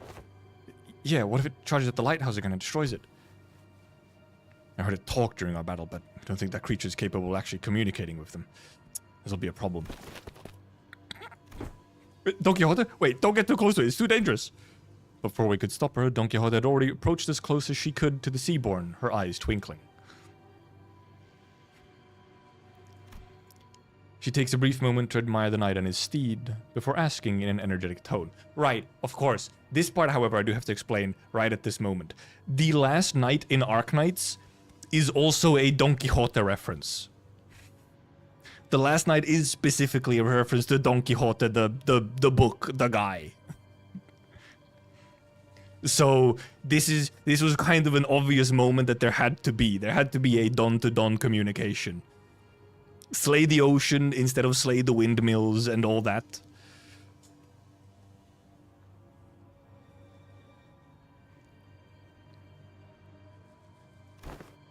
Oh, mighty knight, what is the name of thy noble steed? Is he gonna say it? Rossi Nante. Wait, she can communicate with him? Same name as the shoes. Wait, she could communicate with him? Oh, it is quite a coincidence then. My noble steed is also named Rocinante. One who is not a comrade. They are a steed, you say? Forsooth, a steed most fine indeed. It has served me well over countless adventures of mine, despite its appearance. Yet I must inquire thee, noble knight. Wherefore dost thou strike this lighthouse so? Ishar Mla. It was not the waves. The waves are darker, miraculous. Perchance there was a tad inconvenient misunderstanding here then. Good night, I and my compatriots are now embarking upon an adventure most important, and with thy obstruction we are unable to do so. Prithee, wilt thou return to whence thou came? Don Quixote regarded the knight with a stance that was at once courteous and brave, and the knight and his steed, Rocinante, stared wordlessly back at Don Quixote. I wasn't sure if she managed to get through to the knight, or if the knight just lost interest, but they both departed the lighthouse, looking out to the far distance. So they really exist. Seaborns who hope for something other than just survival. Such powerful seaborns lurk at sea. Are you alright, Donkey? You should be thankful that somehow we yielded a positive outcome. What are you going to fix that habit of rushing forward without thinking it through? My apologies. While Don Quixote returned the knight with that bizarre conversation, Amiya raised her voice happily as though she'd just received good news. What? Dr. Kelton, is that true? What's going on? The doctors managed to infiltrate the vessel muscles. The doctor alone? They're already done cleaning up the decks and are now waiting for the rest of us to arrive. Huh? It's been hardly 10 minutes since the lighthouse came on. The doctor is an excellent strategist. Based on what Dr. Kelsit told us, I think they already had some plans in motion before we activated the lighthouse. Great, let's return to Scotty and join them. We returned to the raft and explained what had transpired. Scotty listened to us quietly before replying in the exact same manner as she did before. Someone's going to have to stay behind. I'll stay. Go find the vessel muscles. Gonna refuse again if we offer help, aren't you? Yes. Then I'll see you after we retrieve the vessel muscles. I'll let the doctor know what happened here. What an oddball. This is true. Ascadi is an oddball. Yeah. Right, and to not go incredibly deep at this moment, the name that the last knight said, Isharmla, is related to Mrs. Scotty.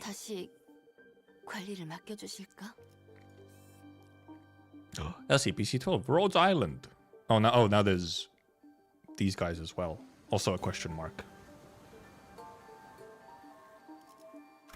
One question mark. 죽음 충동 억제 관념 봉인 Really cool if Scotty just fought the night while we killed trash mobs and not the other way around. That would be some Scotty aura farming.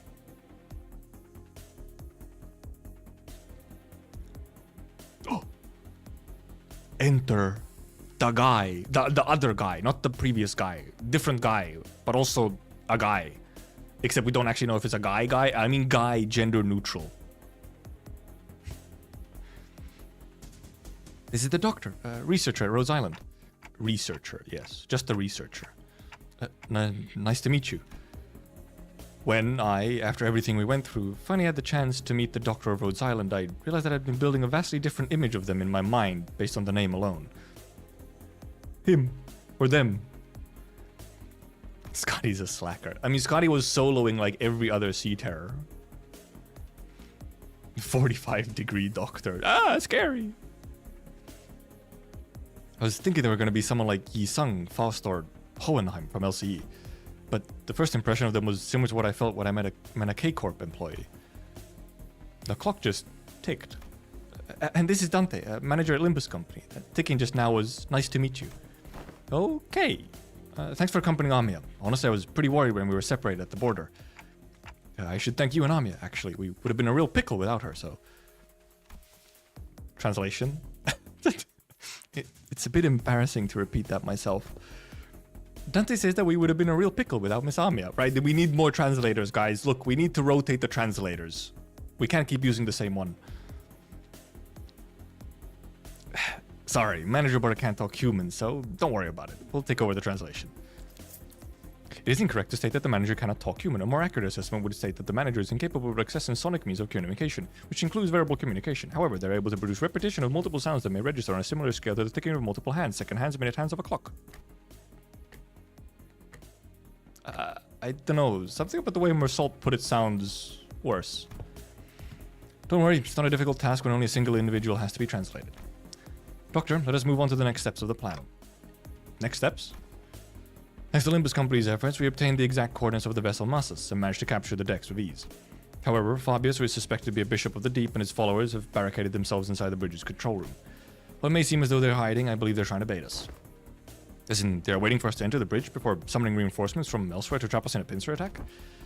Something like that. The elsewhere is most likely to be the sea, as their reinforcements are probably more sea terrors. Fabius is a seaborn, and those will answer to the call of their kind. Limbus Company and Irene will head to the bridge and neutralize Fabius. Amiya and I will accompany you to provide support and identify the situation within the bridge. In the meantime, Kilted and the other operators remain on standby on the ship's exterior at the pre-designated locations. I'd like to avoid getting surrounded by sea terrors before we manage to take down the Church of the Deep within the bridge. I observed several entry points leading straight to the bridge while we're working on repairing the vessel. Your force doesn't seem numerous enough to close off all of them.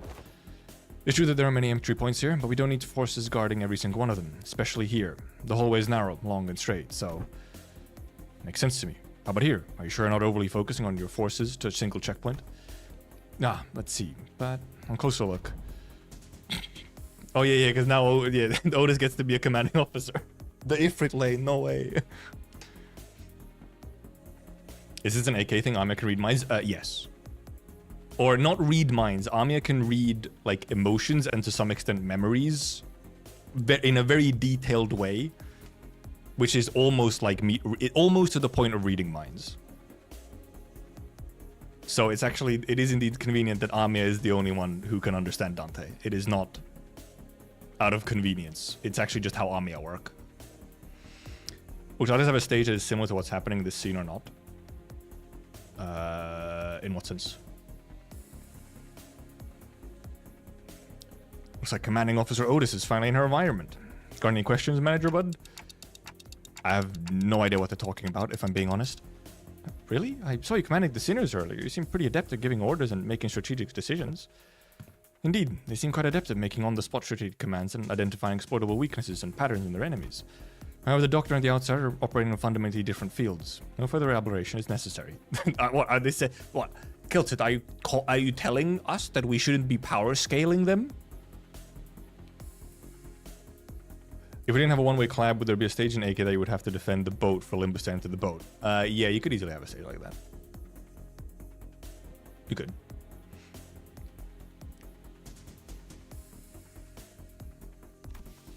Agreed. That particular aspect of strategizing not one of Manager Dante's obligations, and even if there is a chance for them to engage in such elements, it may be too early to do so. Is that so? It is, at least that is what Faust has judged. Yapper to yapper communication? What are they on about? I was about to ask that myself. I don't know. I have no idea. Having finished our discussion with the doctor over the plan, Otis returned wearing a grim look. Huh? Is there something wrong with the plan? Nope, there wasn't anything wrong with the plan.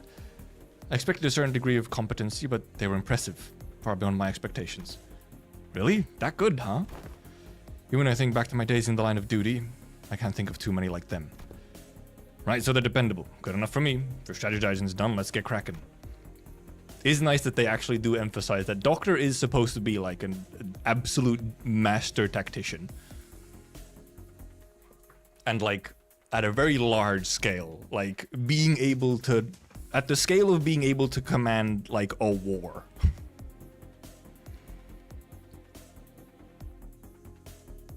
What of you, Miss Mayers? If it is too much to face what awaits, then you need not follow us. I decided to stay here anyway. The doctor's going to update you in real time on where the safe zones are, so please keep that communicator close to you. I will. Hey, if Gramps... Is there something you would like for us to do? No, it's nothing.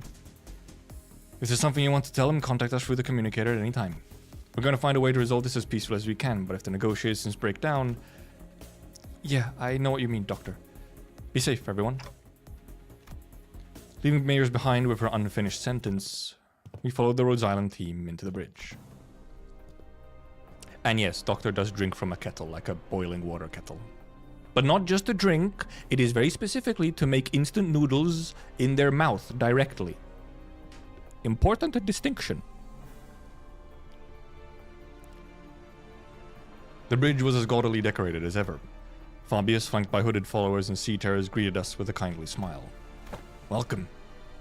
I truly did appreciate thy kindness. Wherefore didst thou seek to harm us? Your suspicions are certainly justified, but I implore you to think back. If you truly believed that we had sought to harm you, then how would you explain that one peaceful night you had spent in Fara Muerto? We have never wished you any harm. We did not then, and we do not now. Notice the change for him speaking in we. The hive mind. Huh, not even a day after you folks stabbed us in the back like cowards and you want us to believe that?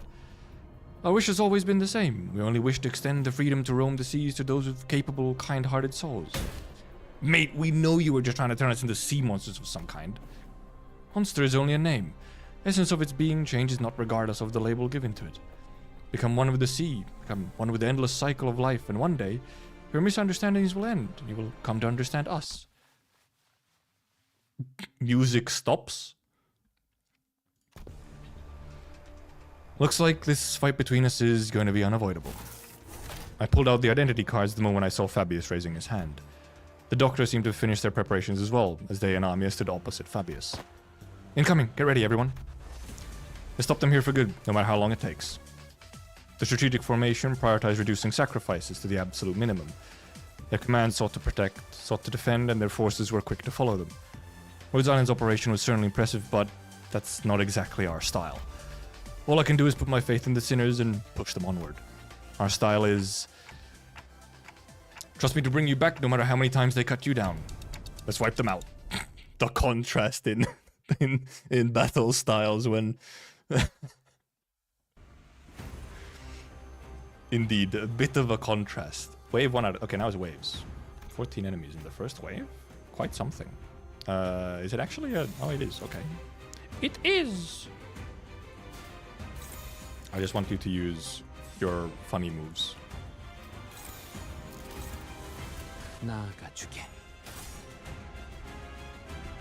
Lost it? Okay. The Amiya being like, wait, you want me to kill them? Huh? The enter, so true. Well, hey, look, as they say, play to your strengths, you know? The sinners have their strengths, which mainly comes from them being able to revive. Do what you can do well. I cannot good enough. The guy himself, Mr. Cannot good enough. Hating it, liking it, midding it. I mean, it's good stuff. Like, I was expecting it to be pretty well made and written and everything. And they're actually, I think they've just done a pretty good job at explaining, like, many of the core aspects in a way that's, like, not overwhelming.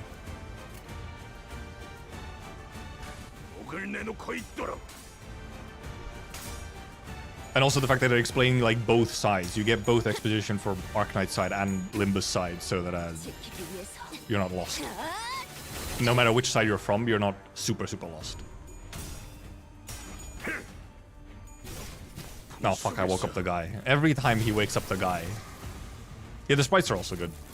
I do like the sprites. I mean, in general, and also they've translated all of the Arknight stuff over into, like, Limbus combat, for example, so well. It's really impressive. Just how well they've managed to, like... Oh, right, oh. 저 밑에서 나를 부르는 물소리가. Yeah, you can't evade the thing that has AoE on it. Don't evade the thing that has AoE. My silly guy. My silliest of guys. Too slow? Really? Who are you attacking? You're attacking him? Well, I guess.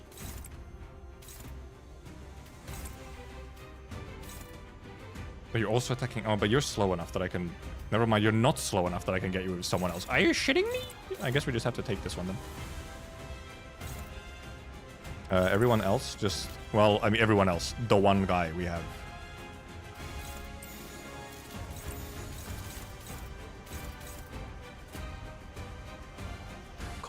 Why did I use S1? I thought I was gonna use S2. Did you only... What am I looking at? Yep, the sleeping enemies. Like, all the enemies have translated been really well. All the mechanics and, like, statuses have been translated really well.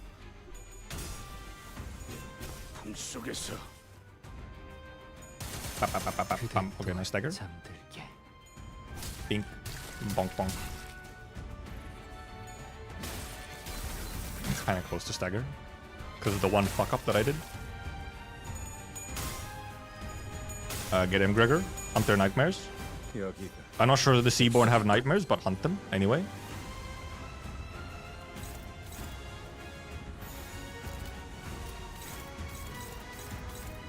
Everyone else is unopposed currently. Just clear out this guy at the very least.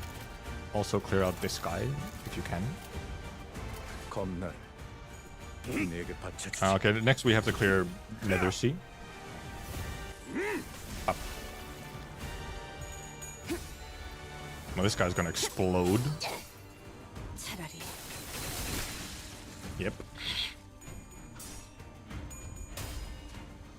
That was 2 SP, I just realized. We need some SP in here, brother. Bap. Bap. Bap. Bap.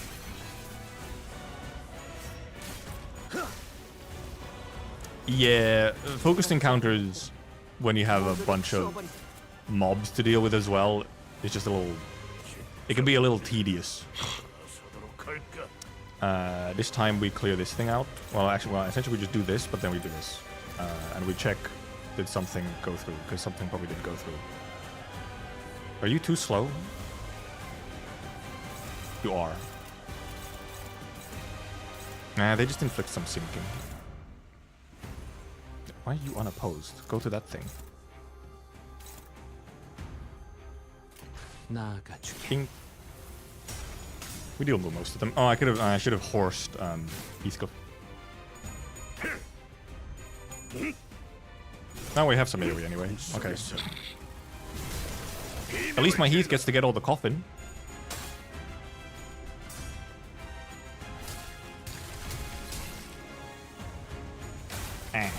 Damn, he didn't AoE the ones that were one-siding, unfortunately.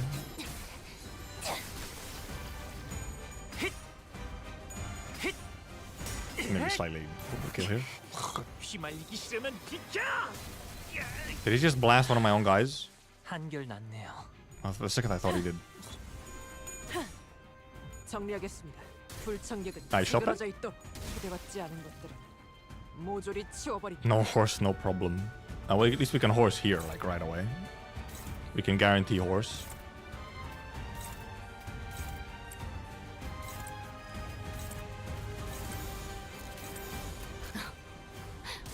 전등 그대를 기를 테니. Bink. So we have horse for transition. 속에서 But the team kill was on S2. Okay, yeah. 주라디야.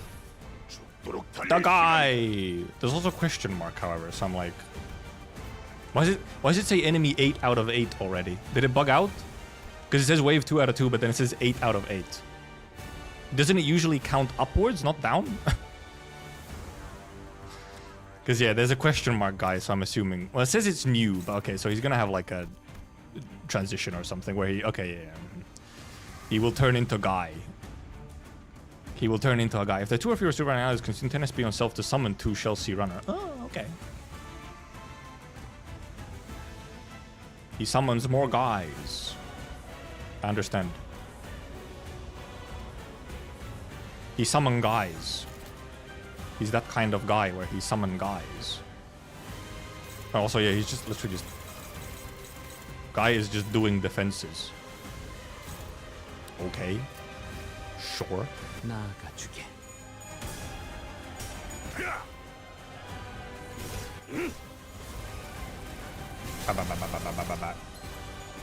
Okay, yeah, we have to consider this guy. 편히 쉬시게. There was one guy who does spawn Nether Sea Brand.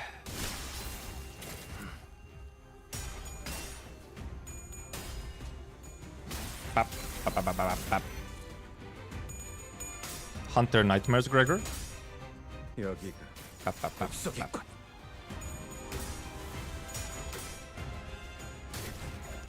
Bink them, bonk them. 지키기 위해서. Fucking exploded.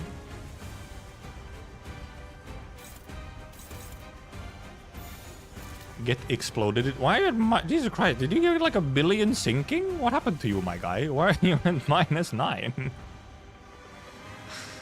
What happened, my guy? My guy is not doing well. 집속불. 뇌파 충전. Get some SP, my guy. Alright, because he used his sanity on S3. He wasn't very high already, so then he went down a whole bunch. I did so many of these units where I just barely remember their mechanics anymore. I haven't used them in such a long time. And I forgot he fucking reloads with sanity. And then Rodia exists at -40 at all times.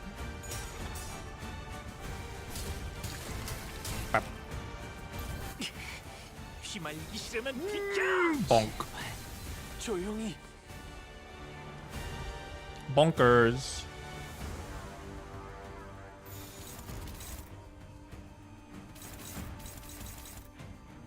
Yeah, you can take it. Yeah, you can take it.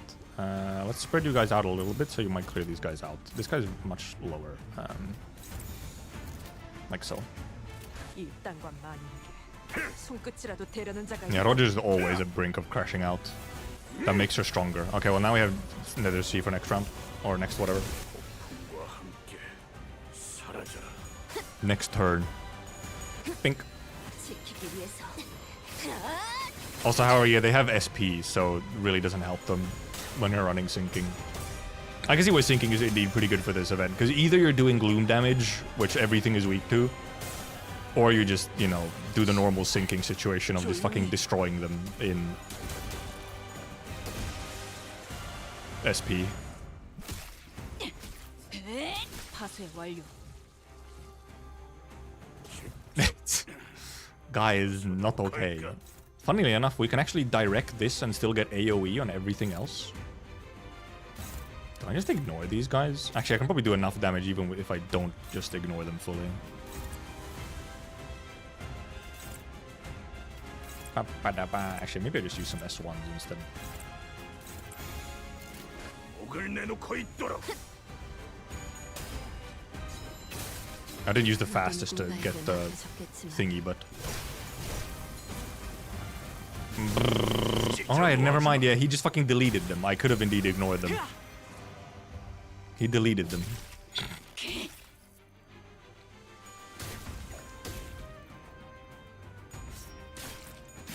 $16! Oh. Oh, he did. Oh, he did. Also, mission accomplished. I fucking disappeared. Took some final bits of damage. Yeah, depression got him. They're pretty persistent. Fabius flees again using sea terrors and his followers as meat shields. Wait, no, I see it now. It's not Fabius who's putting them in harm's way to save himself. The sea terrors and the cultists are throwing themselves in our way, entirely willing to sacrifice their lives to ensure that Fabius gets away. But for all that, the only place left for him to flee on the ship, wounded and cornered by the sinners and Irene's lamplight, was the decks. Nowhere left to run, Fabius.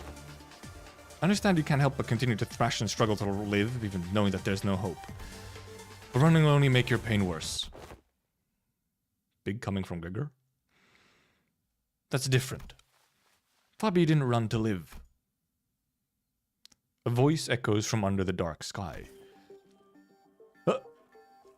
Mayers, you suspicious woman! Mayers? Mayers, appearing quite different from how she did a moment ago.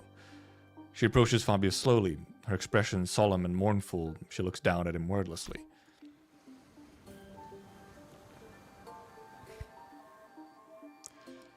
I told you that your methods won't win their understanding, Fabi. What a shame. I thought those with such wisdom and aptitude would. I hoped you would still be able to realize your ideal here, even after I'd left. Ideal? Shocker. It will be realized. Fabius may die here, but we will remain. Now it is time. Devour me. Well, Fabius blurted out, threw us off once again, even before we regained our footing from the shock of realizing Mayer's true allegiance. Eat people? Oh, looks like they're about to give us a live demonstration of some gourmet art. I heard it's a pretty common thing in the District 23's backstreets, but I'd rather not see it in person. Hey, I think I'm just gonna look away. That's okay, right? Just what? Doctor, weaker seaborns willingly let themselves be devoured by stronger ones, thereby sharing their experience and nutrients with them. It's a commonly accepted practice among them. It is but a behavior that prioritizes survival over all else. This isn't done in any sense of sacrifice. The time is here. Devour me. Set sail toward your ideal. Ideal? Sorry, Fabi. I've still got some canned food left for me on the ship, and I think I'll delay becoming a seaborn for a little while. Why? I found a new destination. I'll gain a new power from there and then become a seaborn, so now is not yet the time. Oh, she wants to go to... If that is your will, oh Bishop. Don't worry, your flesh will fan the bloodkin of the sea. Mayers waves her hand and sea terrors climb up to the vessel from the ship and begin tearing Fabius to pieces. Despite the way it looked, Fabius looked exhilarated, nary a look of suffering or pain wrinkling his face as they ripped his flesh apart. We turned away from the scene that could not be described as anything else other than cannibalism to look at Mayers. Kelsit, is she? Don't need to ask questions when the answer lies plainly before you, Doctor. What is happening? Wherefore did young Mayers... It wasn't Fabius. Mayers was the Bishop of the Deep. Shocketh. Shocketh. 끝인가? Suspicious woman turned out suspicious. 그렇다면 어째서? Also, why is the bishop so often a relatively cute girl? What's up with that? Is that part of their plan? Make their leaders cute girls? Light of the City. A pure text one.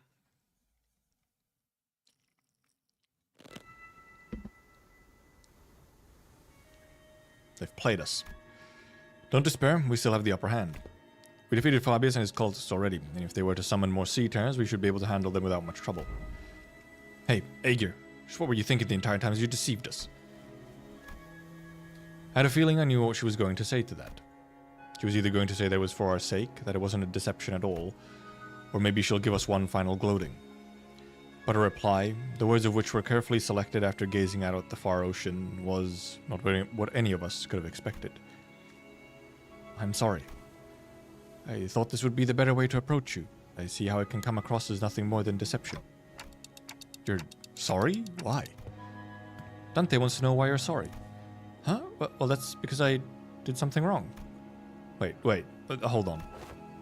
You've been deceiving us all along, Mayors, and now you're gonna... Oi, what exactly are you after? You're after the same thing that Jesus was, right? Ain't that right? Turns us into your bloodkins, that it was all for our sake, giving all kinds of ridiculous excuses to turn us into one of those monsters. I do hope that you would all one day accept becoming Seaborn, but not about to demand that you let yourselves be transformed today, right here and now. I understand we all need some time to mentally prepare ourselves. Yeah, as if it's obvious that it will happen eventually. May I understand your statement to be implying that you will not be forcing this upon us, should we refuse? It's correct. I'd be against manners to do what Fabius did, shoving sea terror cells inside your body out of nowhere. Manners, huh? While I was taken aback by the fact that Mayors was a bishop of the deep, it's also true that Mayors had never tried to bring us harm, unlike Fabius who attacked the sinners directly. While she did almost get us in big trouble with Irene while explaining things to us, it is also true that Mayors has been extremely helpful so far. It was her who led us to the lighthouse, and it was her who stayed in that crumbling lighthouse until the repairs were done as the terrifying night continued to assail its walls. What was your actual relationship to Fabius anyway?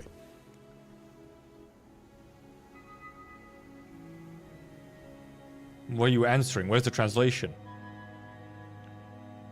Just someone who also once strove to realize the visions of our ideal worlds. Our goals once converged, but not now.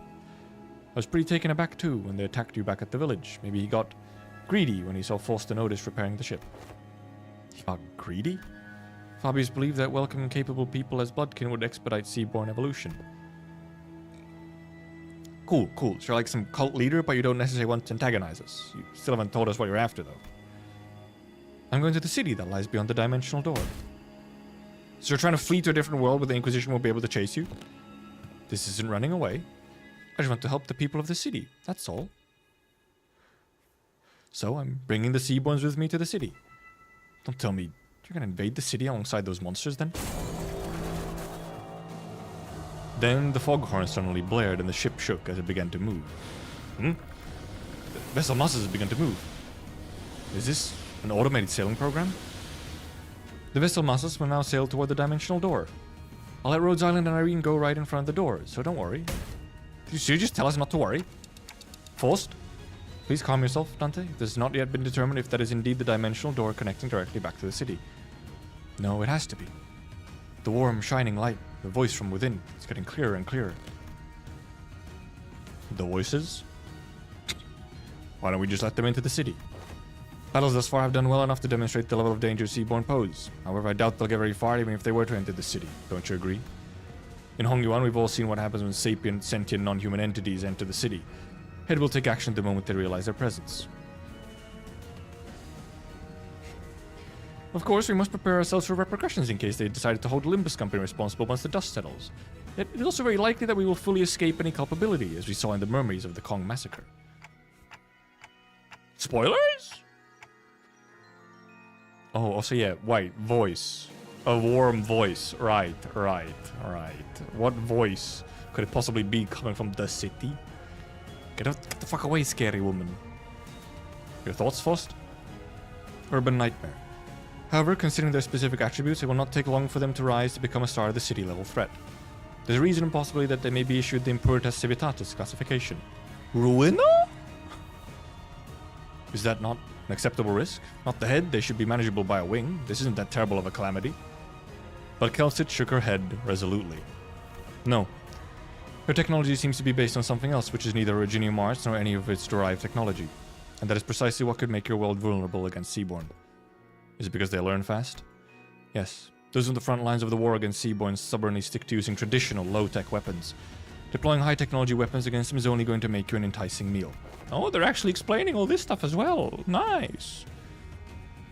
We can't just let whichever unfortunate wing that ends up fighting these Do take into account that it may take a significant amount of time to earn their trust. Even if they were to be convinced, there would be other parties with alternative perspectives on the matter, complicating issues. The situation will rapidly grow out of control if backstreet syndicates or fixers get involved, unless the head designates a taboo to prevent it. Even then, considering what she's been saying. Yes, we must consider the possibility that they may be capable of absorbing the head's technology as well, before they're expelled from the city. By the way, to some extent, we can talk about this after. Not even necessarily a stretch. Considering some of the stuff that they have are allegedly capable of. We can go into it later. How do you plan on helping the people of the city, mayors? By giving them a chance to become Seaborn. What do you want about? Become Seaborn? Irene, you should know this. She ain't all there either, eh? What kind of help is that? Oh, angry Amimi!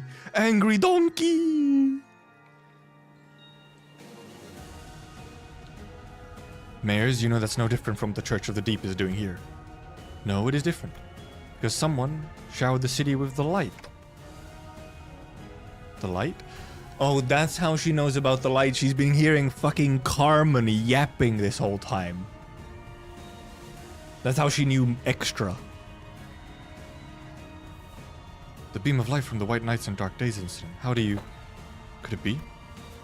Becoming a Seaborn is to become a part of a great will called We Many. We Many mentioned? By doing so, one can be reborn as an altruistic life form, but at the cost of ego, the sense of self. Ego? And that's always been my issue with it. Everyone has beliefs of their own, dreams of their own. Feels too empty to lose all of that when they inevitably lose their sense of selves as they become Seaborn. Look, I want each Seaborn to have their own wishes. Which goes completely against the whole idea of a Seaborn. But the light shining through the dimensional door to our world is too faint to push them toward that evolution. She wants to distort the Seaborn.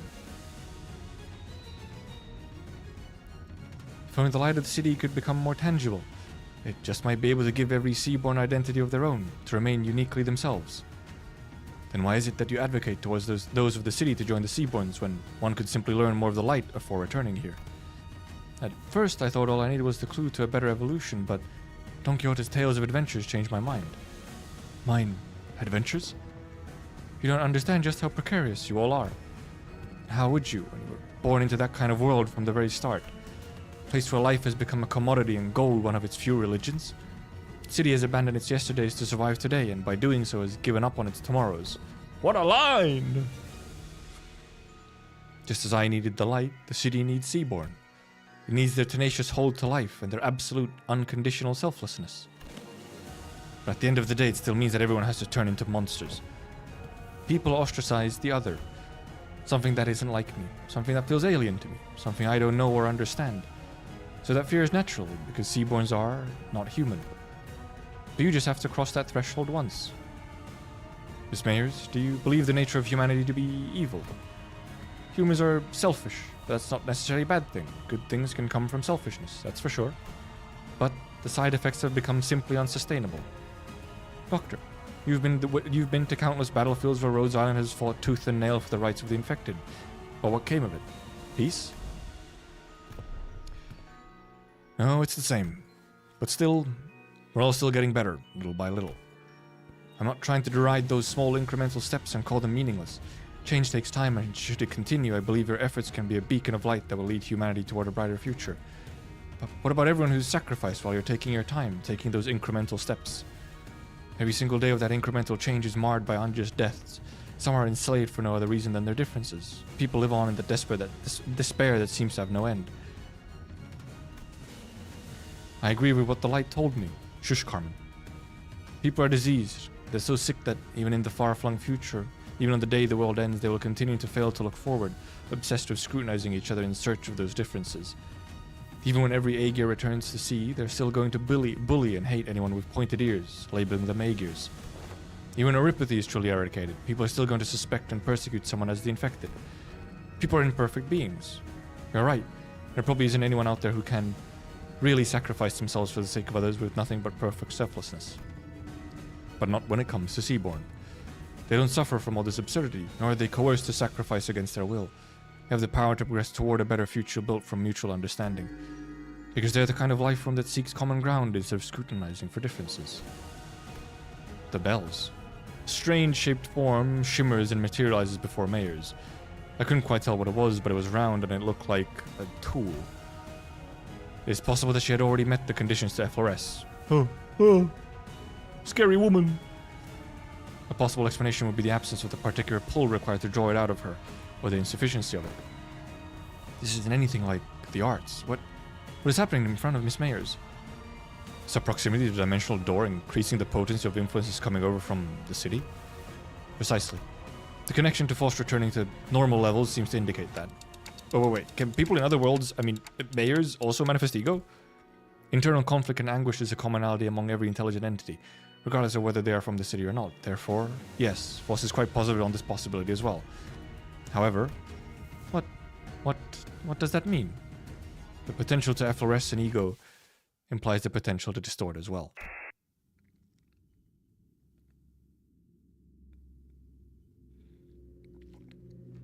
You've been dreaming for a long time, Mayers, drawing your own picture of an idealized world, and you've chosen the ocean as the means to building a path toward that vision. Yet, have you failed to take the leap of faith yourself? I had to make preparations. Seaborn are beautiful, there's no doubt about it. It's just a key piece was missing to really achieve what I want. You're not being honest with yourself. I know very well that you were afraid of becoming one of them. The fear that your own creed might crumble, that you might lose your own sense of self, your ego. The fear that you might end up becoming nothing more than just another thing swept up by the ineffably overwhelming will. Isn't it terrifying that this hope can just disappear in a blink? Who's she talking to? Is this something Limbus Company has experience with? If so, I'd appreciate the explanation. He does. He has experience. She's hearing that voice. When that singular faith that one has absolute confidence in breaks in one fell swoop and their ironclad will is shattered, people of the city have the potential to distort into a monstrous form at any time. It is said that these phenomena are often accompanied by the distorting individual hearing a disembodied voice. Indeed, those who distort would oft behave as though they were engaged in a conversation. Of course, the same could be said for those who awaken ego. At first, I thought it was Kathy, but it wasn't her. Voice was beautiful, comforting, and even cozy. Kind of voice that puts all deep contemplation to sleep, so calm and so warm. No. There's more to the sunshine than its warmth. The sunshine? Why did Mersol make a comment here? Mersol moment? You don't share your interest with other devotees. Survival isn't what you care about. What you really care about is giving everyone a chance to experience what it feels like to live in a world of warmth, ephemeral it may be. Right, we have to be more about than just prolonging our existences. What really matters isn't survival, it's what we leave behind for posterity, our legacy. As long as there's a guarantee that the light can indeed protect the sense of self, it'll be more than enough to convince people to become seaborns. Please, you don't have to concern yourself with what other people might think, Mayers. But everyone has their own wishes. I can't just bulldoze over theirs to force mine upon them. But that's not what you really believe, is it? You know better than anyone. While you hesitate, countless people who are bound to the inescapable bridle will continue to suffer. That might be true, but it's okay. You don't have to hide the shape of your heart, its colors. The only thing you have to concern yourself with is how can you lead the people of the city and then Terra. Okay, we can't just sit here and let this happen. Operators to positions. Operator's unable to approach. She's surrounded by a strange field, Doctor. Whenever someone would distort, due to reasons other than the monolith, a strange pressure would prevent our approach as though to stop us from interfering. Looks like that applies here too. All the way over in another world. Love is our collective destination, after all. So please, let go of this tool that might break your heart. Don't force yourself to walk the path of thorns. Your pilgrimage need be that of suffering.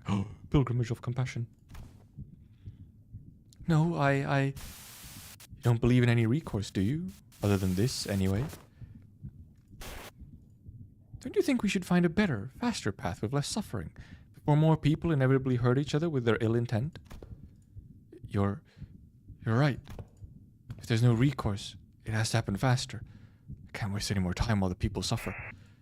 Follow your wishes, follow your desires, and paint. Let's show them the painting of your world reflected in your eyes. Before the compassion they believe in becomes completely worthless.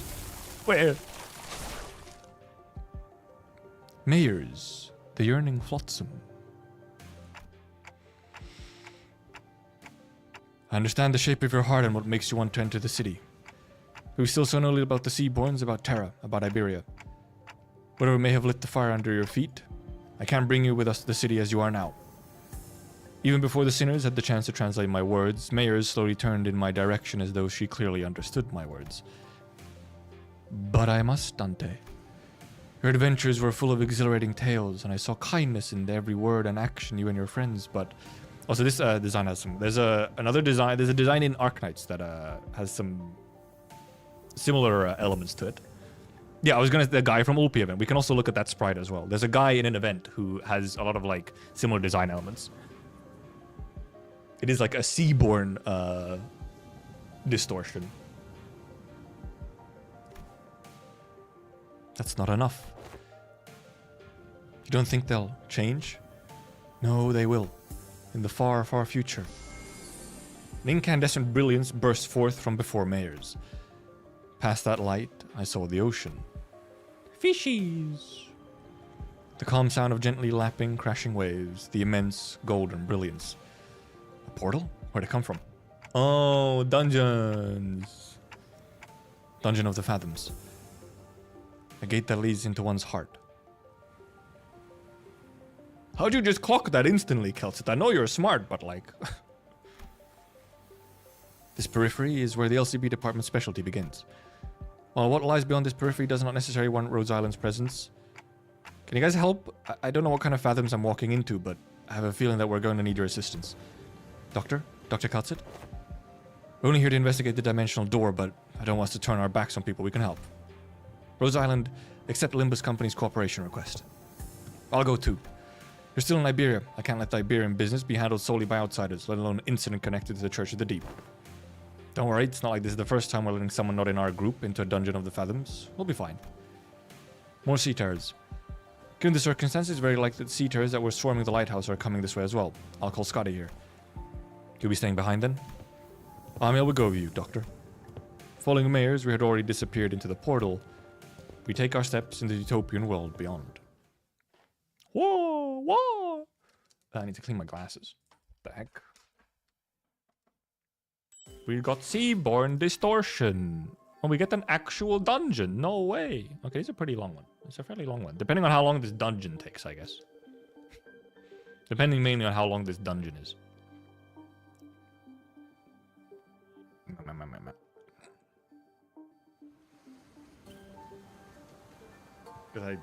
Will we really explore that much of Mayors' actual fathoms? We'll see. Be right back.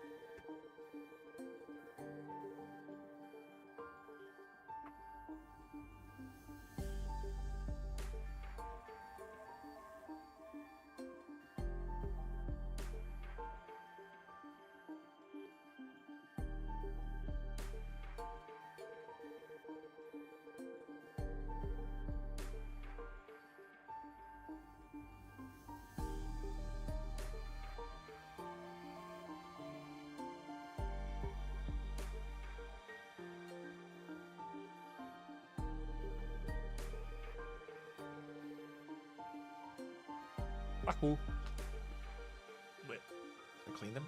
Yes. They are clean. Boss is a bit of a fight. Oh boy. Did I clean them? Oh, for fuck's sake.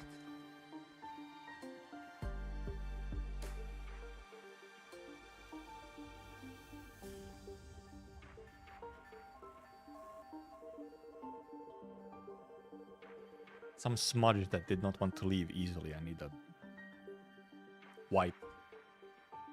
Glasses wipe. Shaking my head.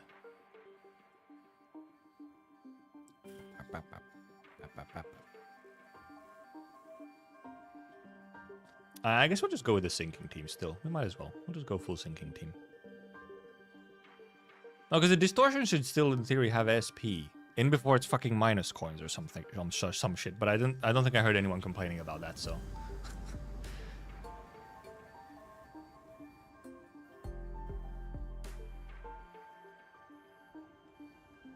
However, we could put we have the two guys who are, we have like basic ass Ryosho in the team for no reason. We should maybe at least put someone in for a substitute. If nothing else. I just realized. We have a couple boys in there who could be some generally more useful ID and actually leveled.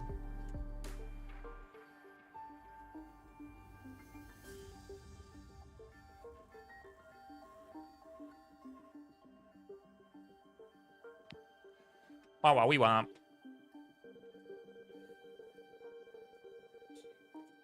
Confrontation between Priestess and Carmen would be. I don't think either of them would care about each other. I'm gonna be real. Carmen would distort Priestess. So funnily enough, actually, due to some recent lore things that we learned, I think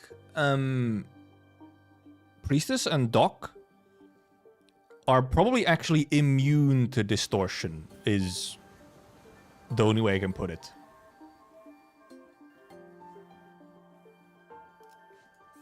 There's an extremely deep lore aspect that I think makes them essentially immune.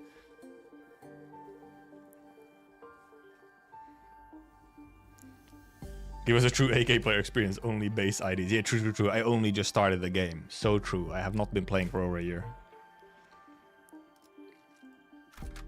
Yeah, let's switch these two into something actually useful. What would be like normal useful? I guess just like her or a Heisho, obviously. It's another option. Heisho exists. I think just go, yeah, double Heishos. The two Heishos.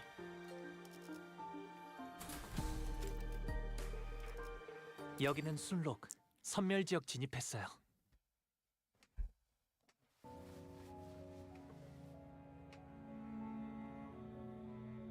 Oh, okay. I see. She's from Aegir City. News of the war is getting grimmer by the day. Sea terrors are coming, swarming.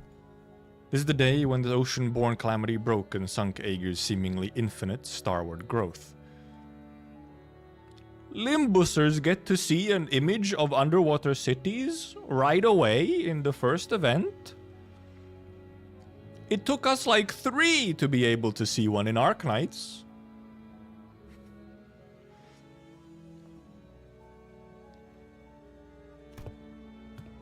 Aren't you going to the surface, Mayors? More and more people have been getting too anxious to stay in Aegir. I'm not. If Aegir falls, it only means that the surface is soon to follow. Why? Think you'll head to the surface too? I'm thinking about it. Well, there weren't that many. People around me began to leave for the surface.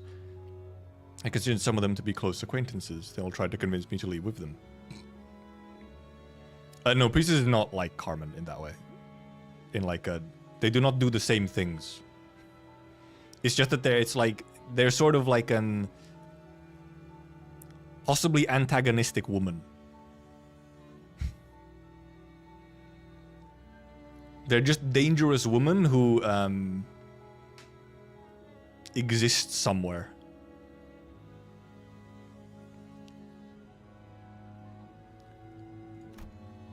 But fleeing my home in favor of the land didn't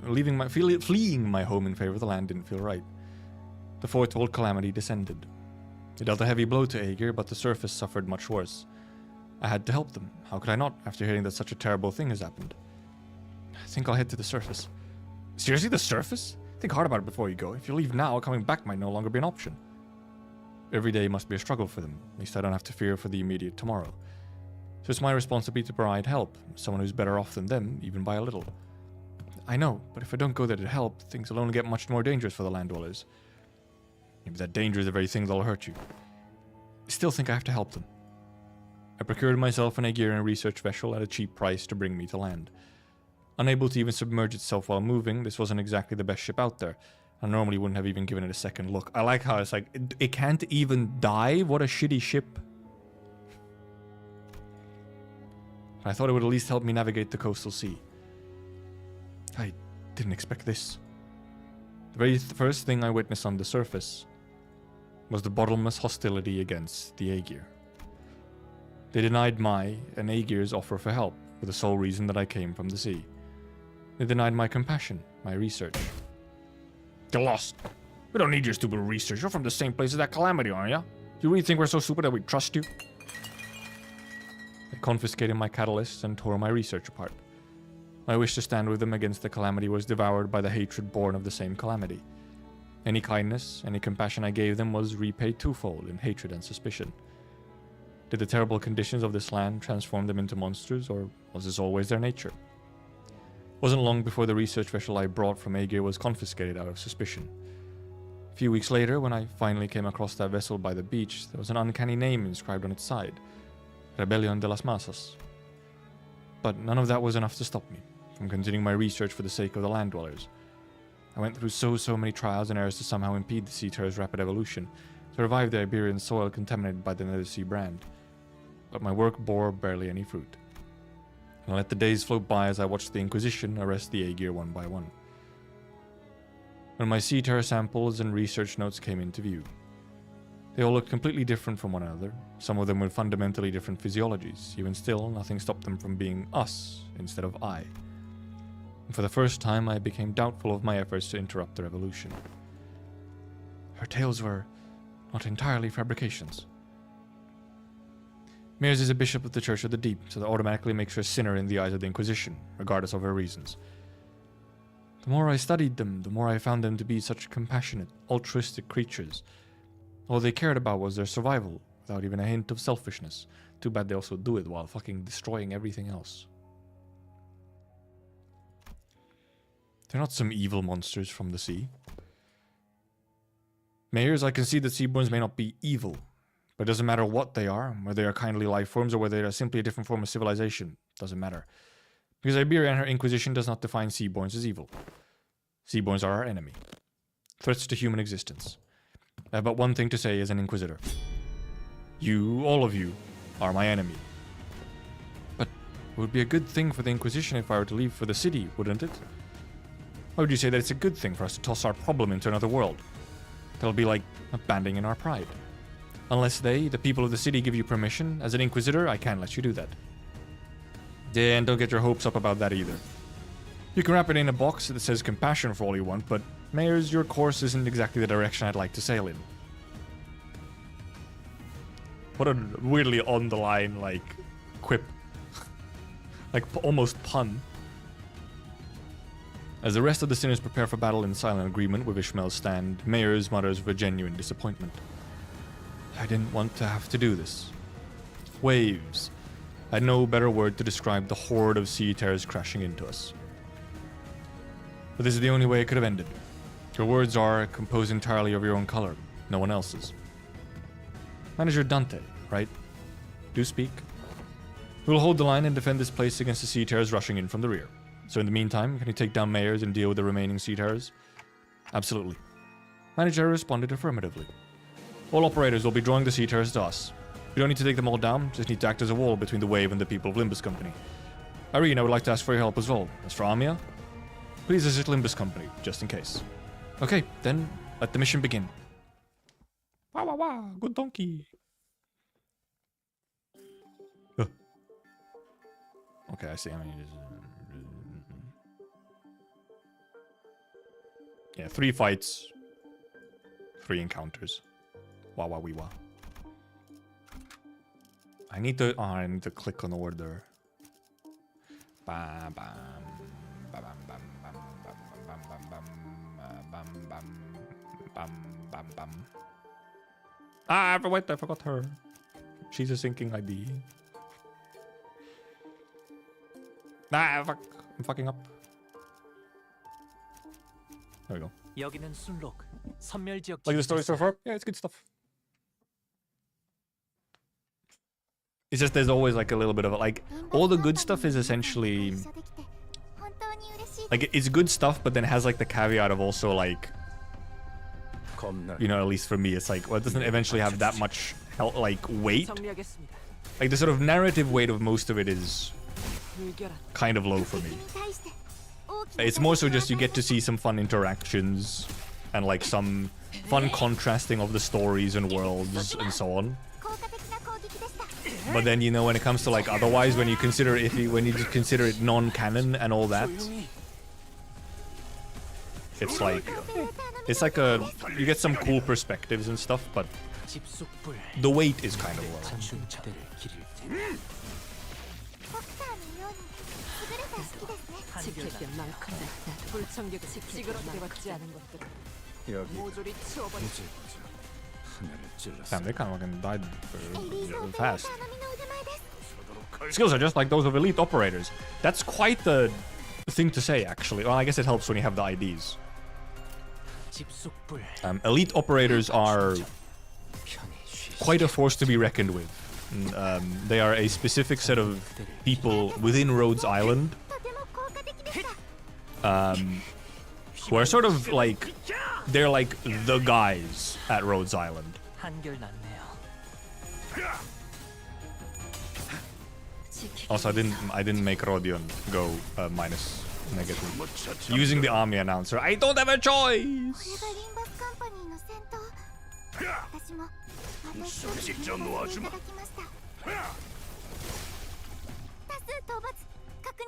Baka's just teasing me constantly because they force me to use Amiya announcer and also even force me to use a couple like egos essentially.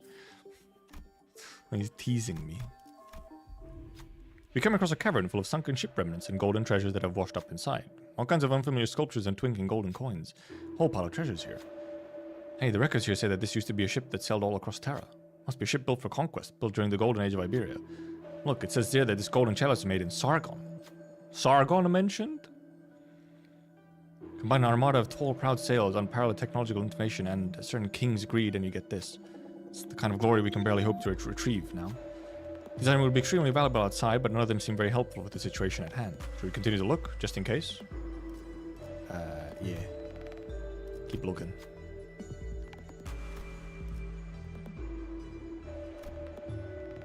Bing, bong. Senator Heathcliff picked out a golden compass from inside a weathered bag. Compass? The inscription on the compass indicates that it is an artifact created during the era of grand expeditions. This artifact is still so intact. It is only a bridge made of items pulled from the group unconscious that are most appropriate for the fathoms. It may truly exist, but it may not be reality. Irene stares at the compass for a moment, tempted, before turning around, having accepted the fact that it probably isn't a real artifact. Gold forged compass obtained. Using a plus coin skill, heal 5 SP. When using a minus coin skill, lose 5 SP. Okay, yeah, okay, good. Turn start at max SP or at minus like gain power up and protection. Oh, cool. Epic. We go middle. 여기는 순록 선멸 지역 진입했어요. Nice compass. Pretty good. It's just, I mean, it's just free stuff, man. What can I say? It's free. Oh, this one's a. Didn't realize this one was a whatever. Why are you not really? Did you guys roll too slow? What's happening? I guess you did. You're not clashing with anything. Can you clash with anything? You can.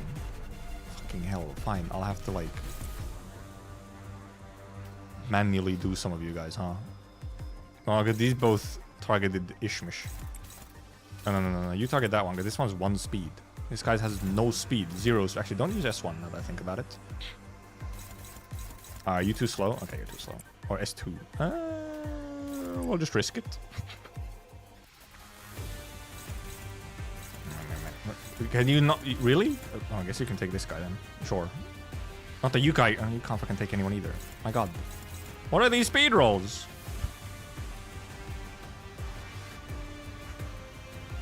What are these speed rolls?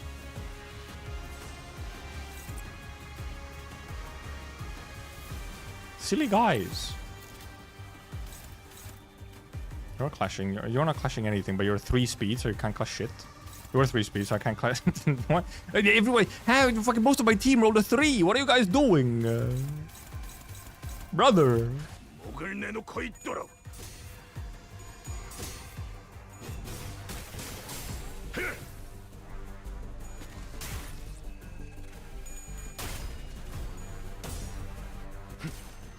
Fucking speed rolls.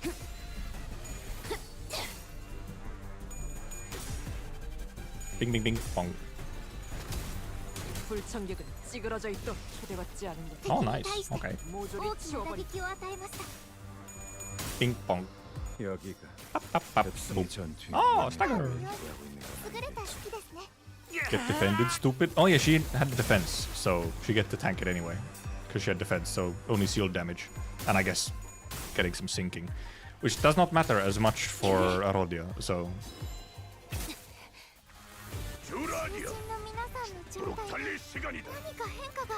Something has changed. One of them got a horse, Amiya, if you didn't notice. If you were to not notice, Amiya, one of them has a horse now. I would call that the change. Oh, she's... how is she still plus? I just realized she's still plus. I need to make her lose more SP. She must lose more SP, please.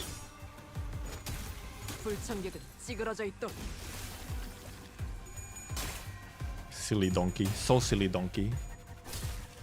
What stage is he? We're in dungeons. We're in dungeon. Ding ding ding. Ding ding ding. Get AoE'd, silly.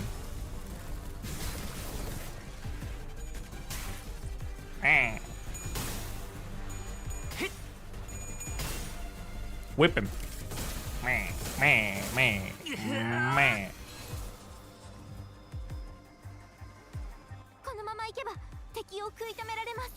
Use your defense so you go minus SP. My guy. 나아가주게. Ding ding ding. Bong bong bong. No way we get to start boss with like actual SP. Unheard of. Oh, there's another one of these guys.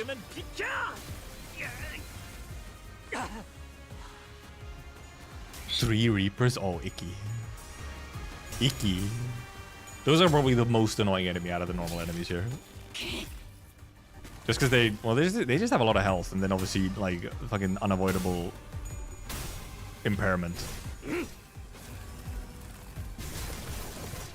Okay, good, the thing didn't die yet. No Nether Sea brand yet. And we just leave it alive for another turn. Stupid. Bing. Bonk. Nice. Just one shot. Bap. Bap, bap, bap, bap, bap. 조용히.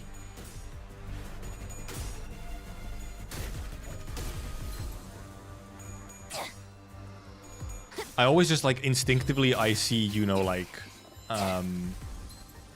tails and I'm like, oh god, a tails, but then it's minus coin guy.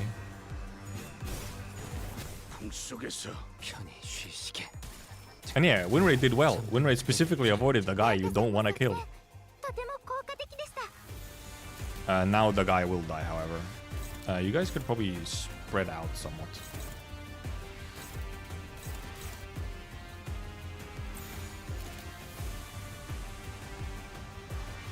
Oh, if we can kill both of these at once, that would be actually quite nice, because then we can just clear... We can clear the brand, 2 brands in one. Bing, bing, bing, bing, bing.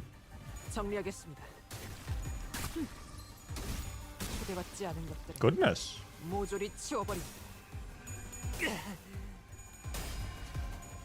Bap, bap, bap, bap, bap, bap.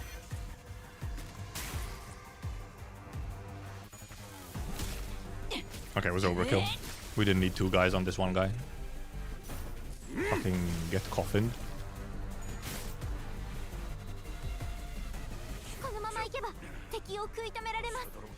You'll kill that real quick, except I'll do it like this. Okay, all good. Wee! Roomba! I do actually wonder if we'll, since the collab banner is a month long, I do actually wonder if we'll get any other banner in the meantime, or if it will be actually just the collab banner for a month. Would be quite wacky if it was.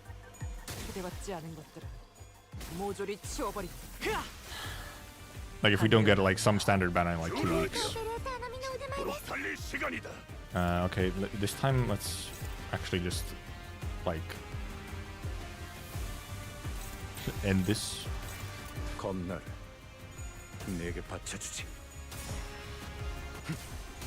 Season 0. Yeah, I guess it could be just like a banner that is like indeed very unspecific, not related to any story or anything. It could be just like a target identity thing. We'll have a new target identity one, yes, but mission accomplished. But it's more so like, will it be a new like, you know, actual seasonal identity? It could just be like a non-seasonal or something.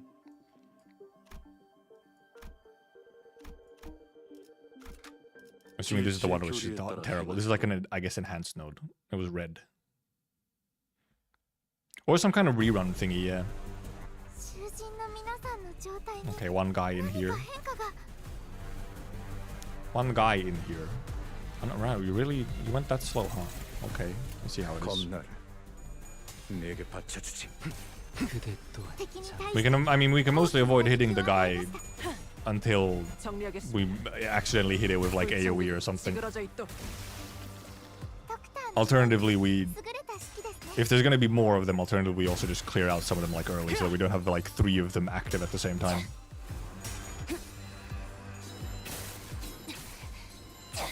Also, PM is, yeah, probably most of the Nulancy that is made during this month will probably go into the collab banner.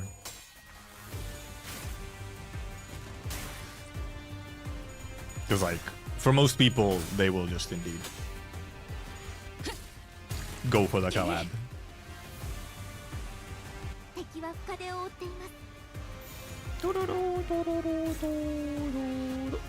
You didn't even get to use your S3? Okay, well, use it on this guy so you get some free shenanigans. Actually, what if I actually aggro this guy? At this point. We can aggro this guy at this point, because we'll do a bunch of damage with this, so.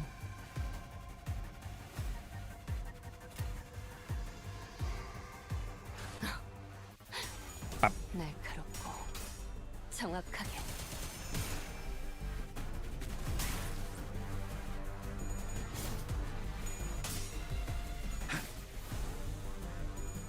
Pink, pink, pink. Yeah, yeah, Limbus is not officially available in China, but there's fan translations and stuff. Like, you can play it, but it's just not like officially supported. 제발 조용히. 차라리 아무것도 남지 마라. Decent damage. 適した攻撃でなくても最善の選択だったはずです。 Bap. Pink. Bonk. 効果的な攻撃でした。 Get some coffin. Yes, nice. サンタさんの作戦とても効果的でし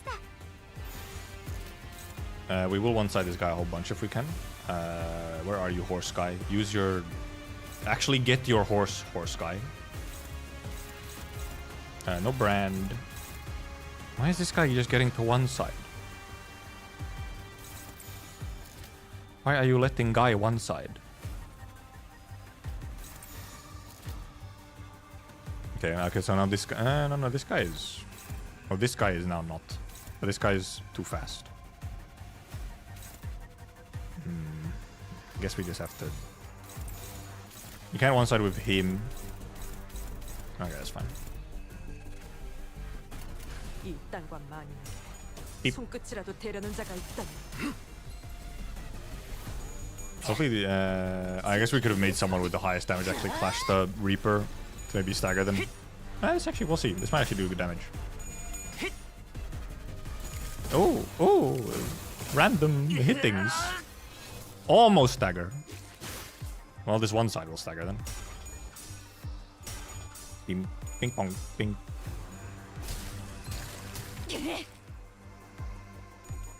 Dink. Dink. Dink. Horse. Horse, enter.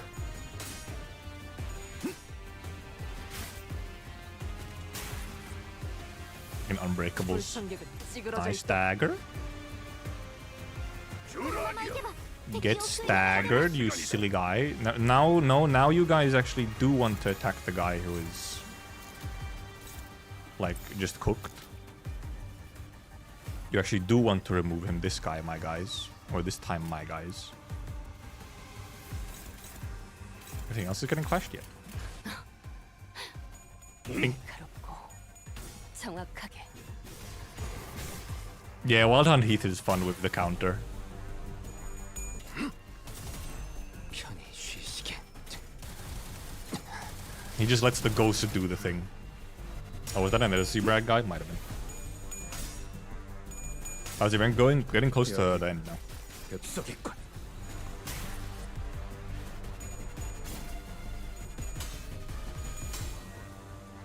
Bonk. Bonk. Damn, didn't kill. S1 moment.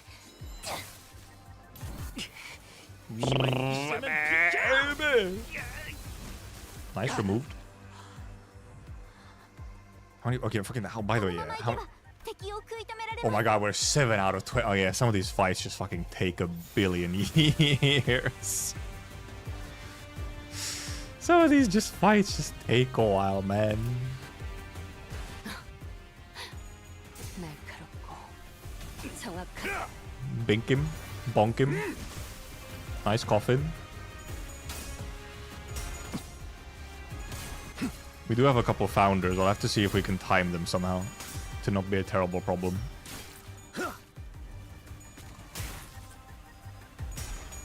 Dink. Okay, well, one of them is dying now. 지키기 위해서. There will be Brand next turn. Just can we avoid Brand like right away? Because we'll have be on like a cooldown or whatever. 불청객은 찌그러져 있도.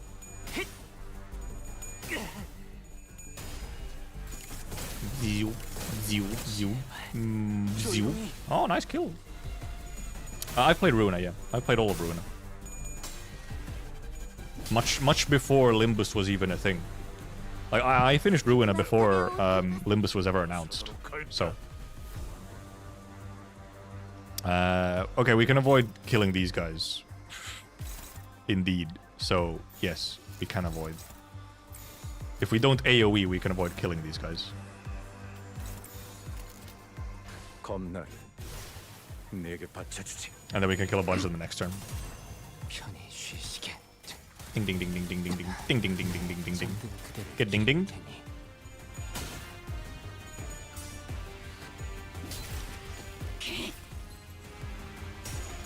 Yeah, it's just a long fight. Actually, don't kill it. Don't explode it, Rodia. Okay, good. No explosion. Lobotomy Corp I did not play. For Lobotomy, I essentially just went through the story. I just knew I would not enjoy the gameplay of it. 불청객은 찌그러져 있도 초대받지 않은 것들. Like, I would have never finished it if I...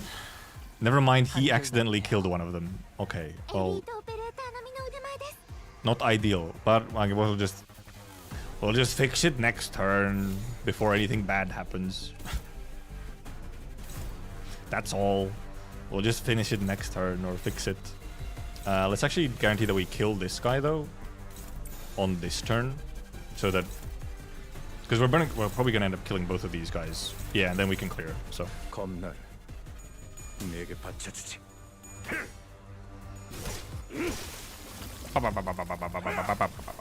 풍속에서 討伐確認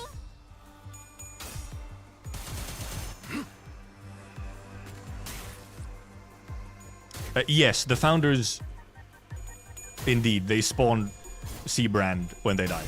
In both games. Oh, what the fuck? I actually lost that clash? Oh. Icky.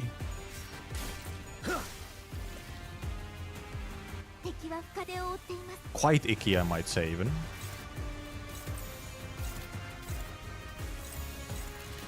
Why did none of you guys clash anything? What are you guys doing? Oh, this guy clash. I forgot this guy clashes terribly, horribly now. Actually, you know what we do? You silly guy. We one-side this guy.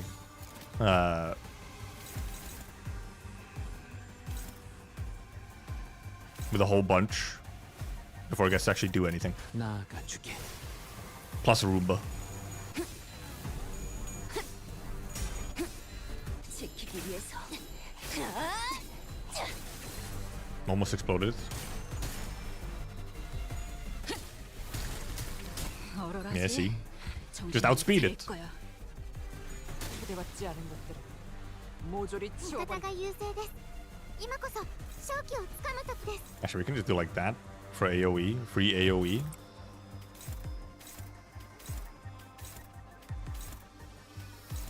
Just in case. 꽂아 터뜨려주지. Nah, he'll just clear them. Okay, we just remove them. これがリンバスカンパニーの戦闘。私もまた一つ学ばせていただきました。 Amiya, do not learn from the Limbus company how to fight, okay? That's not a good idea. Limbus company, only Limbus company can fight like Limbus company. Do not learn from them, my daughter. Oh, these battles were actually different? Okay, and then I just got lucky, huh? Long line of people waiting outside a rundown building. Inside, people in hoods are distributing something to the visitors. I thank the ocean's blessings. No, we only wish to help you sate your hunger even a little. Eat some seaborn? Yummy. Haven't seen you around here. Clearly you've traveled far to get here. Welcome. Sorry everyone, please understand, they're new here. People in hoods dragged us inside. It's not much, but they should hopefully be able to sate your hunger. Dried fish, huh? Amiya and Irene call them fin beasts. Slip them into our bags. Pretend we ate them. Ping pong. Glad you enjoyed the food, but did you actually eat it, or? Heathcliff replies calmly, while the flavor was certainly unique, we did like it. At that, they seemed to withdraw their suspicion and turned away. Glad to hear it. Please come back any time and we'll share some more. Without any reason to stay, we left the building. A little prick on the back of my head, as though the hooded people were staring at us as we walked away, but we managed to quicken our pace and disappear. Sea Terror Jerky. Yay. Turn start, inflict 3 defense level down to all enemies and focus encounter all parts. If Sea Terrors are featured among enemies, inflict 7 defense level down instead. Wah. The center of what appears to be an arc symbolizing the city. The center of what the brilliant golden light must be Mayor's. Let's take a quick break here. Are you alright, Doctor? I just take a quick breather. Yeah, the Doctor not great on the physical aspect. They're a gamer when it comes to physical prowess. You should probably work on your cardio, or Miss Amiya might have to piggyback you around. Yeah, well, once we get back, I'll start working out like Elsa suggested. Executive Manager, if ever it comes to it, you may trust me with the piggybacking. I'm good. Perhaps being in close proximity to Mayor's vision of utopia and the center of the light did something. Seaborns near us only gave us a passing glance without attacking us. Something about the way they looked at us felt like they were concerned about us. The sinners couldn't help but look away with a funny feeling. I feel sorrow or regret. Maybe these feelings are denials for all the times she spent agonizing over this. Can we really bring back Miss Mayers? We'll help her return. That's what we're here to do, after all. Right, let's rest up for a bit before moving on. Take a moment to collect ourselves. We continue towards the refracted light. Oh. Okay, they give you a free max heal, huh? Oh. I only just now realized, by the way, that they these ones don't look the same, but this is an Arknights encounter icon or battle icon, and this is an Arknights boss icon.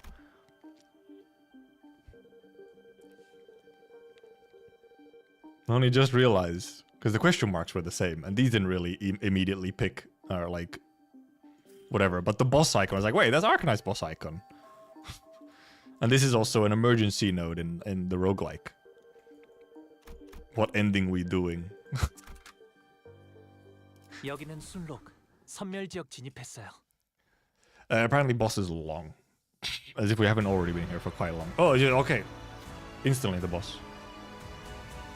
Mayor's despair, repulsiveness of people's ill intent, and the faint hope from the light found within. Listening?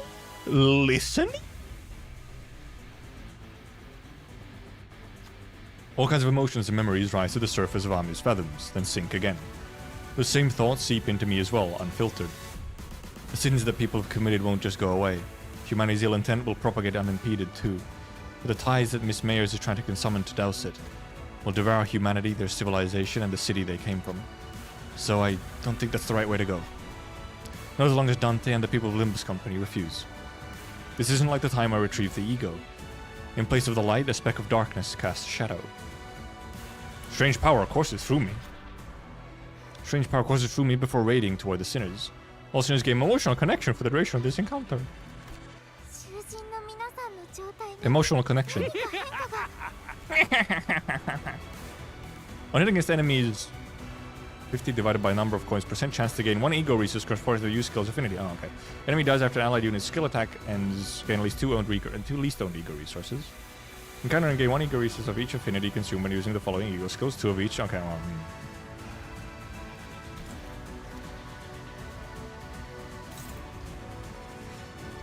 Oh. Oh, it does not deal damage against targets after attack. Gain 100 Abyssal Vitality, whatever that is. Also 10 protection. Okay, just don't do anything here, huh? We'll just use some S1s. Wait, can I horse though? We get to farm up some sinking, I guess. Also, 200 use the fucking event egos.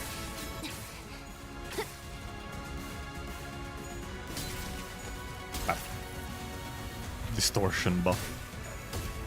Dude, look at this background as well. Nice.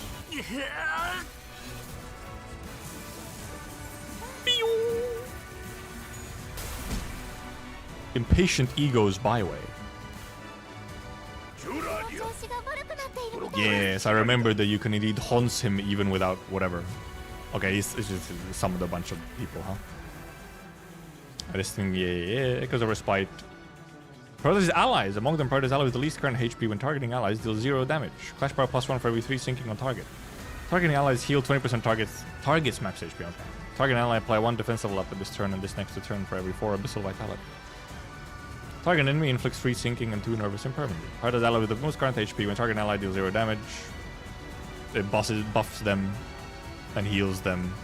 Flashable Guard. Consume Abyssal Vitality for every surviving ally. However, apply number of turns targets or damage up next to turn to all allies. Ooh. Clash Loose does not apply damage up next turn. Okay. Does not change. Turn if panic resets. Take 90% damage from Burn, Bleed, Tremor, Rupture, Sinking. Turn start gain to protection. Turn in. Consume Abyssal Vitality to summon Sea Terror Horde. If there are fewer than 3 Shell Sea Runners or Deep Sea Sliders on the battlefield, randomly summon either of those units until there is some of 3 of them next turn and consume number of summoned units 4 Abyssal Vitality. If Nether Sea Founders on the field, consume 8 Abyssal. If Nether Sea Spewers on the field, consume 12. If Basin Sea Reapers on the field, consume 20 Abyssal Vitality. Okay, so it's a fucking ads fight. Every time a Sea Terror is used, this unit summoned is killed, take fixed HP damage equal to the unit's max HP. Yeah, yep. 50% minus 50% HP immediately extends combat phase and gains a new parent. Disable the phototaxic procession passive. Which one was that? This one. So it's, okay, so it's ad phase first, and then I'm assuming a different one. Consume when using certain skills, okay, yeah. Every time this effect is consumed, heal SP on self by the amount consumed. Oh. Gain shield equal to the amount of HP lost once per turn. When gaining shield, activate the effects of Indelible Compassion. When the shield breaks due to getting hit, becomes staggered and gain 5 fragile until next turn. When becoming staggered due to the serious stagger threshold, gain 5 fragile until next turn. Listening Doll. Apply 5 nervous impairment to all enemies with less than 15. Gain fragile equal to double the number of times. 4 compassion bleed losses where it was used during this encounter. Oh my god. So many things. I will simply clash and win. That is what I shall do. I guess you can just avoid hitting this guy like forever though if you just don't AoE. So like that's a thing. Which we can't really avoid AoEing, but oh yeah, I guess it is kind of like the Ulpi event boss, isn't it? That I forgot that guy had like a whole thing where he like you have to kill ads to damage him. Well, the boss wakes it up if it like hits them. If you just I should affected by Nether Sea Brand if she's not actually a Seaborn. She's corroded Nether Sea or Seaborn now.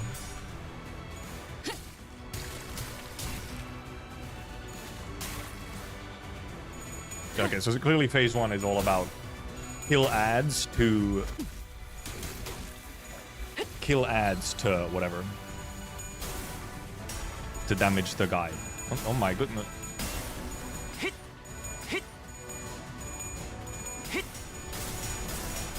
No, that was unfortunate.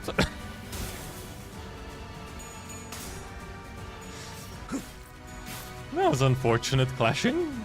What the heck was that? What the heck was that? My guy.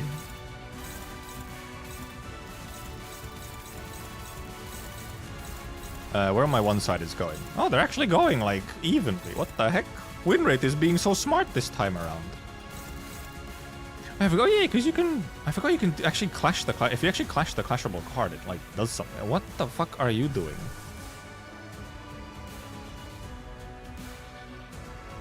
No, I'll use this one. 오자 터뜨려주지.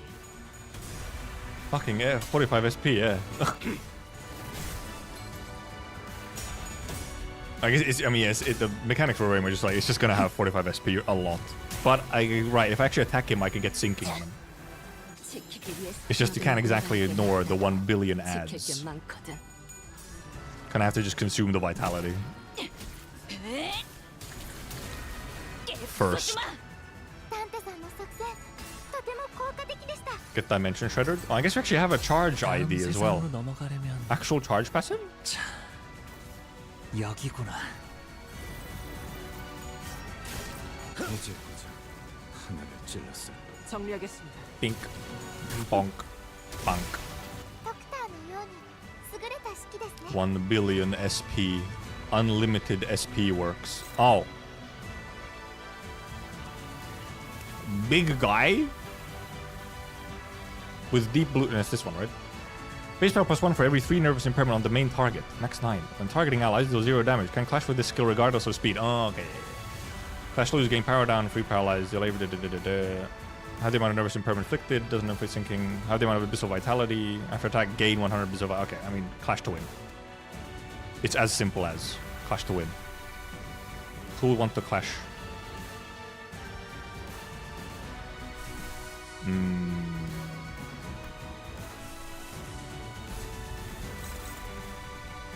Okay, you're cooked.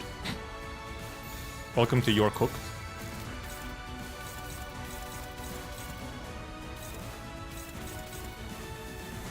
Is everyone else? Where are you going? Where are you going? Where are you going? Where are you going? Oh, you're going there. No, you can go to this guy. No. There. You're gonna AoE. You might AoE the Sea Reaper, but we'll see.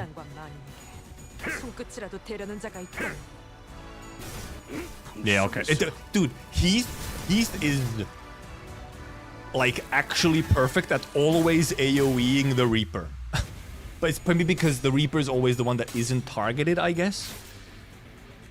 Then it prioritizes the fucking Reaper every time. Every time there's a Reaper on screen and he uses AoE. Every time. 100% hit ratio, actually. So now I just have to deal with a Reaper, which is annoying.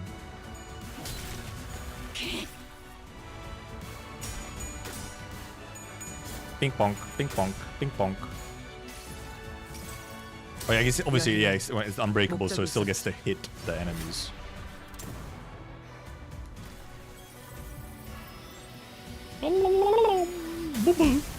Ow, ow, ow. Okay, didn't do that much damage. 15, 9, 9, 9. Okay, you know we're good. Reaper exists now, which is ever so slightly annoying, but let's actually try and deal with the... What the fuck? Oh, because you have so much SP, isn't it? You actually think you're not gonna win? Nah. Wait.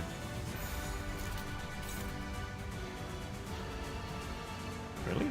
Really? The hopeless? Interesting. I guess you can ego again. Why are you clashing this? Don't.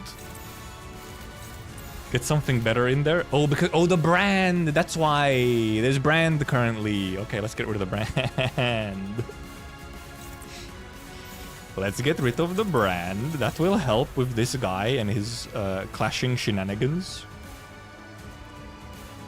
Okay, we'll actually clash like more effectively here. We have brand guy. I forgot about brand. I didn't notice the brand. All of these should change once we get rid of the brand. These clashes will change. So.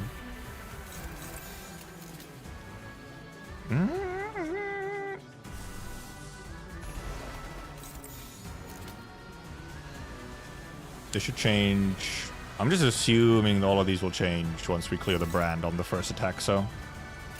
오자 터뜨려주지. Pink, pink. Tails! 이곳은 그분의 초상이요. 가까이서 자세히 보겠는가? Pink bonk. 여기가 뱃속이군. Man, fucking no damage. 휘말리기 싫으면 비켜.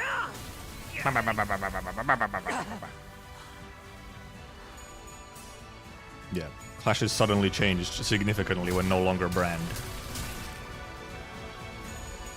Huh. Huh. That was still kind of close though.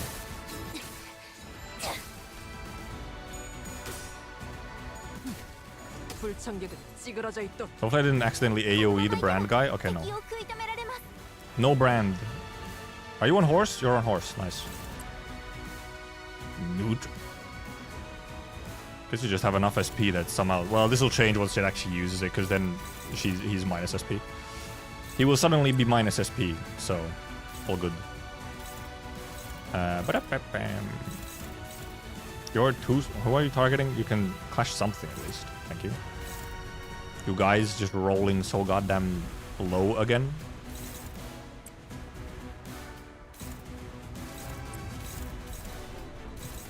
Actually, you do a lot more damage. Let's clash you with something that does less damage. Never mind, I didn't clash all the way over here, everything.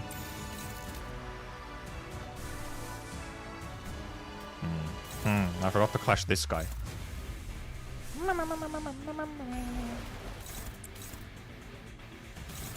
I could have also... I could have just clashed with this. I had an S2. What am I doing?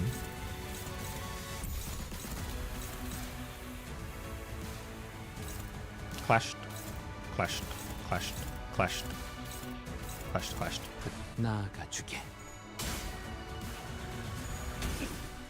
Bink. Staggered. Bink bonk. 정리하겠습니다. Okay, what's this fucking 10 protection? 불결한 것. So the only damage we're actually, what damage are we even doing? When 10 protection, what damage are we doing? 저 택을 안내해주지. It's not sinking damage because it has SP.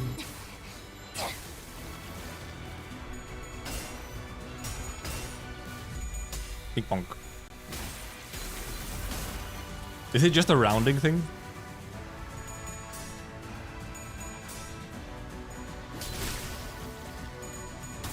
Big bonk. Big bonk. Big bonk. What's the butterflies? Is it butterfly damage? このまま行けば敵を食い止めら Ah, れ the ます。 big one with deep blue charity. Damn. Unfortunate. No brand? No, no brand. Okay, ego me on something.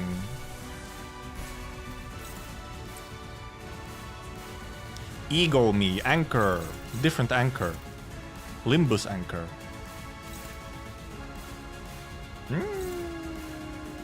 Why don't you do damage to this guy? Let's not do big damage on that guy.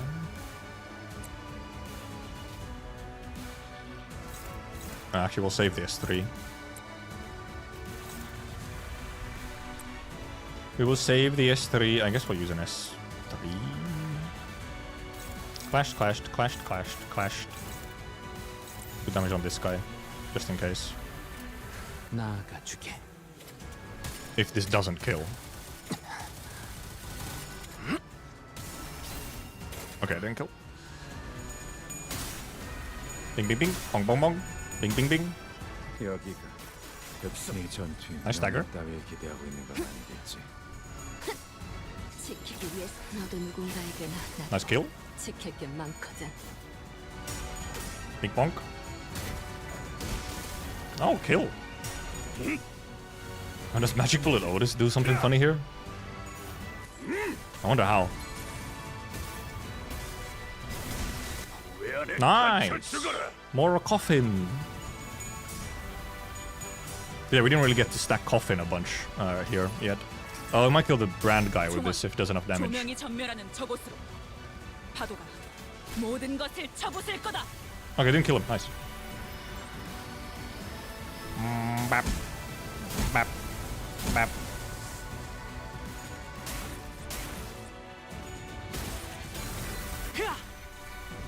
Oh, because it healed them. I was like, I didn't kill it because it healed them.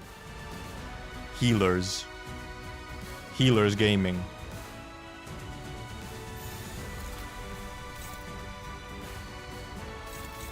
This one didn't get clashed? You guys out of clashes? What's going on? No, some of you guys are just not doing anything smart. Bad rolls, is that it? Did you guys just... Oh, yeah, because these two didn't fucking roll shit. These three didn't roll anything. Shaking my head, guys.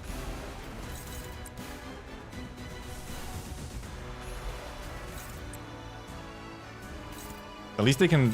She's 1 speed, so all good. I just have to actually manually do this because these guys decided to roll low. Fucking Rodia as well. Jesus Christ. What's wrong with you, Rodia? Here as well, here as well. Goodness gracious. We could maybe kill this guy and then remove Brand. Do I need to horse him? I need to horse him. Horse the guy. Bap, bap, bap, bap. There's nothing. Wait, no one's attacking this guy.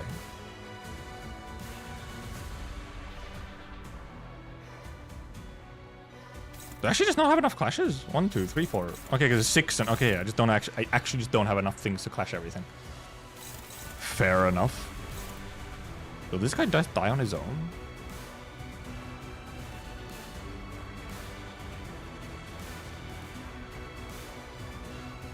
Where's he going?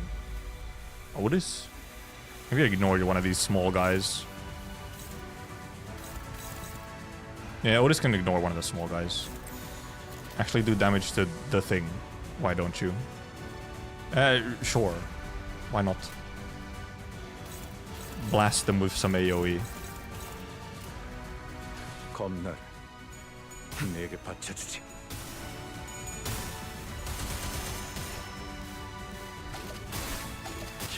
Oh, fucking... 나를 부르는 물소리가. Wait, was there Brand? Oh, there was Brand.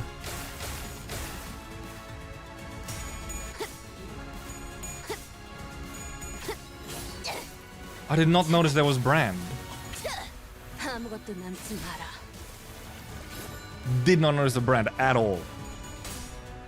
I can't see that shit. It's the same color as the floor. 내주지. I didn't notice that I killed a Brand guy.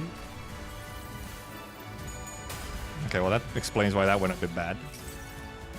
모든 무상무정 시선을 봐야 부질없다 해도 기꺼이 저 풍진 세상. Explains why it didn't go fantastic.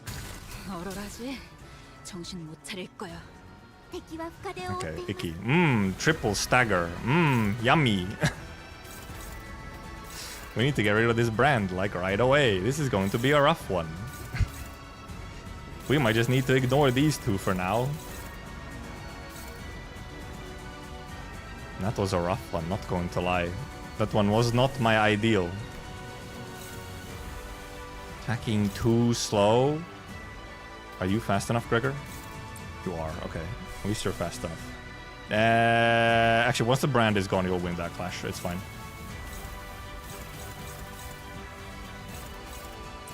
I guess we just clash as many things as we can.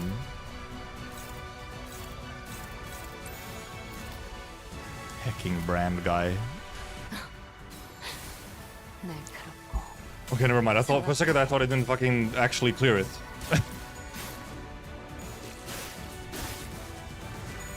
But did I clear it? I saw the animation at least.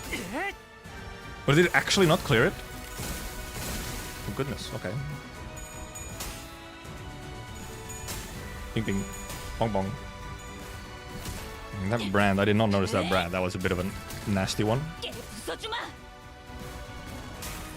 Let's see, some of these guys are indeed getting close to impairments now. Also just unfortunate damage, you know. Okay, we did clear the brand. We did clear brand. Oh, the big thing again. The big boy. Who wants to clash? Who wanted to clash?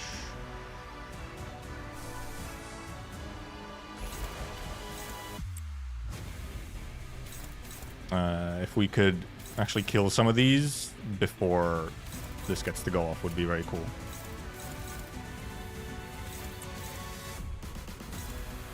Struggling. You take that one then? You take that one.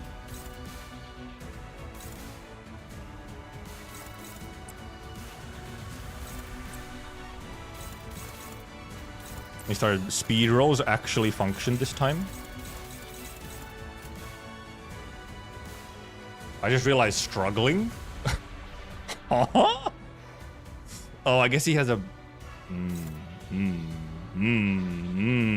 Oh, never mind. We need to find a different ego. We need to find the ego that is more likely.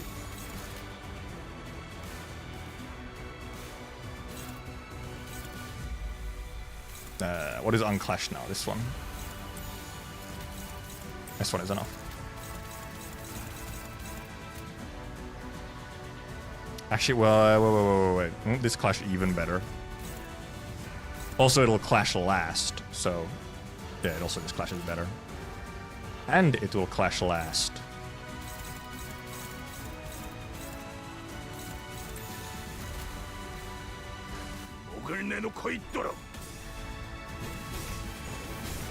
Fuck, then kill.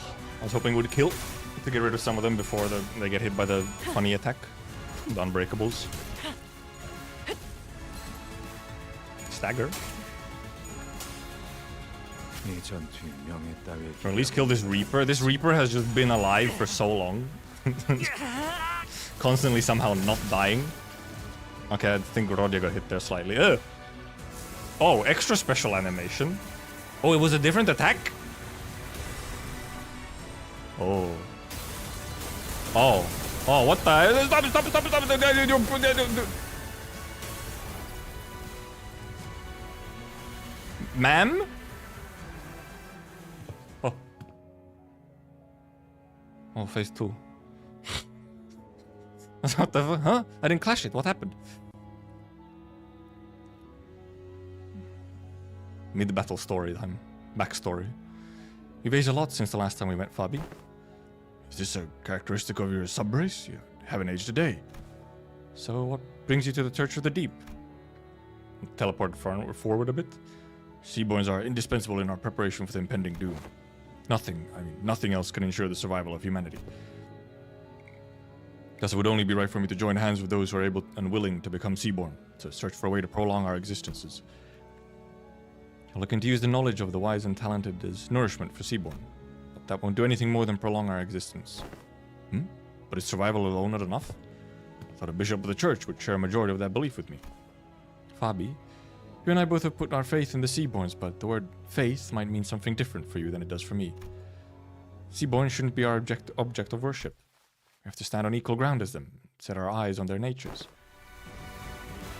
Please step aside. Desperation, sadness, sympathy. Mayor's emotions gush upward, carried by bubbles. Terra, a land in which the hatred for the different has entrenched itself.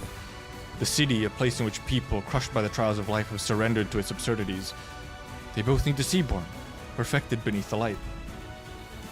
That is but your wish, Miss Mayers. Faust does not believe them to be necessary elements for the city. Even in the city, there are people who are searching for reasons to live on, dreaming of a better world.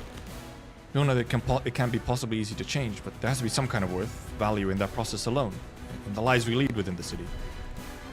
What worth could there be to a life of the unkind? What kind of life humanity is doomed to exist in, where all we ever do is hurt and hate one another? Listen, efficient order, natural altruism. They're both virtues humanity should never lose sight of. But There's no such thing as absolute when it comes to the value of life. Survival is the right of all civilization, which means that it should never be up to others to define the worth of life, to argue for it. But what if there's no other way? Doctor saying words. Can you even understand what I'm saying? Some time had passed since I made Faro Muerto my home. Unlike my prediction, the seaborn evolution seemed to have lost its explosive progress, and Fabius seemed to be content just observing their slow development. Maybe it's because they're directionless, without a specific wish. Even still, seaborns were the key to changing Terra, the land. To stand against the incoming calamity, we needed their survivability and adaptability. And the humanity that has turned exhaustion into ill intent needed the seaborn's blind, selfless altruism toward their own. So, while I never stopped my studies, something small but sharp continued to stab at my frustrated heart. Stultified and unable to be resolved. Stultifera navis! If we were to lose even our sense of selves and creed, assimilating to the stagnated great will, for the sake of survival, civilization had to be no more. For the sake of us, I had to be no more. The realization of that paradox made the first crack in my confidence that Seaborn were the answer to the problem Iberia, the land and humanity faced. Through the cracks, the seeds of doubt were sown. I'd already come too far to find a path more beautiful than the Seaborn. And we're wasting time with these stupid ruminations. Has to be a way, some kind of condition Seaborn need to fill to retain their sense of selves, to retain their individual hopes and wishes. I stood adrift atop the inundation of years I dedicated to this purpose, holding on to this precious hope and steeled my shaking heart. And that was the easy part. There are no better solutions. Don't look away from the answer that lies in front of me. All I need to do is find a way for Seaborn to hope and wish, to have them each carry a sense of self. I just had to repeat that to myself like a mantra again and again. But my drifting days came to an end when I found a new path, illuminated by the strange light from across the sea. On that day, yes, the day when that faint blue light shone, a whisper visited me. Right away, instantly, huh? Who's there? Whose voice is... What? The answer, sought through the eons by people I didn't recognize, played over and over in my ears. The voice that spoke, it was muffled but warm and beautiful. The light of the city? The hearts that were lost, the emotions that were forgotten, the sense of self that... No, that's enough of that, but I'd like to hear more about the light. The light that has sprouted from the 10 virtues. And the image those words drew in my mind was clearer and more beautiful than ever. Terra, the city, we both failed to find a way out of this bridle, and then back into fucking music. If they're going to be satisfied with living on as they are, then you can't change what you see by standing still. If you want to bring about a better world, then even if you may be lost in the ideals, you have to keep walking.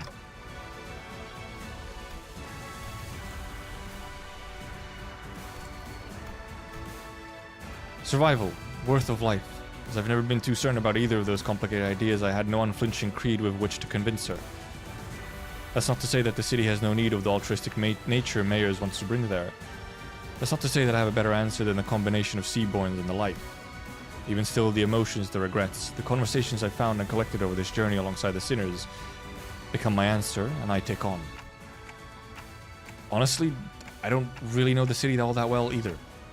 My memory only goes back a year, and for what is practically my entire existence, I've been surrounded by the sinners on our adventure. It would be funny coming into this, having only done like the tutorial or something, and it's like the guys have been much more of a journey than what the player maybe has experienced. Still, we want to keep trying. You're right, the city's an absurd, vicious place. Something new and horrible surprises me every other day, but Mayors, that light you spoke of, I don't think that's what protects the ego, the sense of self. To protect it, you have to first look unflinchingly both ways. The path that lies ahead and the one that you've walked.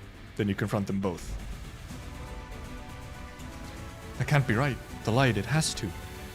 You are just working based on what you heard about the city and the light, ain't that right? How can you be so confident that the light will be able to protect the Seaborn sense of selves? And is that what you want to believe? I think it's a distinct possibility. And if the light can do what you hope it does, Mayors, it won't change anything. Turning our natures kind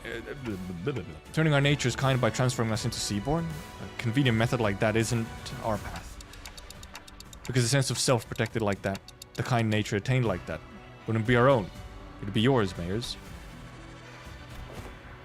Protecting your own sense of self while being compassionate and kind, it's a path of unbearable suffering. We might fail some days despite our best efforts. Some days we'll be forced to confront the sins of our past and suffer. Verily, not one of us as we are now may see the culmination of that path. Yet, I can hardly find it within myself to simply leave it all in thy hands without so much as trying. You're saying that Seaborns can't be the answer I've always sought. Doesn't make much sense if you think about it, Mayors. The sea monsters don't even know what self means. That's why they show no hesitation before sacrifice. If you were to introduce the sense of self to those sea monsters, that selflessness you want, will you really know more? Exactly, it's like diametrically opposed. He's a seaborn shaped distortion who's not a seaborn, and endlessly anguished contemplating distortion.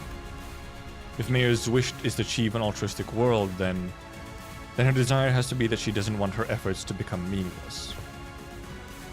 Seaborn may be the perfect answer for some people. Recent example, Fabius. Seems clear to me that was precisely his wish. But that doesn't seem to align with yours. Find a new answer, Miss Mayers.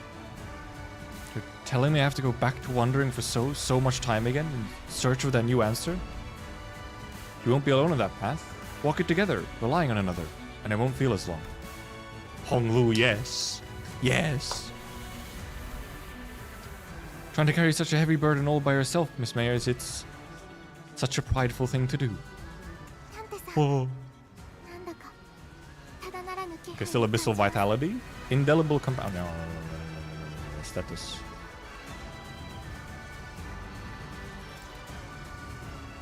Does not lose shield at turn end. Oh yes, this thing. Unless removed by damage or certain effects. Shield breaks due to getting hit, becomes staggered and gain 5 fragile, and becomes staggered due to raise stagger threshold. Afraid gain to the buffs effect on a stack. Shield HP can stack or this effect is effect gets a shield management effect. Replacement getting a different shield management effect. Okay. And do passing the funny things. Still has this funny stuff.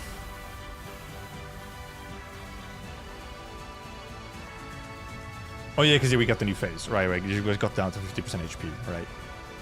Here's a new pattern. Disable the passive. Yeah, because now he's just summon stuff. Gain abyssal vitality. When gaining this passive or recovering from stagger, gain shield equal the amount of HP lost once per turn. When gaining shield, activate the effects of indelible compassion.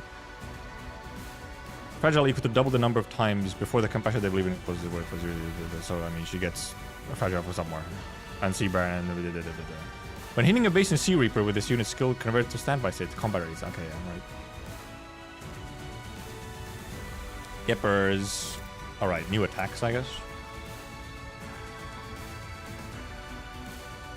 50 plus abyssal vitality, consume abyssal vitality, inflict more impairment.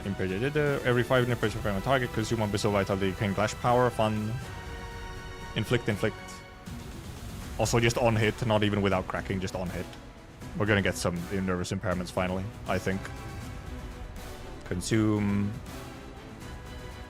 Current problems are because you want to attain abyssal vitality, gain half of consumed stack as offense level up next turn. Wow, fun. Does not gain offense level next turn. And just fucking unbreakables and nervous impairment. Because my impairments are a little high on some of these guys. So we will be seeing some nervous impairments this time around. Oh boy, look at all those neutrals. Alright, we had an ego slotted in. I forgot.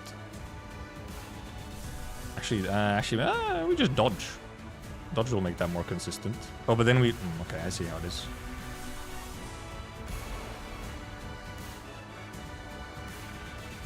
Oh, I just realized she's like... why are you... how did you get positive SP?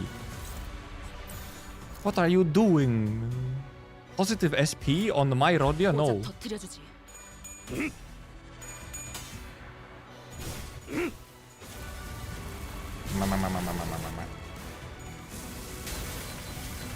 Oh, getting close to stagger.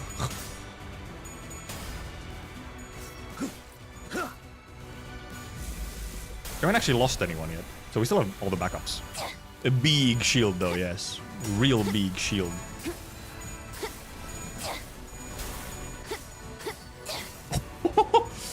Nice, Rodia. Nice.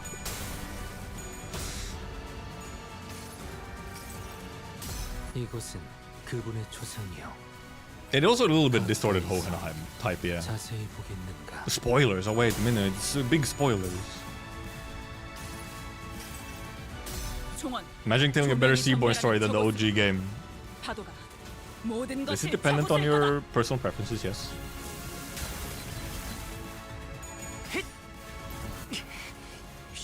I mean, Path of Light gets a little bit more away from it. Path of Light does some interesting stuff. And it's also obviously, yeah, I guess it does the thing. Oh, 117 still. Okay, sure. Also, yeah, it has the same lasers as Hohenheim.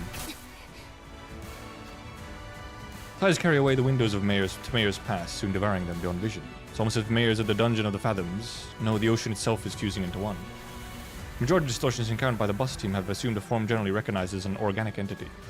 But there's nothing preventing a distortion's form from breaking that boundary and taking a different shape, as it may vary by the individual's desires. If a distortion is allowed to exacerbate undeterred, it may eventually corrode this very space in which we stand. As we're taking some time to catch our breaths, a few small machines tumble to the ground, shot from one of the trembling fathoms. Must be one of those mysterious machines in Mayor's home we saw when we peered at the— Oh, do we use the Roomba to break shield or something? Machines continue to whir loudly as though the waves broke them. So there were various apparatus attached to the sockets on their sides. Expensive they appear, yet how numerous they are. Well, you know, maybe she's similar to one of those fixer fellows who are always hell-bent on picking up every new cutting-edge workshop tech. Ah, it says Little Handy down here. Little Handy, no way! Oddly similar structure to the Hand of the Saint the Inquisitors bought. Fuck. Something gas, blah blah blah blah blah. Rhodes Island already seems to have their hands full holding the line against the side of sea terrors. We should probably take just one and leave the rest to help them out. After a quick discussion with the sinners, we decided to take just one of the machines. Gain max HP and HP healing, both enhances the effects of the Hand of the Saint, gain safeguarding against stagger, counteracts the Nether brand's influence on sinners. There's no brand unless she can spawn brand. We don't have any healing though for healing bows. Enhanced effects of Hand of the Saint, which I'm assuming actually maybe I'm supposed to be using the Hand of the Saint to break the shield, I guess. And then like staggers, okay. She spawns brand? Okay, she spawns brand. You can also just remove the brand though. Oh, I didn't even notice that there was also a temporary power boost. Well, I guess we'll just in case take the brand one. Mini decontamination kit detected. Counteract the Nether brand toxicity. Don't really understand how it works, but that sure sounds helpful. Just in case. Am I supposed to use you to... Like, I'm wondering if I'm supposed to use... Either I'm supposed to just get through the shield, or do I, like... Do I actually, like, use this thing? The funny little guy? Actually, well, never mind. I can't target it because there's no brand. Okay, yeah, okay.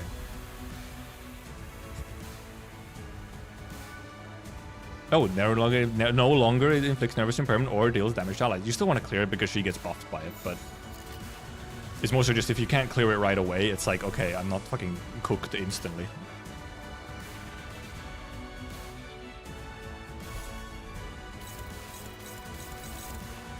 You can S3, why don't you? You have horse, yep.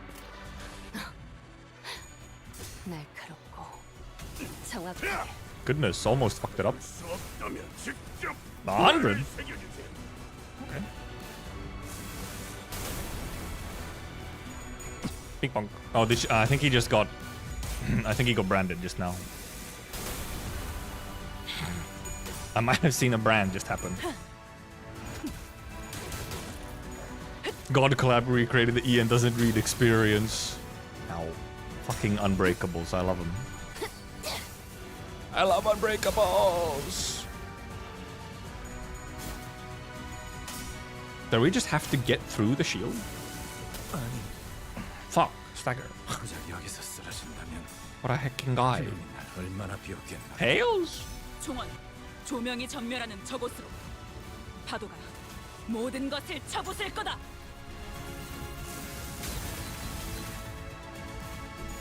I love Unbreakables. At least she's fucking minus 45 SP now. Or she gets to do this again, which does quite a bit of damage. Even when it's broken. Someone actually died. 3 staggers and one guy dead. Before the compact. Okay, well, where is it? No, it's a. Fucking have to scroll so much. Beast power +1 for every 3 nervous impairment on the main target. How fun! Can clash with the skill regardless of speed. We just have to clash it, I guess, with whoever's lowest. I mean, it's a big thing. You. Oh boy, so much nervous impairment. Is someone actually nervous impairmented? Oh, we lost horse! Horse is gone! No, not horse! What is it, clash? Kind of high. Kind of high. A 22 nervous impairment. Maybe not. Let's not clash with her if we can avoid it. Fluid sac. It's only favored, however. Okay, well, she's at -45. And we can get some sinking on her before she gets to... I actually might want to dodge on her.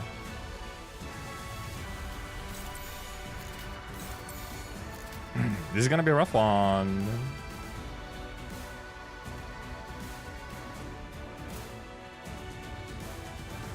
이딴과 많이 Get a little bit of extra sinking on to lower coins.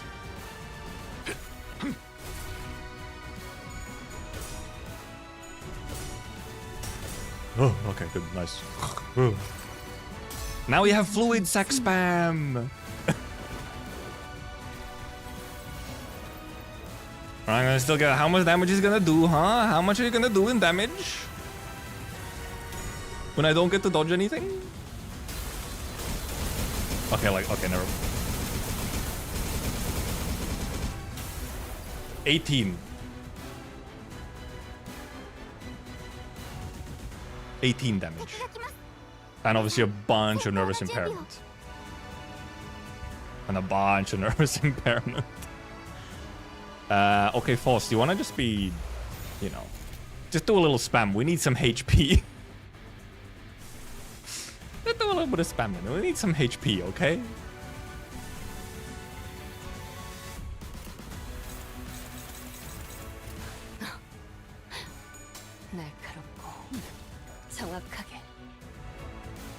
Was this one right away? Well, that was kind of bad. I didn't want this to go first. Ow. Oh, because someone fucking died, and now we get... That didn't go well. They clashed with that first, which caused AoEs to fucking go through. Oh, the fucking... It spawned Brand! If I don't see that they like spawned it, then I don't see it. I mean, it was still all like dominating. Oh, that's a lot of staggers.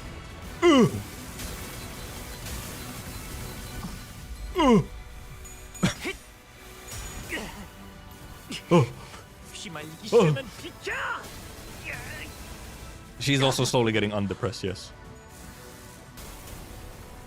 I didn't notice the brand. I didn't realize it spawned the brand. Dude, it's everywhere. I have 3 guys.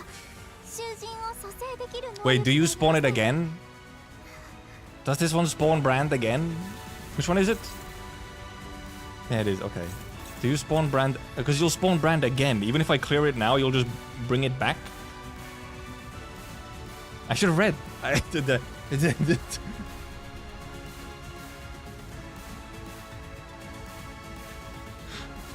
Okay, well, now we have to... we just have to survive, I guess. Oh boy, do we have enough of a clash? Oh boy, hopeless. Okay, okay, yeah, that's not great.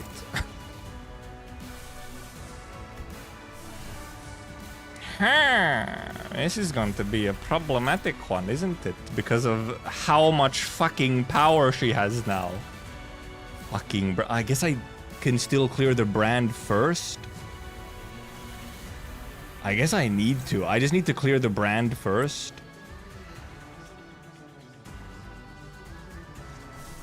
Would she clash better? I don't have Magical Girl Ego on? Fuck. Why do I not have Magical Girl Ego? That's silly.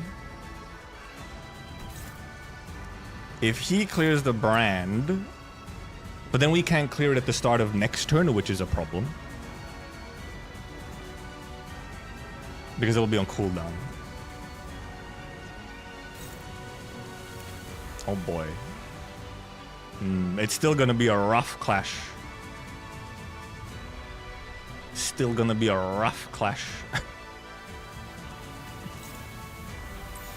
I mean, there's not much we can do here right now other than the cope. It won't inflict nervous impairment because we have the buff that it doesn't inflict anything. But we can't win this clash unless we clear the brand. That's the problem. Because there's no way that she hits enough. With 39 SP, don't wish she hits enough, like whatever.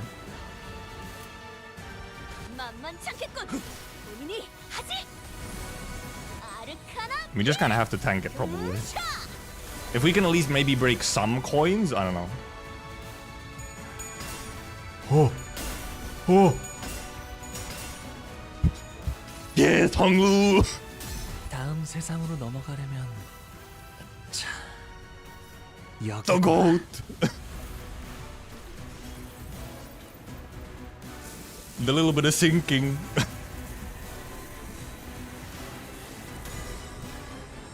That was so close. That was so close. They still are. What? 230 damage still. Probably because it triggered some brands. I think it's because it's triggered some brands. And because now we can't clear the brand right away either.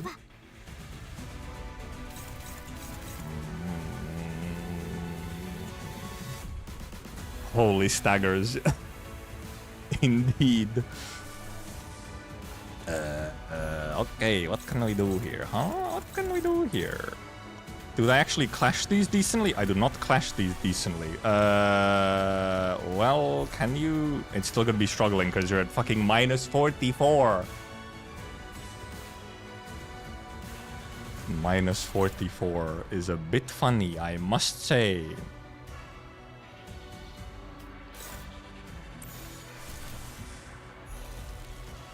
Favored.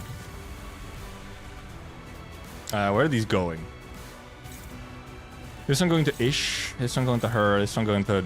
Well, we could, in theory, we could ignore... If we sack Ish, we can ignore 2 of these.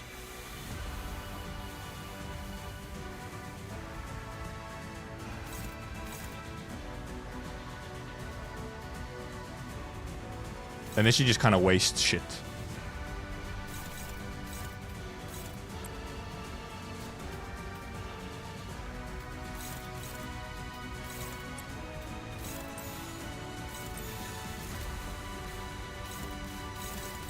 Okay, sorry, Ish. 이 또한 지식이 되도록.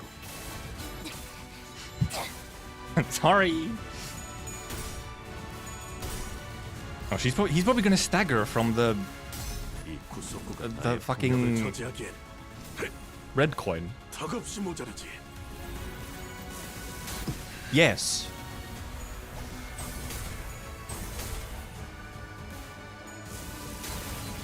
Ish could have dodged on that one. Was she actually even alive? Okay, she's gone. Goodbye, Ish.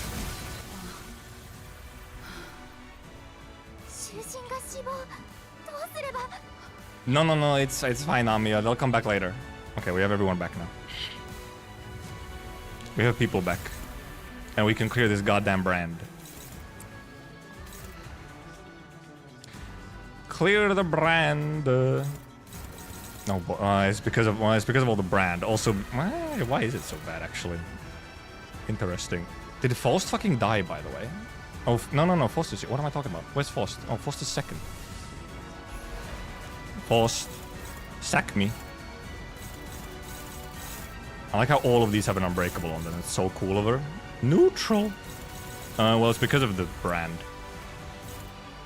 It's because of the brand. We just kind of have to do all these things and then assume that things get solved when we get brand. Also, actually, I need to check who they're attacking. Is any of them attacking the same? He has 2 attacking him. Okay, cool.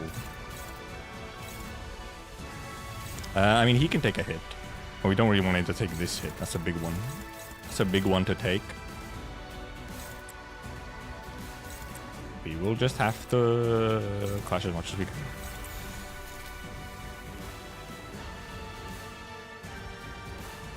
We hope when we get the brand, we get to actually clash these things and maybe win. Maybe you should actually ego just in case. You could also just in case.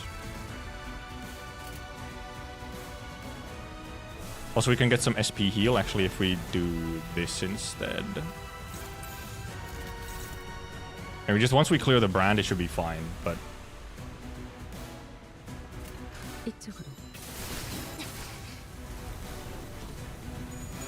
oh, thank you, Sec. She's gonna stagger from 승리할 거예요. the Unbreakable. Never mind, a little bit of heal.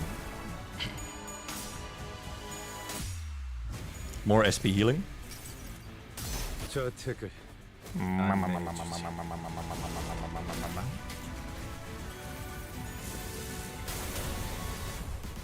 Can we actually? Because I didn't get to actually start my fluid sac spam when we got forced in. Stab, stab, stab, stab, stab, stab. This is a long fight though. Partially, I did some fuck ups. However. 혈염도 바로 Go off. Cock Claire.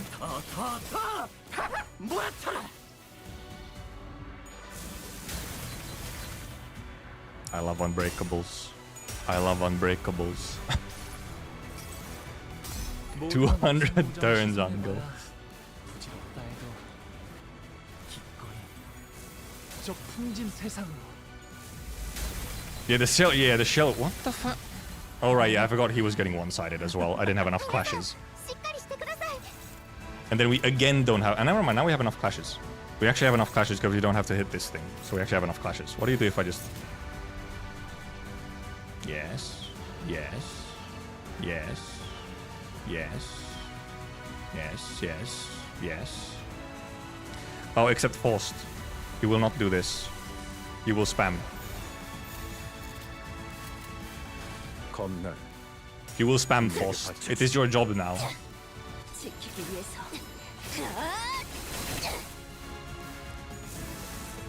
It truly is a long fight with all the shield you have to get through. 이 전투는 My 승리. goodness.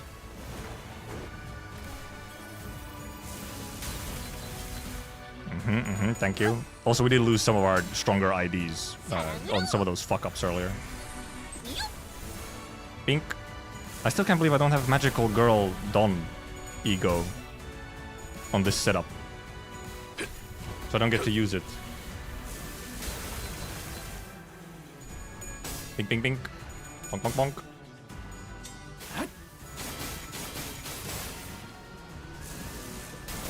Eh.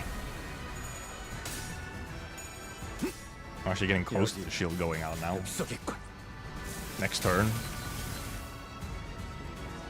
敵が来ます。皆さん、戦闘の準備を。 When the shield break, okay, right now I can just like whatever. Shield breaks due to getting hit, become staggered, and gain fragile until next turn. Yeah, okay. Until next turn, but we can. Well, that's the thing. We can break the shield now and stagger her. We can stagger pretty much on the first attack, and then we just do a bunch of damage. We clash with the slowest unit so that, you know.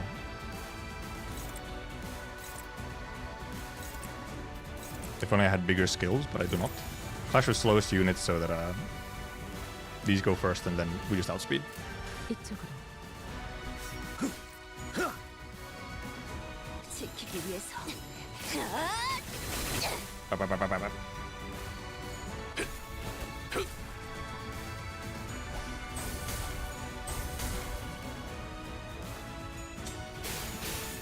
Yeah, I swear to God, if she pulls the fucking shield back again. She might. She might. 味方が優勢 Okay, well, at least. Really? You put the brand on me at this moment? Do I have any AoE? I don't. I guess we just go. Yeah, we just kill. We just kill. We don't need to care about the brand. We just kill. 겁날 내게 바쳐주지.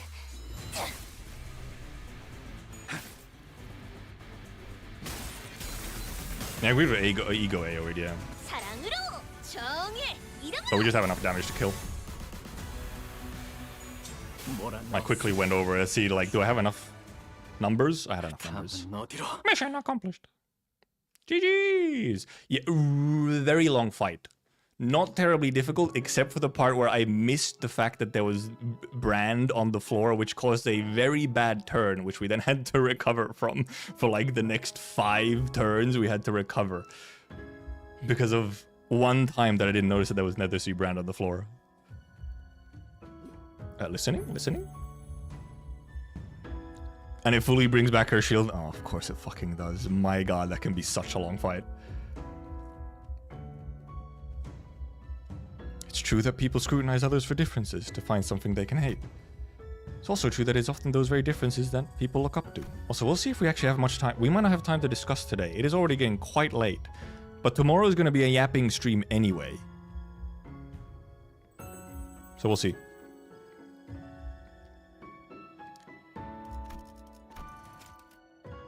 It's also true that it is often those very differences that people look up to. And admiration usually goes hand in hand with overestimation. Yes, and Miss Mayers admired those two unknowns, Seaborn and the Light. She thought they were would be the solution to everything. Mayers, do you still want to go to the city? No. I'll remain here in Terra. I'll broaden my studies and I'll talk more. A little beat up. To find a new path toward realizing my wish. As for what will happen now, Miss Mayers, we're going to need to have a long talk with Inquisition, but Mayers is not going to have fun time with Inquisition. We'll help too. We'll help you in your search for that path, if we can. The great arc built from the city crumbles. Light fades and gives way to shadows. And we find ourselves back aboard the vessel Massus. Battle complete. Vessel Massus, it's slowing down. How's Miss Mayers? Here, unconscious. The mental strain seems to have taken its toll. It'll happen inside the Dungeon of the Fathoms, but kind of been too easy on our mind to send so many waves after us. What'll happen to Miss Mayers now? First, I'll wait for the Inquisition's ruling, then bring her to Rhodes Island. Oh, even if the ruling is to fucking execute her? To steal her? Her efforts were misguided, but she also had Terra's best interest at heart. Together, I'm sure we can discuss a better way forward. But if she's sentenced to death... exactly!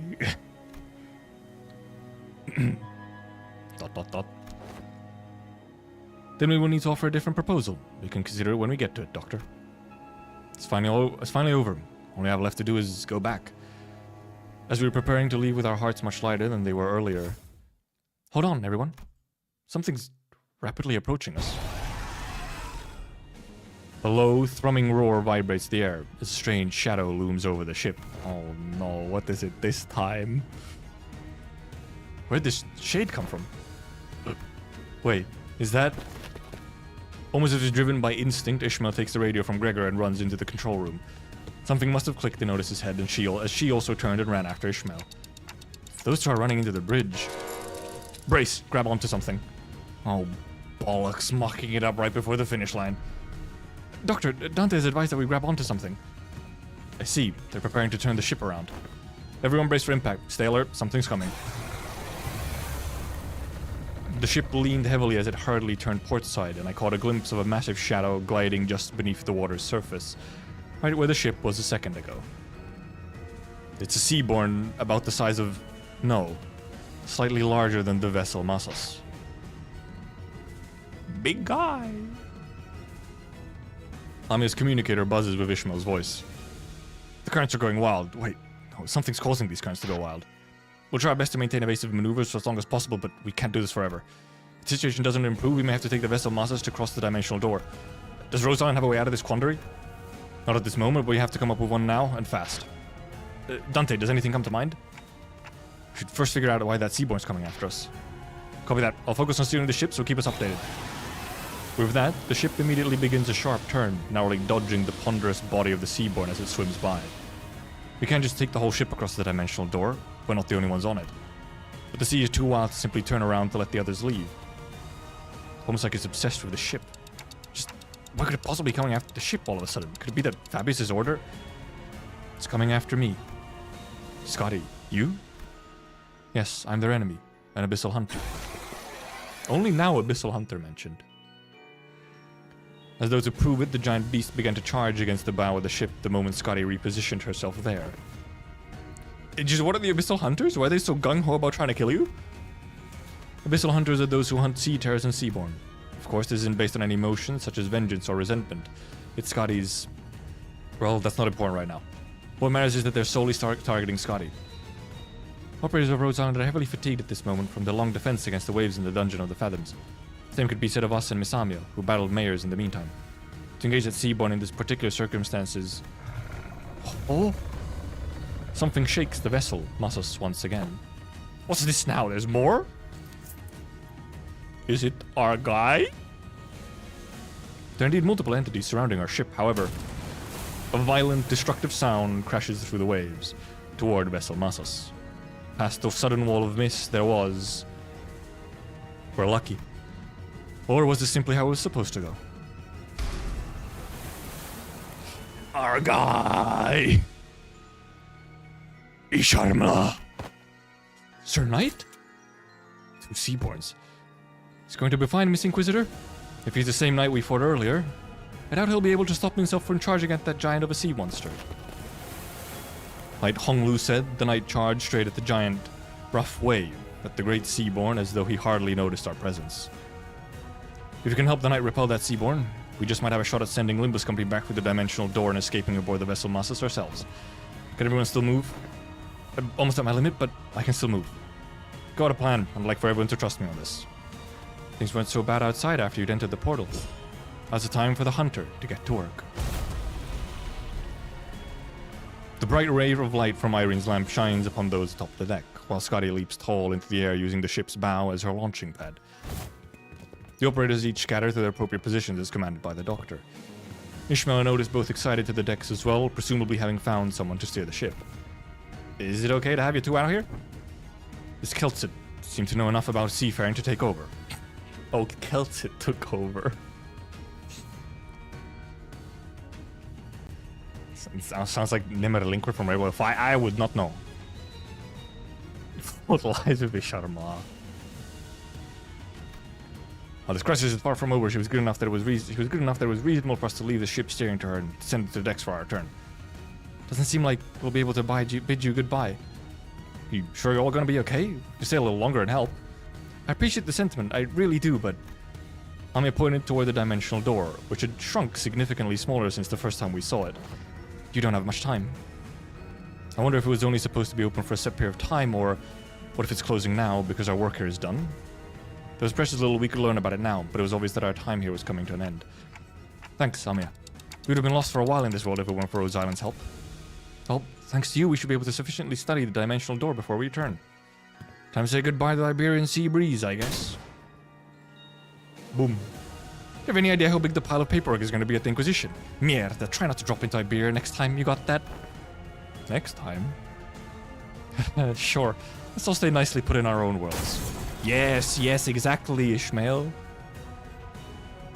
As the great Seaborn briefly falters at the combined might of Scotty and the Knight, the ship's bow managed to stop inches from the dimensional door. Oh, big guy! Manager, now's your chance. Get to the dimensional door. Someday I hope we can meet again. No need. This is good. This is all we need. We shall take our leave. Let's return to the city. Holy moly, big guy and... the hunters. Also reserve medic spotted. And also reserve caster spotted. And NPC spotted. Doc is just looking. This CG does have a very fitting parallel. Everyone remember this CG.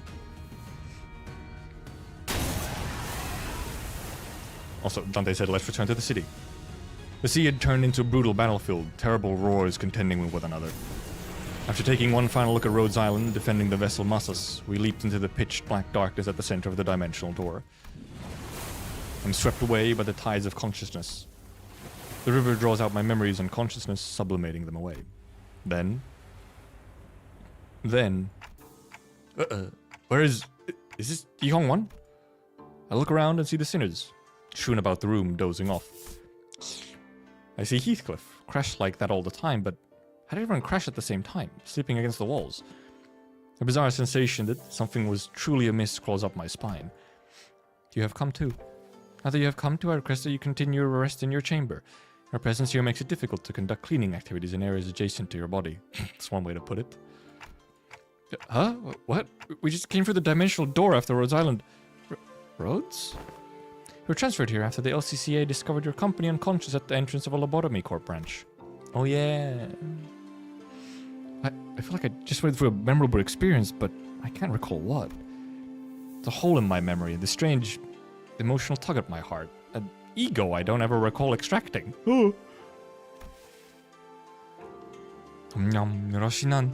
Prithee, avail me but 5 more minutes of scheduling wooden training dummies to wake you in 5 minutes. Not dummies! But the bizarre sensation naturally settles. What was that abnormality? What just happened? Don't have any answers to either of those questions, but... Wait, where's Sod? You said something about how there's been a delay or something. I couldn't find Sod, who's been bringing us odd jobs here and there during our stay, anywhere in Yihong 1. But on the desk I did find a note filled with various requests and a letter, both presumably left behind by Sod. We've got a distortion contract. Come on, time to earn your keep. You weren't going to lounge around until we got a message from HQ, right? They have already been doing their work, actually. Are they allergic to giving us time off or something? In that moment, a certain voice briefly surfaces from the abyss of my memories before sinking again. There's no such thing as absolutes when it comes to the value of life. Which means that it should never be up to others to define the worth of life, to argue for it. The worth of life. I don't quite recall who said that, or even where I heard it from. Unless I don't even understand what it means. You can't change by what you see by standing still. If you want to bring about a better world, then even if you may be lost in the ideals. Even still, some of those words left a lingering impression on my heart. You have to keep walking. Oh, Dante took some bangers with him. No, the second line was Amiya's line. Unable to sit still, I got up from my seat and began waking up the sinners one by one. Yeah, it's not like we're getting anything done here. On your feet, guys. Time to get to work. Sinners each began waking up, some of them looking around to get their bearings. Like they were just pulled out of a long dream. Whoa! Whoa! Convenient forgettings. Yeah, I did hear that you have to clear the lunacy separately from normal side. 이제 가오를 내려준 Bing, 아이가 bing, bing, bong, bong, 없어졌지. bong. 다시 관리를 맡겨주실까? Gimme. No Achilles Amiya mention. Yeah, in theory, Rhodes Island is just a dream. The only Dante remembers a couple lines. I'd be surprised if those lines get brought up, like later. Also, we have many stuff that I can buy rolls and stuff with. And thread that I was really low on. So much money! Oh, it's gone. Never mind. Money gone. Rodeo Island isn't real. As it should be. As it should be. Oh, weekly. Didn't know hard mode cleared normal as well and did normal first. Guy did not read patch notes. Let's listen to music though.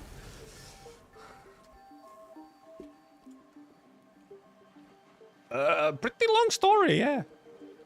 Pretty long story. Though, yeah, actually, true. The main reason it's like a 6-hour event or story is because goddamn some of those fights take so goddamn long. That boss fight was like a fucking hour almost. Gamble for a chance to get account damage. That's fucked up. That's the kind of shit I could only do for money. Okay? Look, I'm not that kind. I'm not that content-pilled.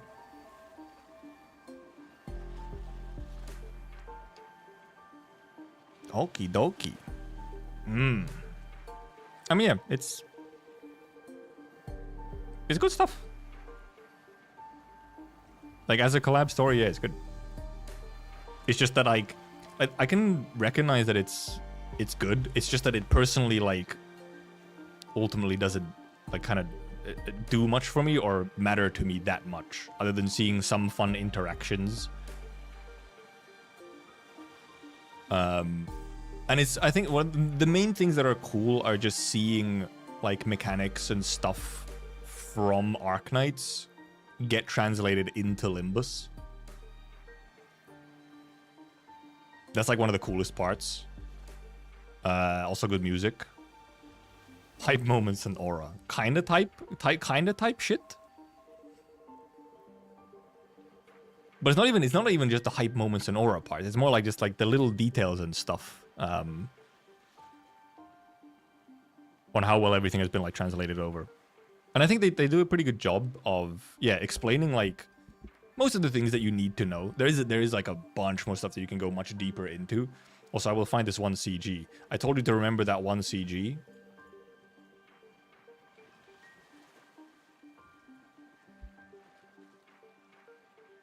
Let me see if I can find this CG. Oh, fuck, where is it? Oh, wait, I know where I can find it. I know where to find it. We go to this one, and then we go to... Is it here? Yes, here. I found it. Fuck, I didn't... Okay, there it goes. Remember that CG at the very end? I mentioned this as well when the last night first appeared. I said that there's a CG that goes fucking hard.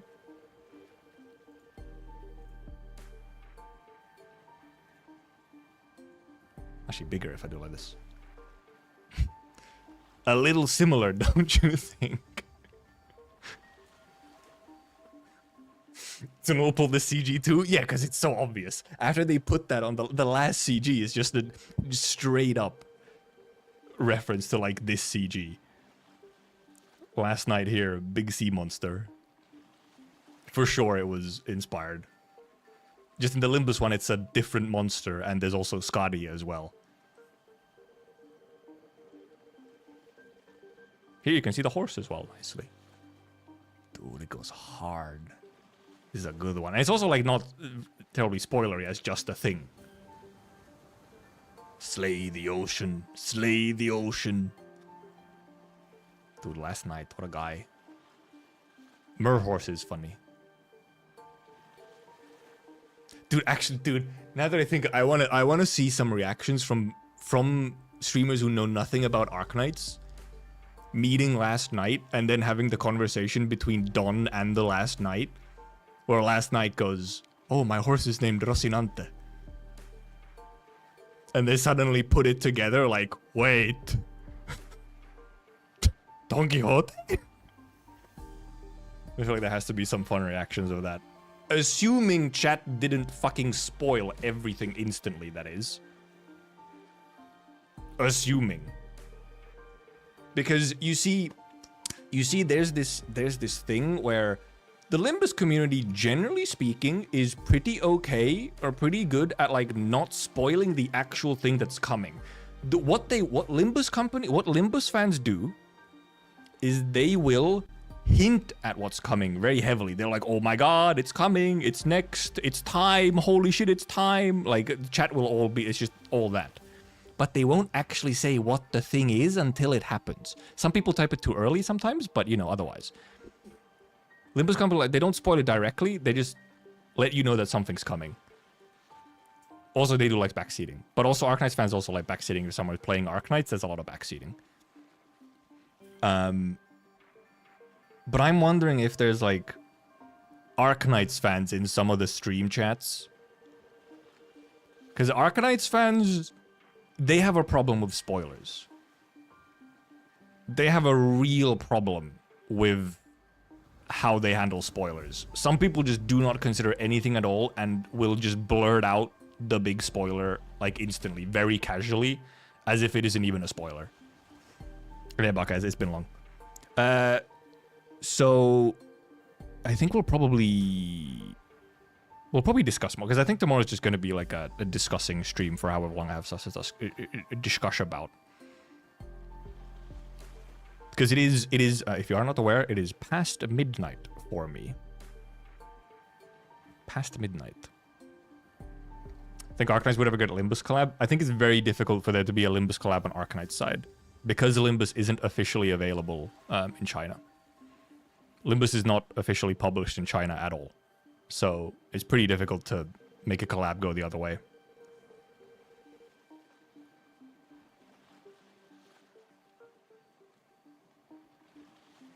Mainly because of that. I think that's like probably the main thing really preventing it. It's not even about restrictions, because when you bring Limbus to the side of Arknights, you obviously don't necessarily have to have all the gore and so on in there. It's mostly just that it actually doesn't have a published version in CN at all. Hey, Mr. Streamer, did you know major plot point that just dropped in CN? Yeah. It happens constantly as well. It is insane, but that's not relevant right now. We're not talking about Arknights community spoilers, which actually we might talk about tomorrow at some point. Wait, doesn't Arknights have gore or blood really? It doesn't have a whole lot of it, no. Because it is a Chinese game. And there are limits to how much, like, sort of visceral gore you can show. There is, like, it's not like there's none of it. It's just, it's limited. And it's not, like, shown off, really. There's often implicit, like, there's terrible, absolutely terrible things and implicit gore and all kinds of horrible shit. But specifically, like, actually showing loads of blood or severed hands and stuff like that is not really a thing. Though, there was a surprising amount, just on the topic. Arknights has 3 seasons of anime, and the 3rd season actually had quite a lot of just blood. Just straight up, like, blood oozing out of wounds type shit. Which I was a little bit surprised about. Like, huh. There's, like, quite a lot of it. Considering that it should have to, you know, abide by some kind of censorship stuff. Yeah, Arknights does most of its terrible details by then describing them, which sometimes not any better. When you get like a very visceral description of what's happening instead of seeing it. It's like, oh, ooh, ugh. Like, oh, icky.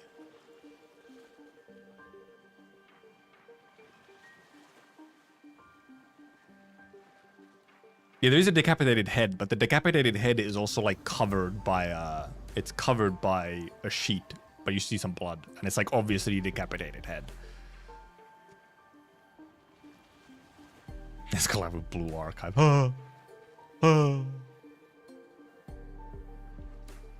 No.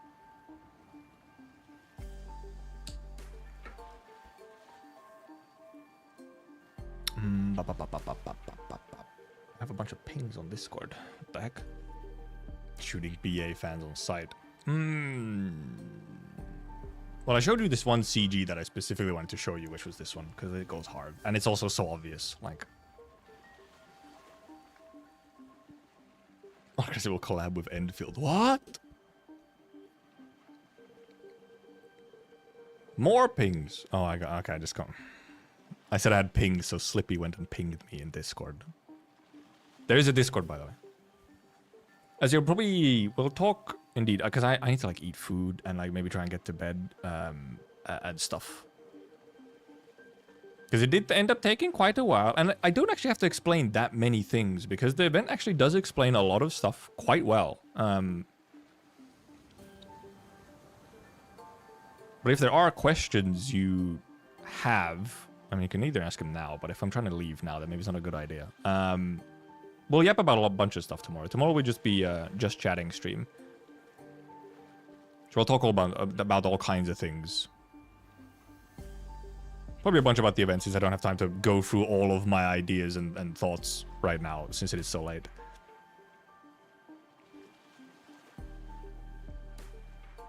But general thoughts, it's like, it's good stuff.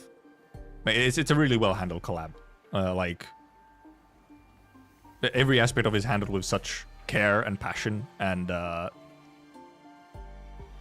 it is really impressive how well they managed to translate all of the Arknights mechanics and stuff into Limbus mechanics.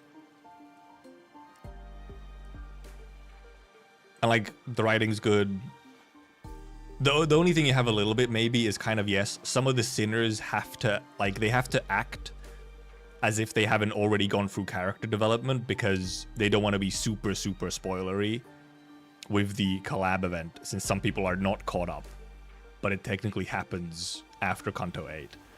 So some sinners have to be like, they have to like almost move themselves back to a little bit more to like what the kind of characters they were before.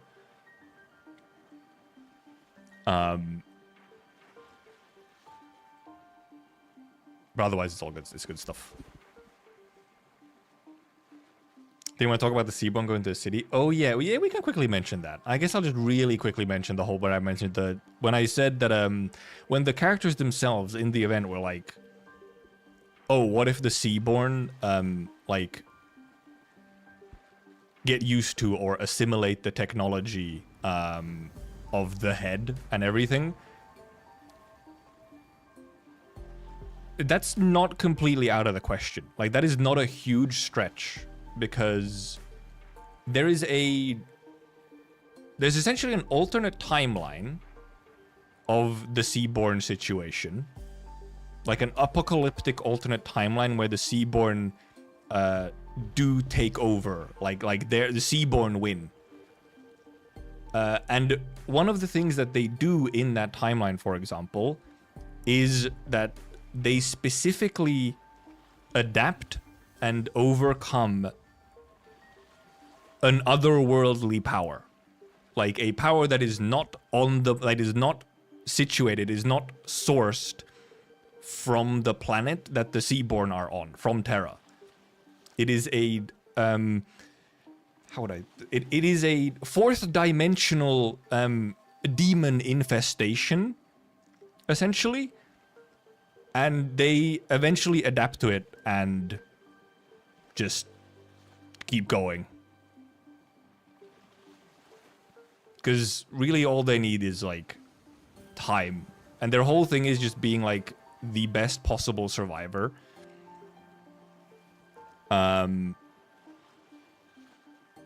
So they are incredibly tenacious. It's very much like... the thing that... Essentially, the way that, you know, they wouldn't get completely...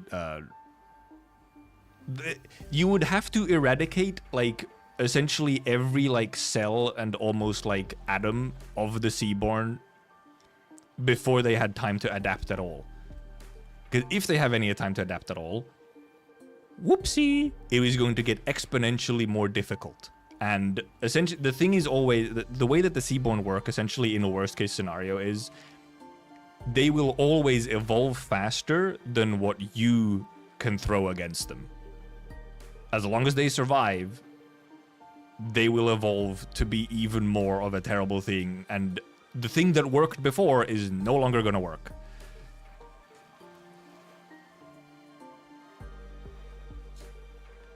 They're this kind of, like, endlessly just, like, nightmarishly, like, eldritch horror type of just always capable of overcoming and surviving.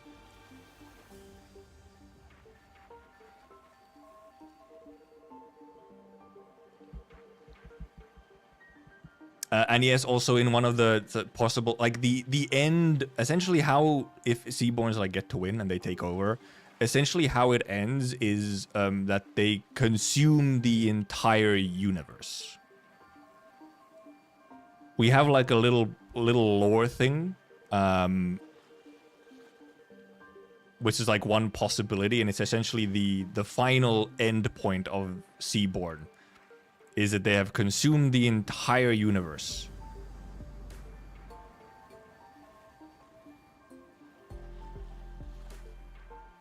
And everything in it. And then they actually kind of, like, birth a new universe on from it. Like, they eat the whole universe and then they, like, poop out a new one, essentially. Did you guys beat them in Arknights? Nope. Nope, they're still around. They're around. They are a process. We are currently dealing with them. They're around. We have not solved the issue yet. But, like, the Arknights world is not going to end with the Seaborn taking over just because, like, there's not going to be, like, a bad end.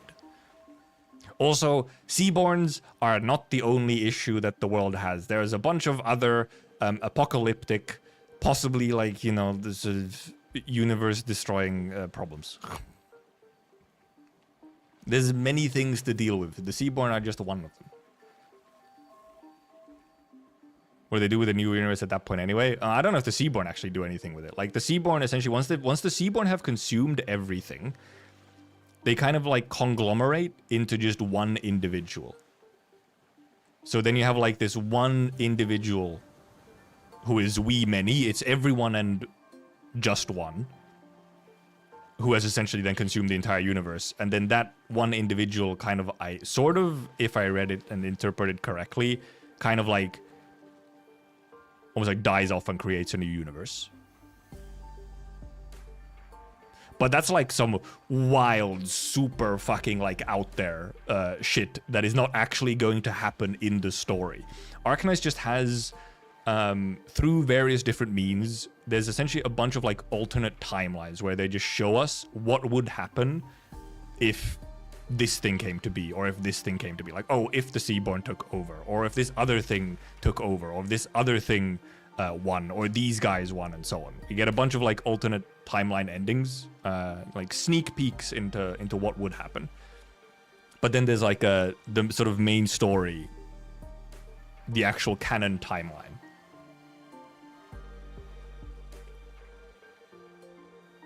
Doctor does not have secret power like Dante. Doctor is just very smart. But also if you go into like way deeper lore stuff, Doctor might have a secret power.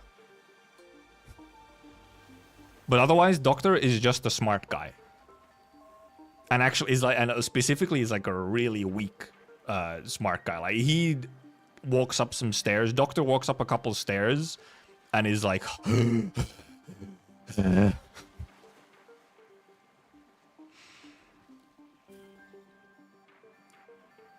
yeah, the Doctor's thing is indeed just that they are like just ridiculously like smart. Like they are a genuine one of a kind genius in many ways.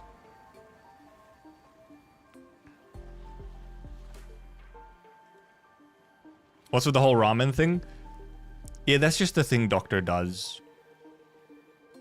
I believe it was something that they started doing to have higher efficiency in consuming instant ramen. Is what Doctor does is that they break instant ramen into their mouth, pour in the flavor packet, and then pour in boiling water directly into their mouth so that they can just eat it right away. That's the one physical feat that Doctor has. That's the one thing. Otherwise, they're weak as hell. But somehow, he can tank boiling water. I don't know. It's just built different mouth, I guess.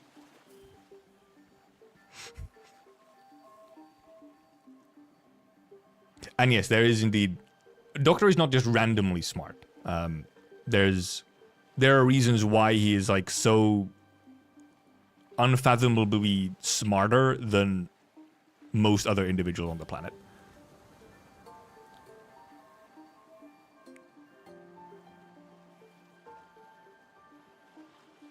Also, Loki wanted to see Carmen Priestess interaction. I said this quickly when it came up on chat or something on like what would happen, like, oh, would Carmen like manage to distort Priestess? But indeed, no. There is a thing specifically about Limbus people do not know who Priestess is. Priestess is kind of like Priestess is Doctor's partner in some ways, but they're missing currently, sort of.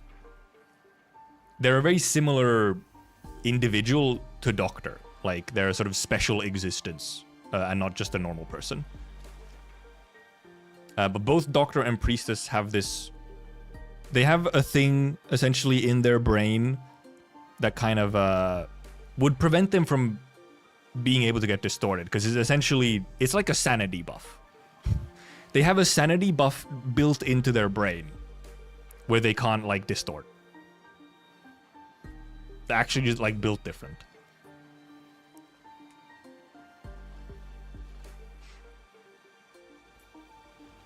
But there is like there's some vibe similarities with Carmen and Priestess. They're both like a sort of ominous woman who kind of exists in the background, which is a very similar vibe between Carmen and Priestess, which is why you may have seen a bunch of art or other comparisons with them, because they do, to some extent, fill a similar role in some ways, in like a very sort of vague way.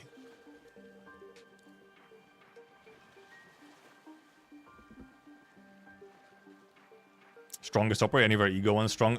Yes. Well, Scotty's a super soldier. So Ishmael's ego, Scotty is a super soldier that on the regular fights these things. Like the big guy we saw at the end, that is like essentially a normal enemy to them.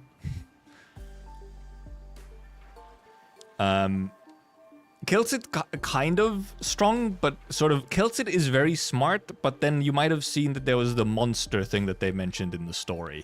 That's why Kiltzit is kind of strong. Because there's this weird being that is like essentially almost indestructible and has a laser beam and stuff.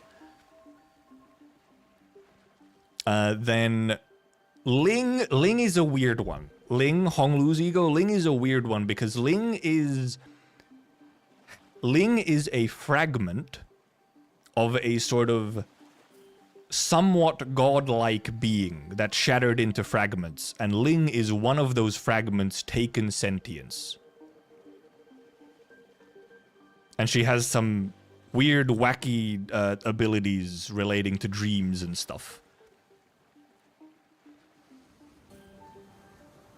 And then Gregor's guy, Moinar. That's how you pronounce it, by the way. Moinar. It's a Polish name. It has a weird letter in there. It's Moinar. He's just a guy, sort of. But he's quite a strong guy. Actually, funnily enough, out of like... It's a little funny that probably the strongest collab ego is actually of the character that is like the least strong in a way.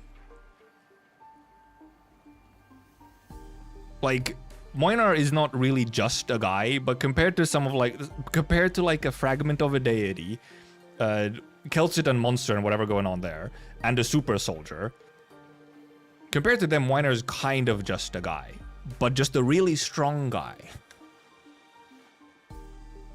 Like, Moinar is like at the level of where he'll take, like, Moinar is not a one-man army kind of situation like Scotty, for example. But he is very strong.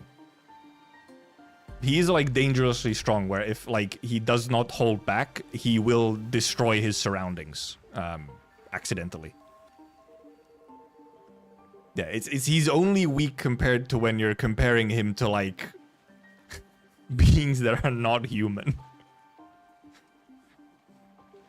Kind of one-hand armored in his vent. It's not really quite one-hand armored. Moinar is capable of essentially taking care of like a squad of highly trained professional soldiers quite easily, and is capable in the like destroying rooms and shit, like buildings almost, if let. But like is not like someone who can actually take on an army or like an actual army or anything like that. But yes, gameplay-wise, Moinar is incredibly strong. Very strong. Gameplay-wise, he might actually be like you could argue that gameplay-wise, he's the strongest of the selected characters.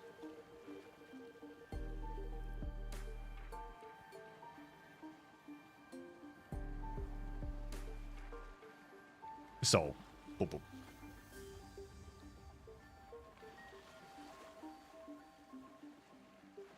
Yeah, Moinar is not bullshit here. Never knew reading newspaper can make you so strong. Yes. Because the way Moinar works in Arknights is he reads a newspaper, he seethes and molds, and then he gets angry and kills everything. Like, then he gets mad. And once he's mad enough, he deletes the screen of enemies. Moinar is also past its prime, yes. Should I have the closest connection to the character with their ego? Honestly, I feel like Gregor might be the one. Like, Gregor might genuinely be the one. Kelsid and Force just have a lot of, like, character similarities, but they're not really, like, the same type of character. The similarities between Kelsid and Force are a little bit more surface level. Scotty is also like Scotty and Ishmael are not terribly similar characters at a deeper level, but it's like the fish stuff, you know, it's like fish stuff. And then Honglu, Ling, to some extent, yes. They have very similar vibes, but then is mostly like a vibe-based thing, and also some design stuff. And they're both like Chinese, essentially.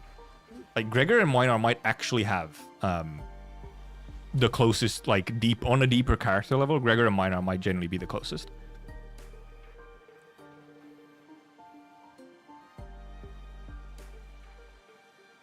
Which is, you know, but that could also be a reason why maybe, you know, that's the strongest ego as well. In addition to Moinar being the strongest, probably in Arknights. No, not strongest in Arknights. Out of the egos, the strongest character in Arknights. Cockroach. Yeah, there is a character whose nickname is Cockroach in Arknights because they refuse to die, so they're named Cockroach. Or we call them a cockroach sometimes.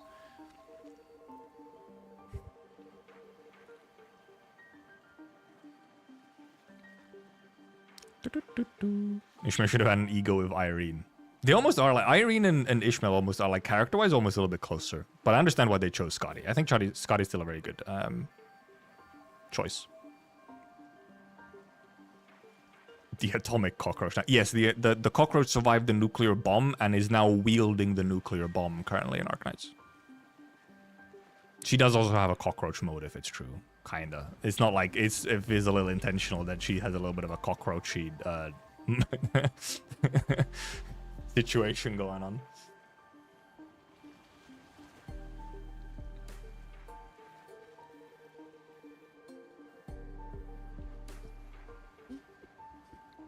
They had to, since it's a Seaborn event. And also, I mean, like, it is still just like, there is a lot of just, I keep saying vibes, but like, let's be real. Vibes are the most important kind of decision making.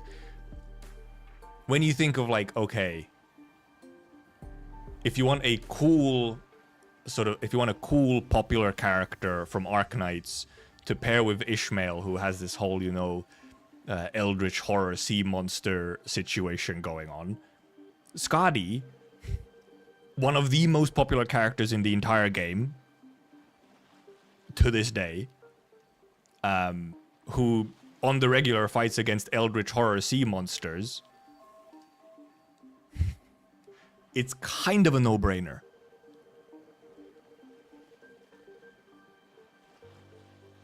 Did my cheeky discouple on Collab banner even though I have all egos? Got Pequod Heath. Oh, nice. More Pequod team. They used to call that intuition. Well, sometimes it's intuition and sometimes it's just vibes. Vibe-based game developing.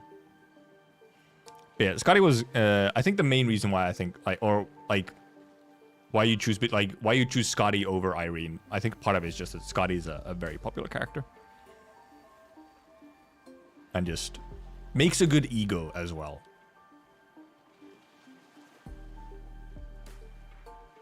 I feel like it's also, you get to have a nice flashy ego from Scotty. It's a simple, flashy, like effective combo.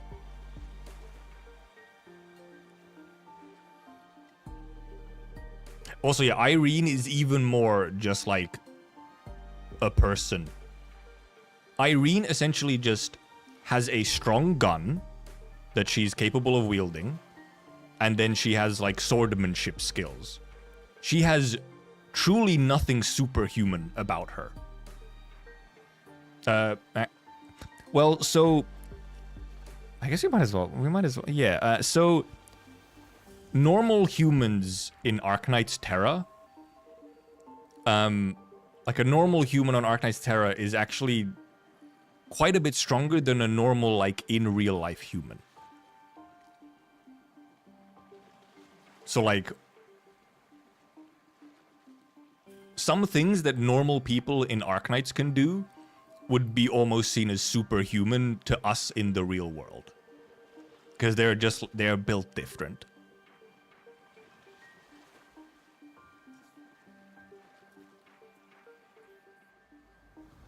Yeah, so this is one reason why Arknights has had a collab with Rainbow Six Siege, with story and everything.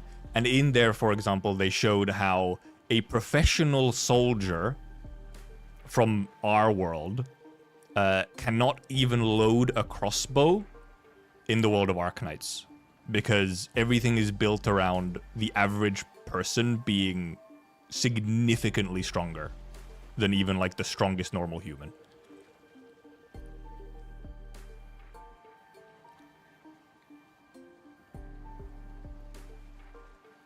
And also, like you also mentioned, guns are actually not very common in Arknights, actually. Guns are a rarity. So, like, if there's guns, it's usually for, like, some special reason. Like, only some people have guns. And most of them are with the angel people, who get guns when they're born, which is a whole different thing.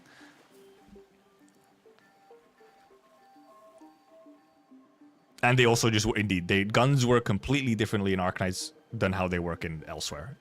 Guns in Arknights, yes, essentially function on magic, and not how guns work.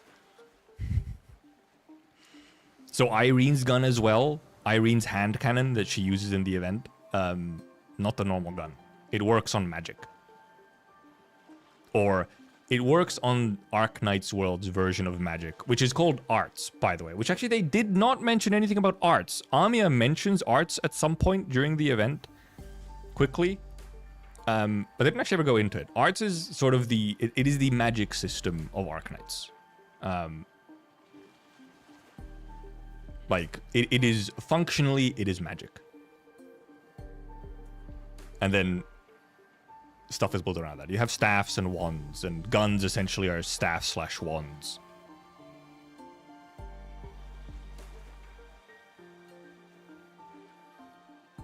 Oh yeah, is the last knight apparently level 90 in Limbus? Okay. They do sometimes indeed use level 90s to indicate just how strong they are.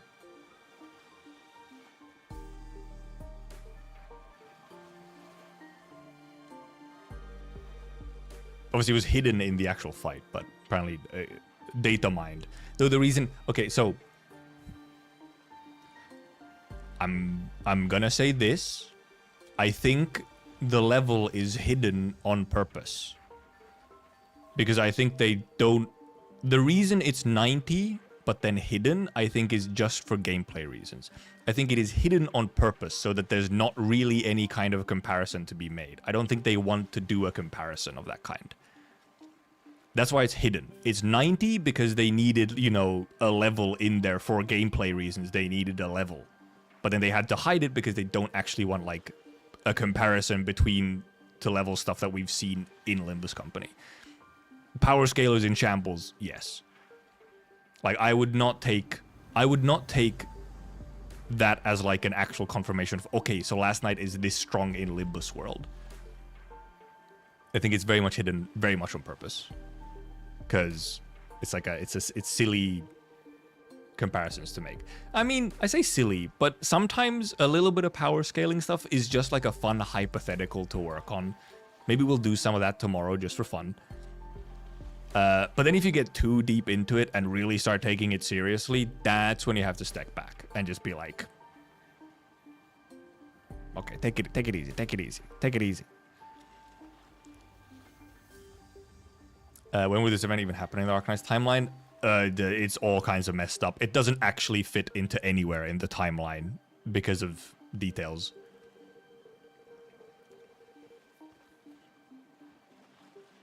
Because it happens after a specific... We know it happens after a specific event in Arknights and before the next event in that series. But the thing is that in between those events, Amiya is not supposed to be in Iberia. Like, Amiya does not arrive until much later. So it's like, clearly doesn't work. Sculptor isn't necessarily canon Gamer Zone. Underties is. the Sculptor unit does not actually appear in Undertides. Yeah, Amiya is like not even supposed to be there at all at the time that this event is happening, because we do know when the event is happening, thanks to some stuff in the event. It's after an event called Undertides, but before an event called Stultifera Navis. And these two events are sequels to, or Undertides is the first event, Stultifera is the sequel. They happen fairly close to each other, like a couple of months difference, I think, in universe time. And in that time, absolutely no. Amiya is not there. And actually, Doctor also only gets there for Stultifera. Wait, was Doctor even in Stultifera? No, I think Doctor wasn't even there for Stultifera Navis. Even Doctor gets there later. And Amiya gets there even later. So, like, in that, because of that, like, yes, where this actually would fit into in Arknight's timeline does not work at all. Like, it's completely broken. You cannot even consider it, which you shouldn't, because it's not canon. It's just a fun thing to have. It's not canon. But especially because, indeed, the timeline doesn't work at all. Not at all. Because it does mention Grand Faro, yeah. Like, they're on their way to Grand Faro. Gonna go there at some point. Do I like the event? Oh, hey, Rory. I do. I like it for what it is, as a person who doesn't sort of inherently value collabs. And won't consider any of them canon and so on. And, like, there's less weight to it because of it. But what they do, I like what they do. It's just fun writing. It's a fun experience. All the ways that they've translated Arknight stuff into Limbus works really well. And it's fun to see some Arknight stuff in the style of Limbus and sort of in a different perspective through the collab.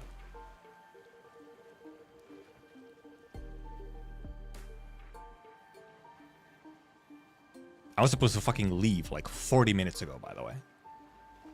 Pogging when I heard the victory music. Rory, you're not even fucking gonna believe this. I missed that shit. The first time we got the victory music and the mission accomplished and everything, I didn't even notice, man. I was on fucking autopilot. I just went click, click, click, click, click, click, click. Didn't notice it at all. Chat had to be like, streamer missed it, man. What is he doing? I didn't notice it at all. I didn't notice the mission accomplished text come up on the stream because I was looking at chat. I didn't hear fucking anything because I was on such autopilot to just go next. Because I'm so used to just going next in both Arknights and Limbus. So the ending screen for the battle, just like it just like dissipates into nothingness. None of it enters my brain because it's so used to it. It's like noise. So even when it was like different, it was not different in a way that I actually like noticed, because I'm also used to the Arknights music. So then it just like head empty.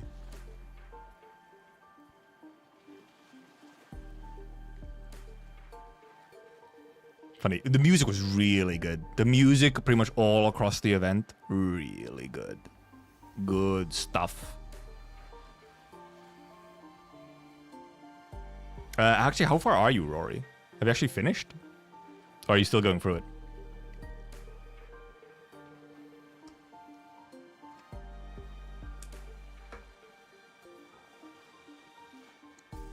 So, what, I'm hearing an excuse.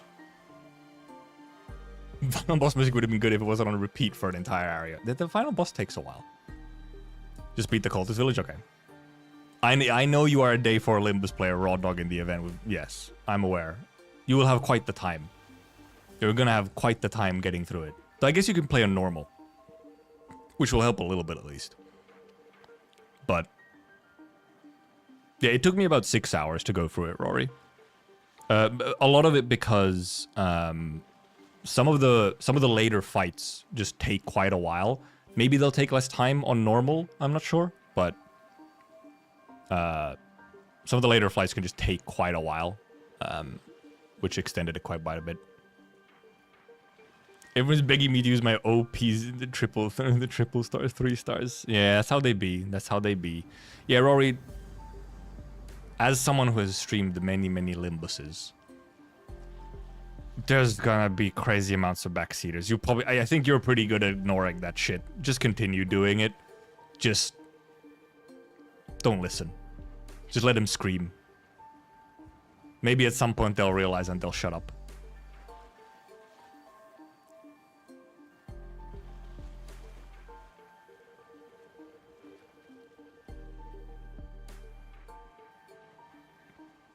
Because if there is one thing that Limbuses do like doing, however, it is backseating. And being like, oh my god, what are you doing? Why are you not playing the game like I play game? What? Not to say that Arknights players don't do that. Holy moly, Arknights players also love backseating a new player. Like every comment section in some like new playing Arknights, every comment section is like, it's like a battle of two sides. There's the one side that wants to watch them suffer and it's like, don't fucking backseat, stop. It's not nice to streamer.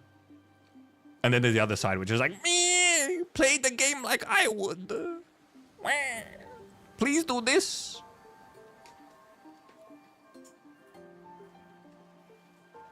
And then every now and then they'll just drop a spoiler in there for fun. Arknights players, that is. Begging him to use Enclair. My autism helps me locking and forget chat. Yes. Yes. Yeah, no, Limbus Combat Kente, if you're not used to... Like, for example, if you didn't play Ruiner, when you come into Limbus, it's like... Every single concept is strange. It's like, what? What does any of this mean? So... For sure. It takes a good bit to actually, I feel like, get used to. Like, I had a much easier time picking it up because I'd played Ruiner, the previous game, which has, like, some of the basics are the same.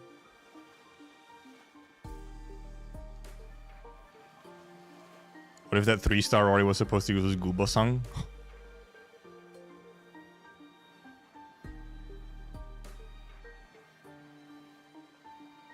What tips you can give to Limbus player who want to get to play Arknights? Download game and go play.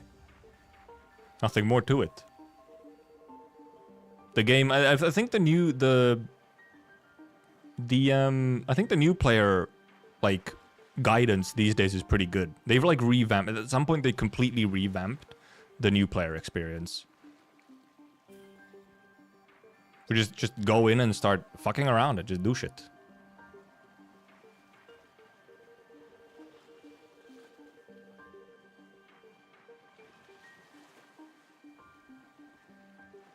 Played, yeah, I heard you. I did see you say that you played LobCorp.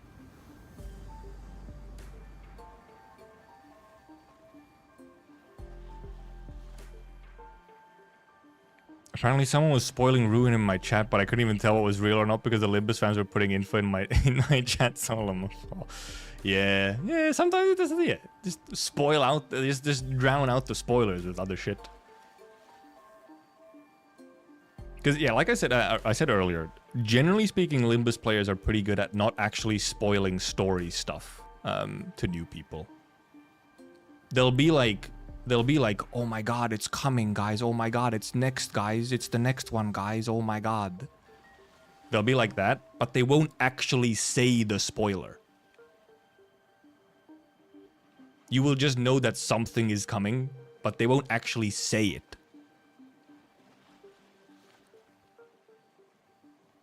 Like, does he know? Aware, clueless, constantly. Just in my stream, I feel like it happens in many streams. Like, I see it indeed, like, even on, like, I literally sometimes see it on, like day one streams of new Limbus content. If I go and look like a VOD or something for, like, a day one Limbus content. There are still people being like, oh my god, it's coming, because they've rushed through the content the instant it was live. And then they go look at streams and stuff, and like, oh, it's coming, guys, it's coming.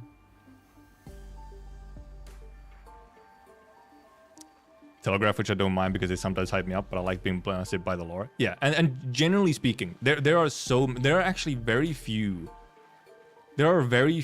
like, actual, like, big things that I've been spoiled about while going through Limbus. Even when I was like, you know, catching up to when I first started and I had like 6 cantos to catch up to and everything.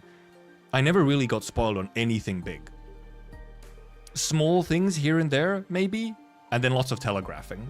But otherwise, like, so much stuff. Like, almost all the important big stuff, never spoiled, pretty much.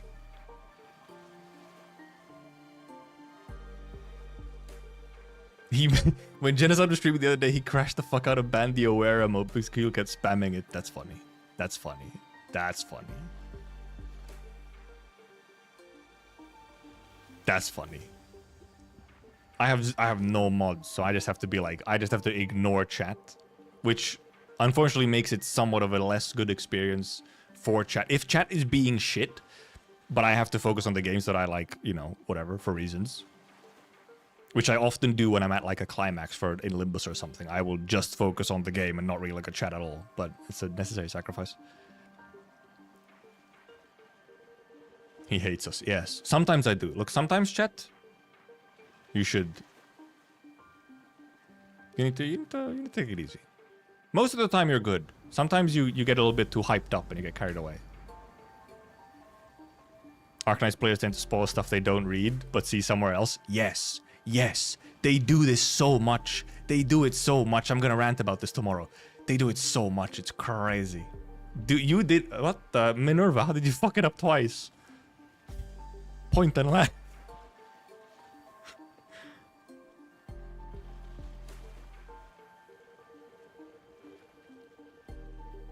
No!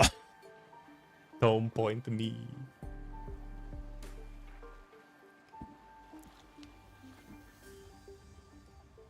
Also, however, yeah, to Limbusers, if you do start Arknights and you start reading and everything, first of all, be prepared to read quite a lot. The game has a lot of text. A lot of text.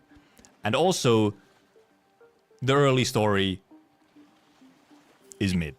Or it's just, it's not fantastic. Some of the stuff is interesting, and it, you know, like, gets you in slowly or whatever.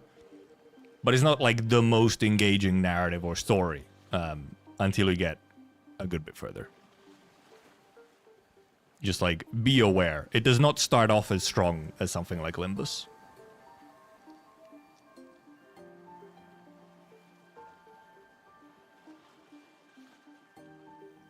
When does it get good?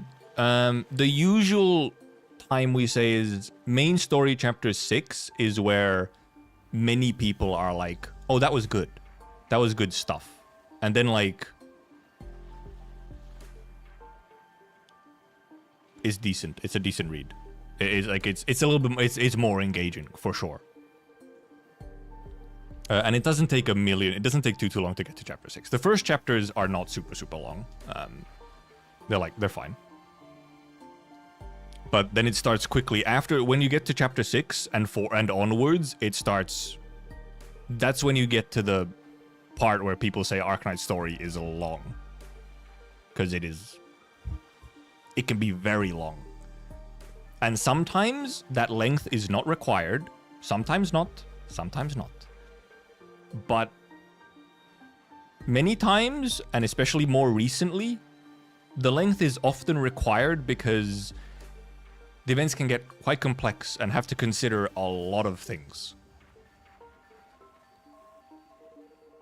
Where, like, it actually kind of just needs the length to be able to explore everything it wants to do.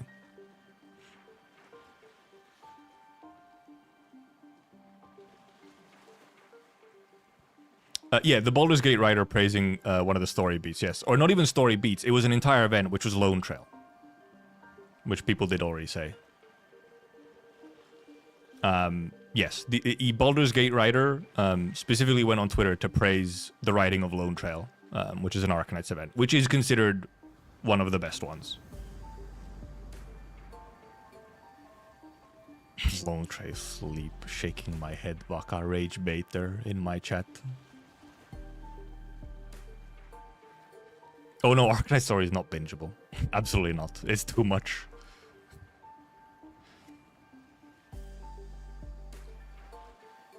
And obviously, I mean, the main thing I say is just go at your own pace. Like, don't consider, like catching up, like, oh, I need to catch up right now. Just go at your own pace. Just read at the pace that feels comfortable to you. And just be aware that earlier stories in both main story and also event stories are not as engaging.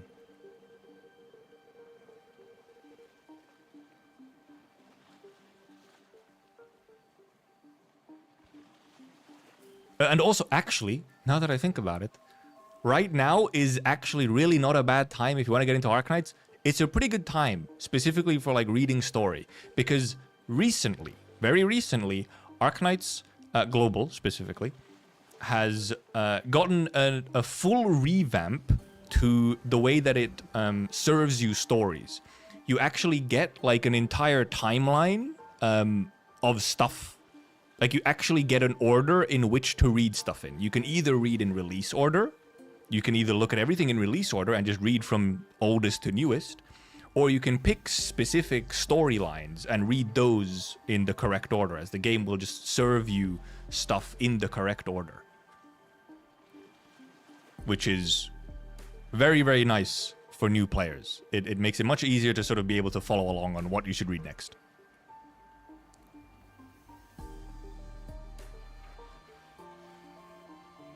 There's a couple of different ways to like sort it essentially, and then just go in like a way that fits your need. And yeah, there are a fair few, like Purple is saying, there's a fair few stories and events and stuff that are fairly self-contained, and you can just kind of hop into them. Like, read some of the first main chapters probably just to get an idea of the world itself, and then you can start hopping into like side stories and stuff. The only thing is, like, don't read side stories that are direct sequels to a previous story. But the new way that the stories are presented to you makes it very clear what you should read before some specific event, since it just puts them in chronological order. And will also indeed give you like branching stuff, like, oh, hey, if you want to, this one also connects to this event, and you can click on it and it takes you to event and everything.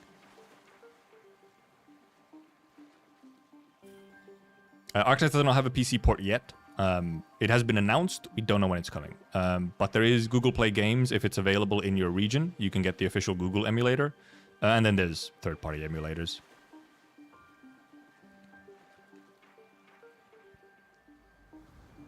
PC clients soon purge. Real. Go on the dark path and consume summaries. Maybe for some events it's fine. If you just really don't want to read some event, but you want to get to another event, then there's some decent summaries out there sometimes, but yeah, Google Play Games is the best emulator to play on, in my opinion as well. It's just the emulator that runs the best. It runs the best, and it does have, now it has, it didn't used to, now it has customizable controls and everything. So it's essentially the same functionality as third-party emulators, but just runs so much better than any third-party emulator.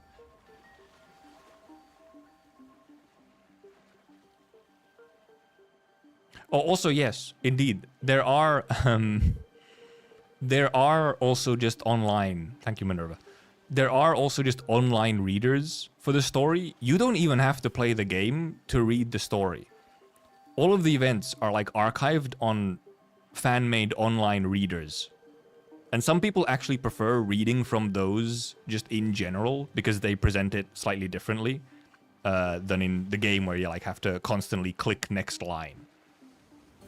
Or put on auto mode. But story readers also exist. You can in theory just read through those. Or watch audiobook streams. Haha. But also, yeah, I mean, but also try out the game. Just try out the game. And maybe you'll come to like it, also for gameplay reasons. So, maybe you like the game and then you can keep playing it and then, you know, whatever. But then because the thing is, sometimes, you know, maybe the gameplay just does not stick for you, which is, like, reasonable. I know people who, for example, haven't done Limbus either because the gameplay just utterly doesn't interest them. And also, yes, some people do actual reading streams. I read events and chapters and stuff, but I'm mostly mainly reading the new stuff. But there's a guy on YouTube, Jacob Morrow, Mario. If you pull up like Jacob Arknights reading or something into YouTube, you'll find the guy's channel. He's done like audiobook readings of fucking damn near every event, I think.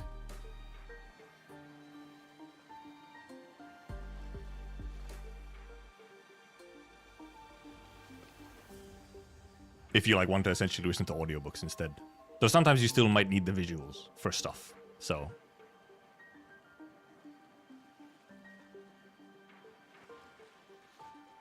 and yeah, then I do like when there's new events, I also read. I mean, I've been reading for about a year now. I've been reading every event, like essentially audiobooking every new story that comes out from Arknights. I don't just read. No, I don't just read. I also actually comment on stuff and discuss things during and then after. Like, I will make connections and things. It's not just audiobook reading. But I do also read everything, like, out loud. And yeah, Arknights Gacha is pretty decent. It's quite good. There's not huge amounts of FOMO. It's some limited banners are a bit FOMO. They're a bit more... There's more FOMO than Limbus. Okay, that's the main thing. If you're going to Arknights and Limbus is the only gacha you've played, do expect it to be more gacha-y. Like, it will be more gacha-y, it will be a little bit more FOMO-y. But you don't need duplicates. Same as Limbus. Duplicates are really, really, really not needed. And if you play for a while, you will just get a decent amount of 6 stars. And also the thing is in Arknights, a lot of the lower rarity operators and units are just really good. People clear all events on 4 stars and shit, like only 4 stars. Max is 6 star. Some people clear with almost only 3 stars and like 1 6 star. There's also guides for like goddamn every fucking map that exists. If you do get stuck, you can like look up a guide.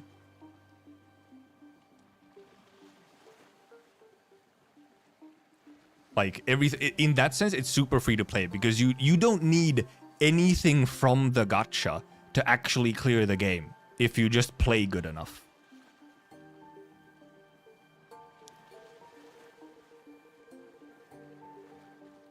It's fucking insane how they've managed to keep it that way for 6+ years. It's very silly. It's like, what the fuck? Apparently, the little tidbit, apparently... the way that they actually develop new events and maps and everything is that they develop them by trying, can they clear them on 4 stars only? And there's like, if they can't clear it on 4 stars only for like normal content, it's like, okay, we have to change this. This is specifically for like more normal event stages, because then there's like, you know, the end game content in Arknights can obviously get much harder, and those expect you to have like, if you want to do the truly end game content that doesn't give you any rewards other than being able to say you did it, genuinely, by the way, not like an exaggeration. For that stuff, yes, you will need like the meta operators and maybe even dupes and stuff. But you don't even get any rewards. You don't even get rewards. It's literally just so that you can say you did it. It's bragging rights. Or for fun. And also, if you like roguelikes in your gacha games, Arknights has the best roguelike in gacha games. Like, probably by far. Almost every other gacha game out there that has a roguelike is like... It kind of feels like they saw Arknights do it and were like, oh shit. That's a good idea, let's do that. And then like none of them have done it as well as Arknights has done it. It is incredible. It's all permanent, free, permanent roguelike content. There is currently 6 different versions of the roguelike. They're all free, permanent content. The Arknights roguelike does require a built account, like kind of, well, I mean, similar to MD. If you want to do MD hard, You will need a built account. Okay, one of the roguelikes is no longer available. One of them isn't. The first version of the roguelike, which was like a trial run, that one isn't available. Every other one is. You don't need the first one. The first one is super basic and like a trial run. But yeah, it's you essentially have endless replayability with the roguelike. And unlike a certain Limbus company, the roguelike gameplay is not tied to your weekly rewards. Your weekly rewards and stuff like that are essentially brainless shit once you've, like, solved it. It's brainless stuff. Like, and you do it in, like, 5 minutes type of shit. And the roguelikes are all purely there for gameplay fun. And they have rewards, yes, but also, none of the rewards from roguelike, by the way, are pulls. You do not get gacha pulls from the roguelike rewards. You get some cosmetic stuff. You get some, like, resources and stuff. Otherwise, no FOMO. And it's not even FOMO, because you literally cannot miss out on the rewards from roguelike because they're all permanent forever.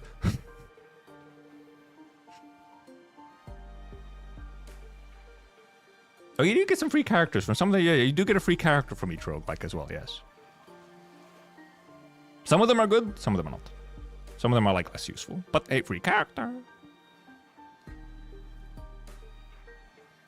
And yeah, also very much like in Limbus, every event you get a welfare character.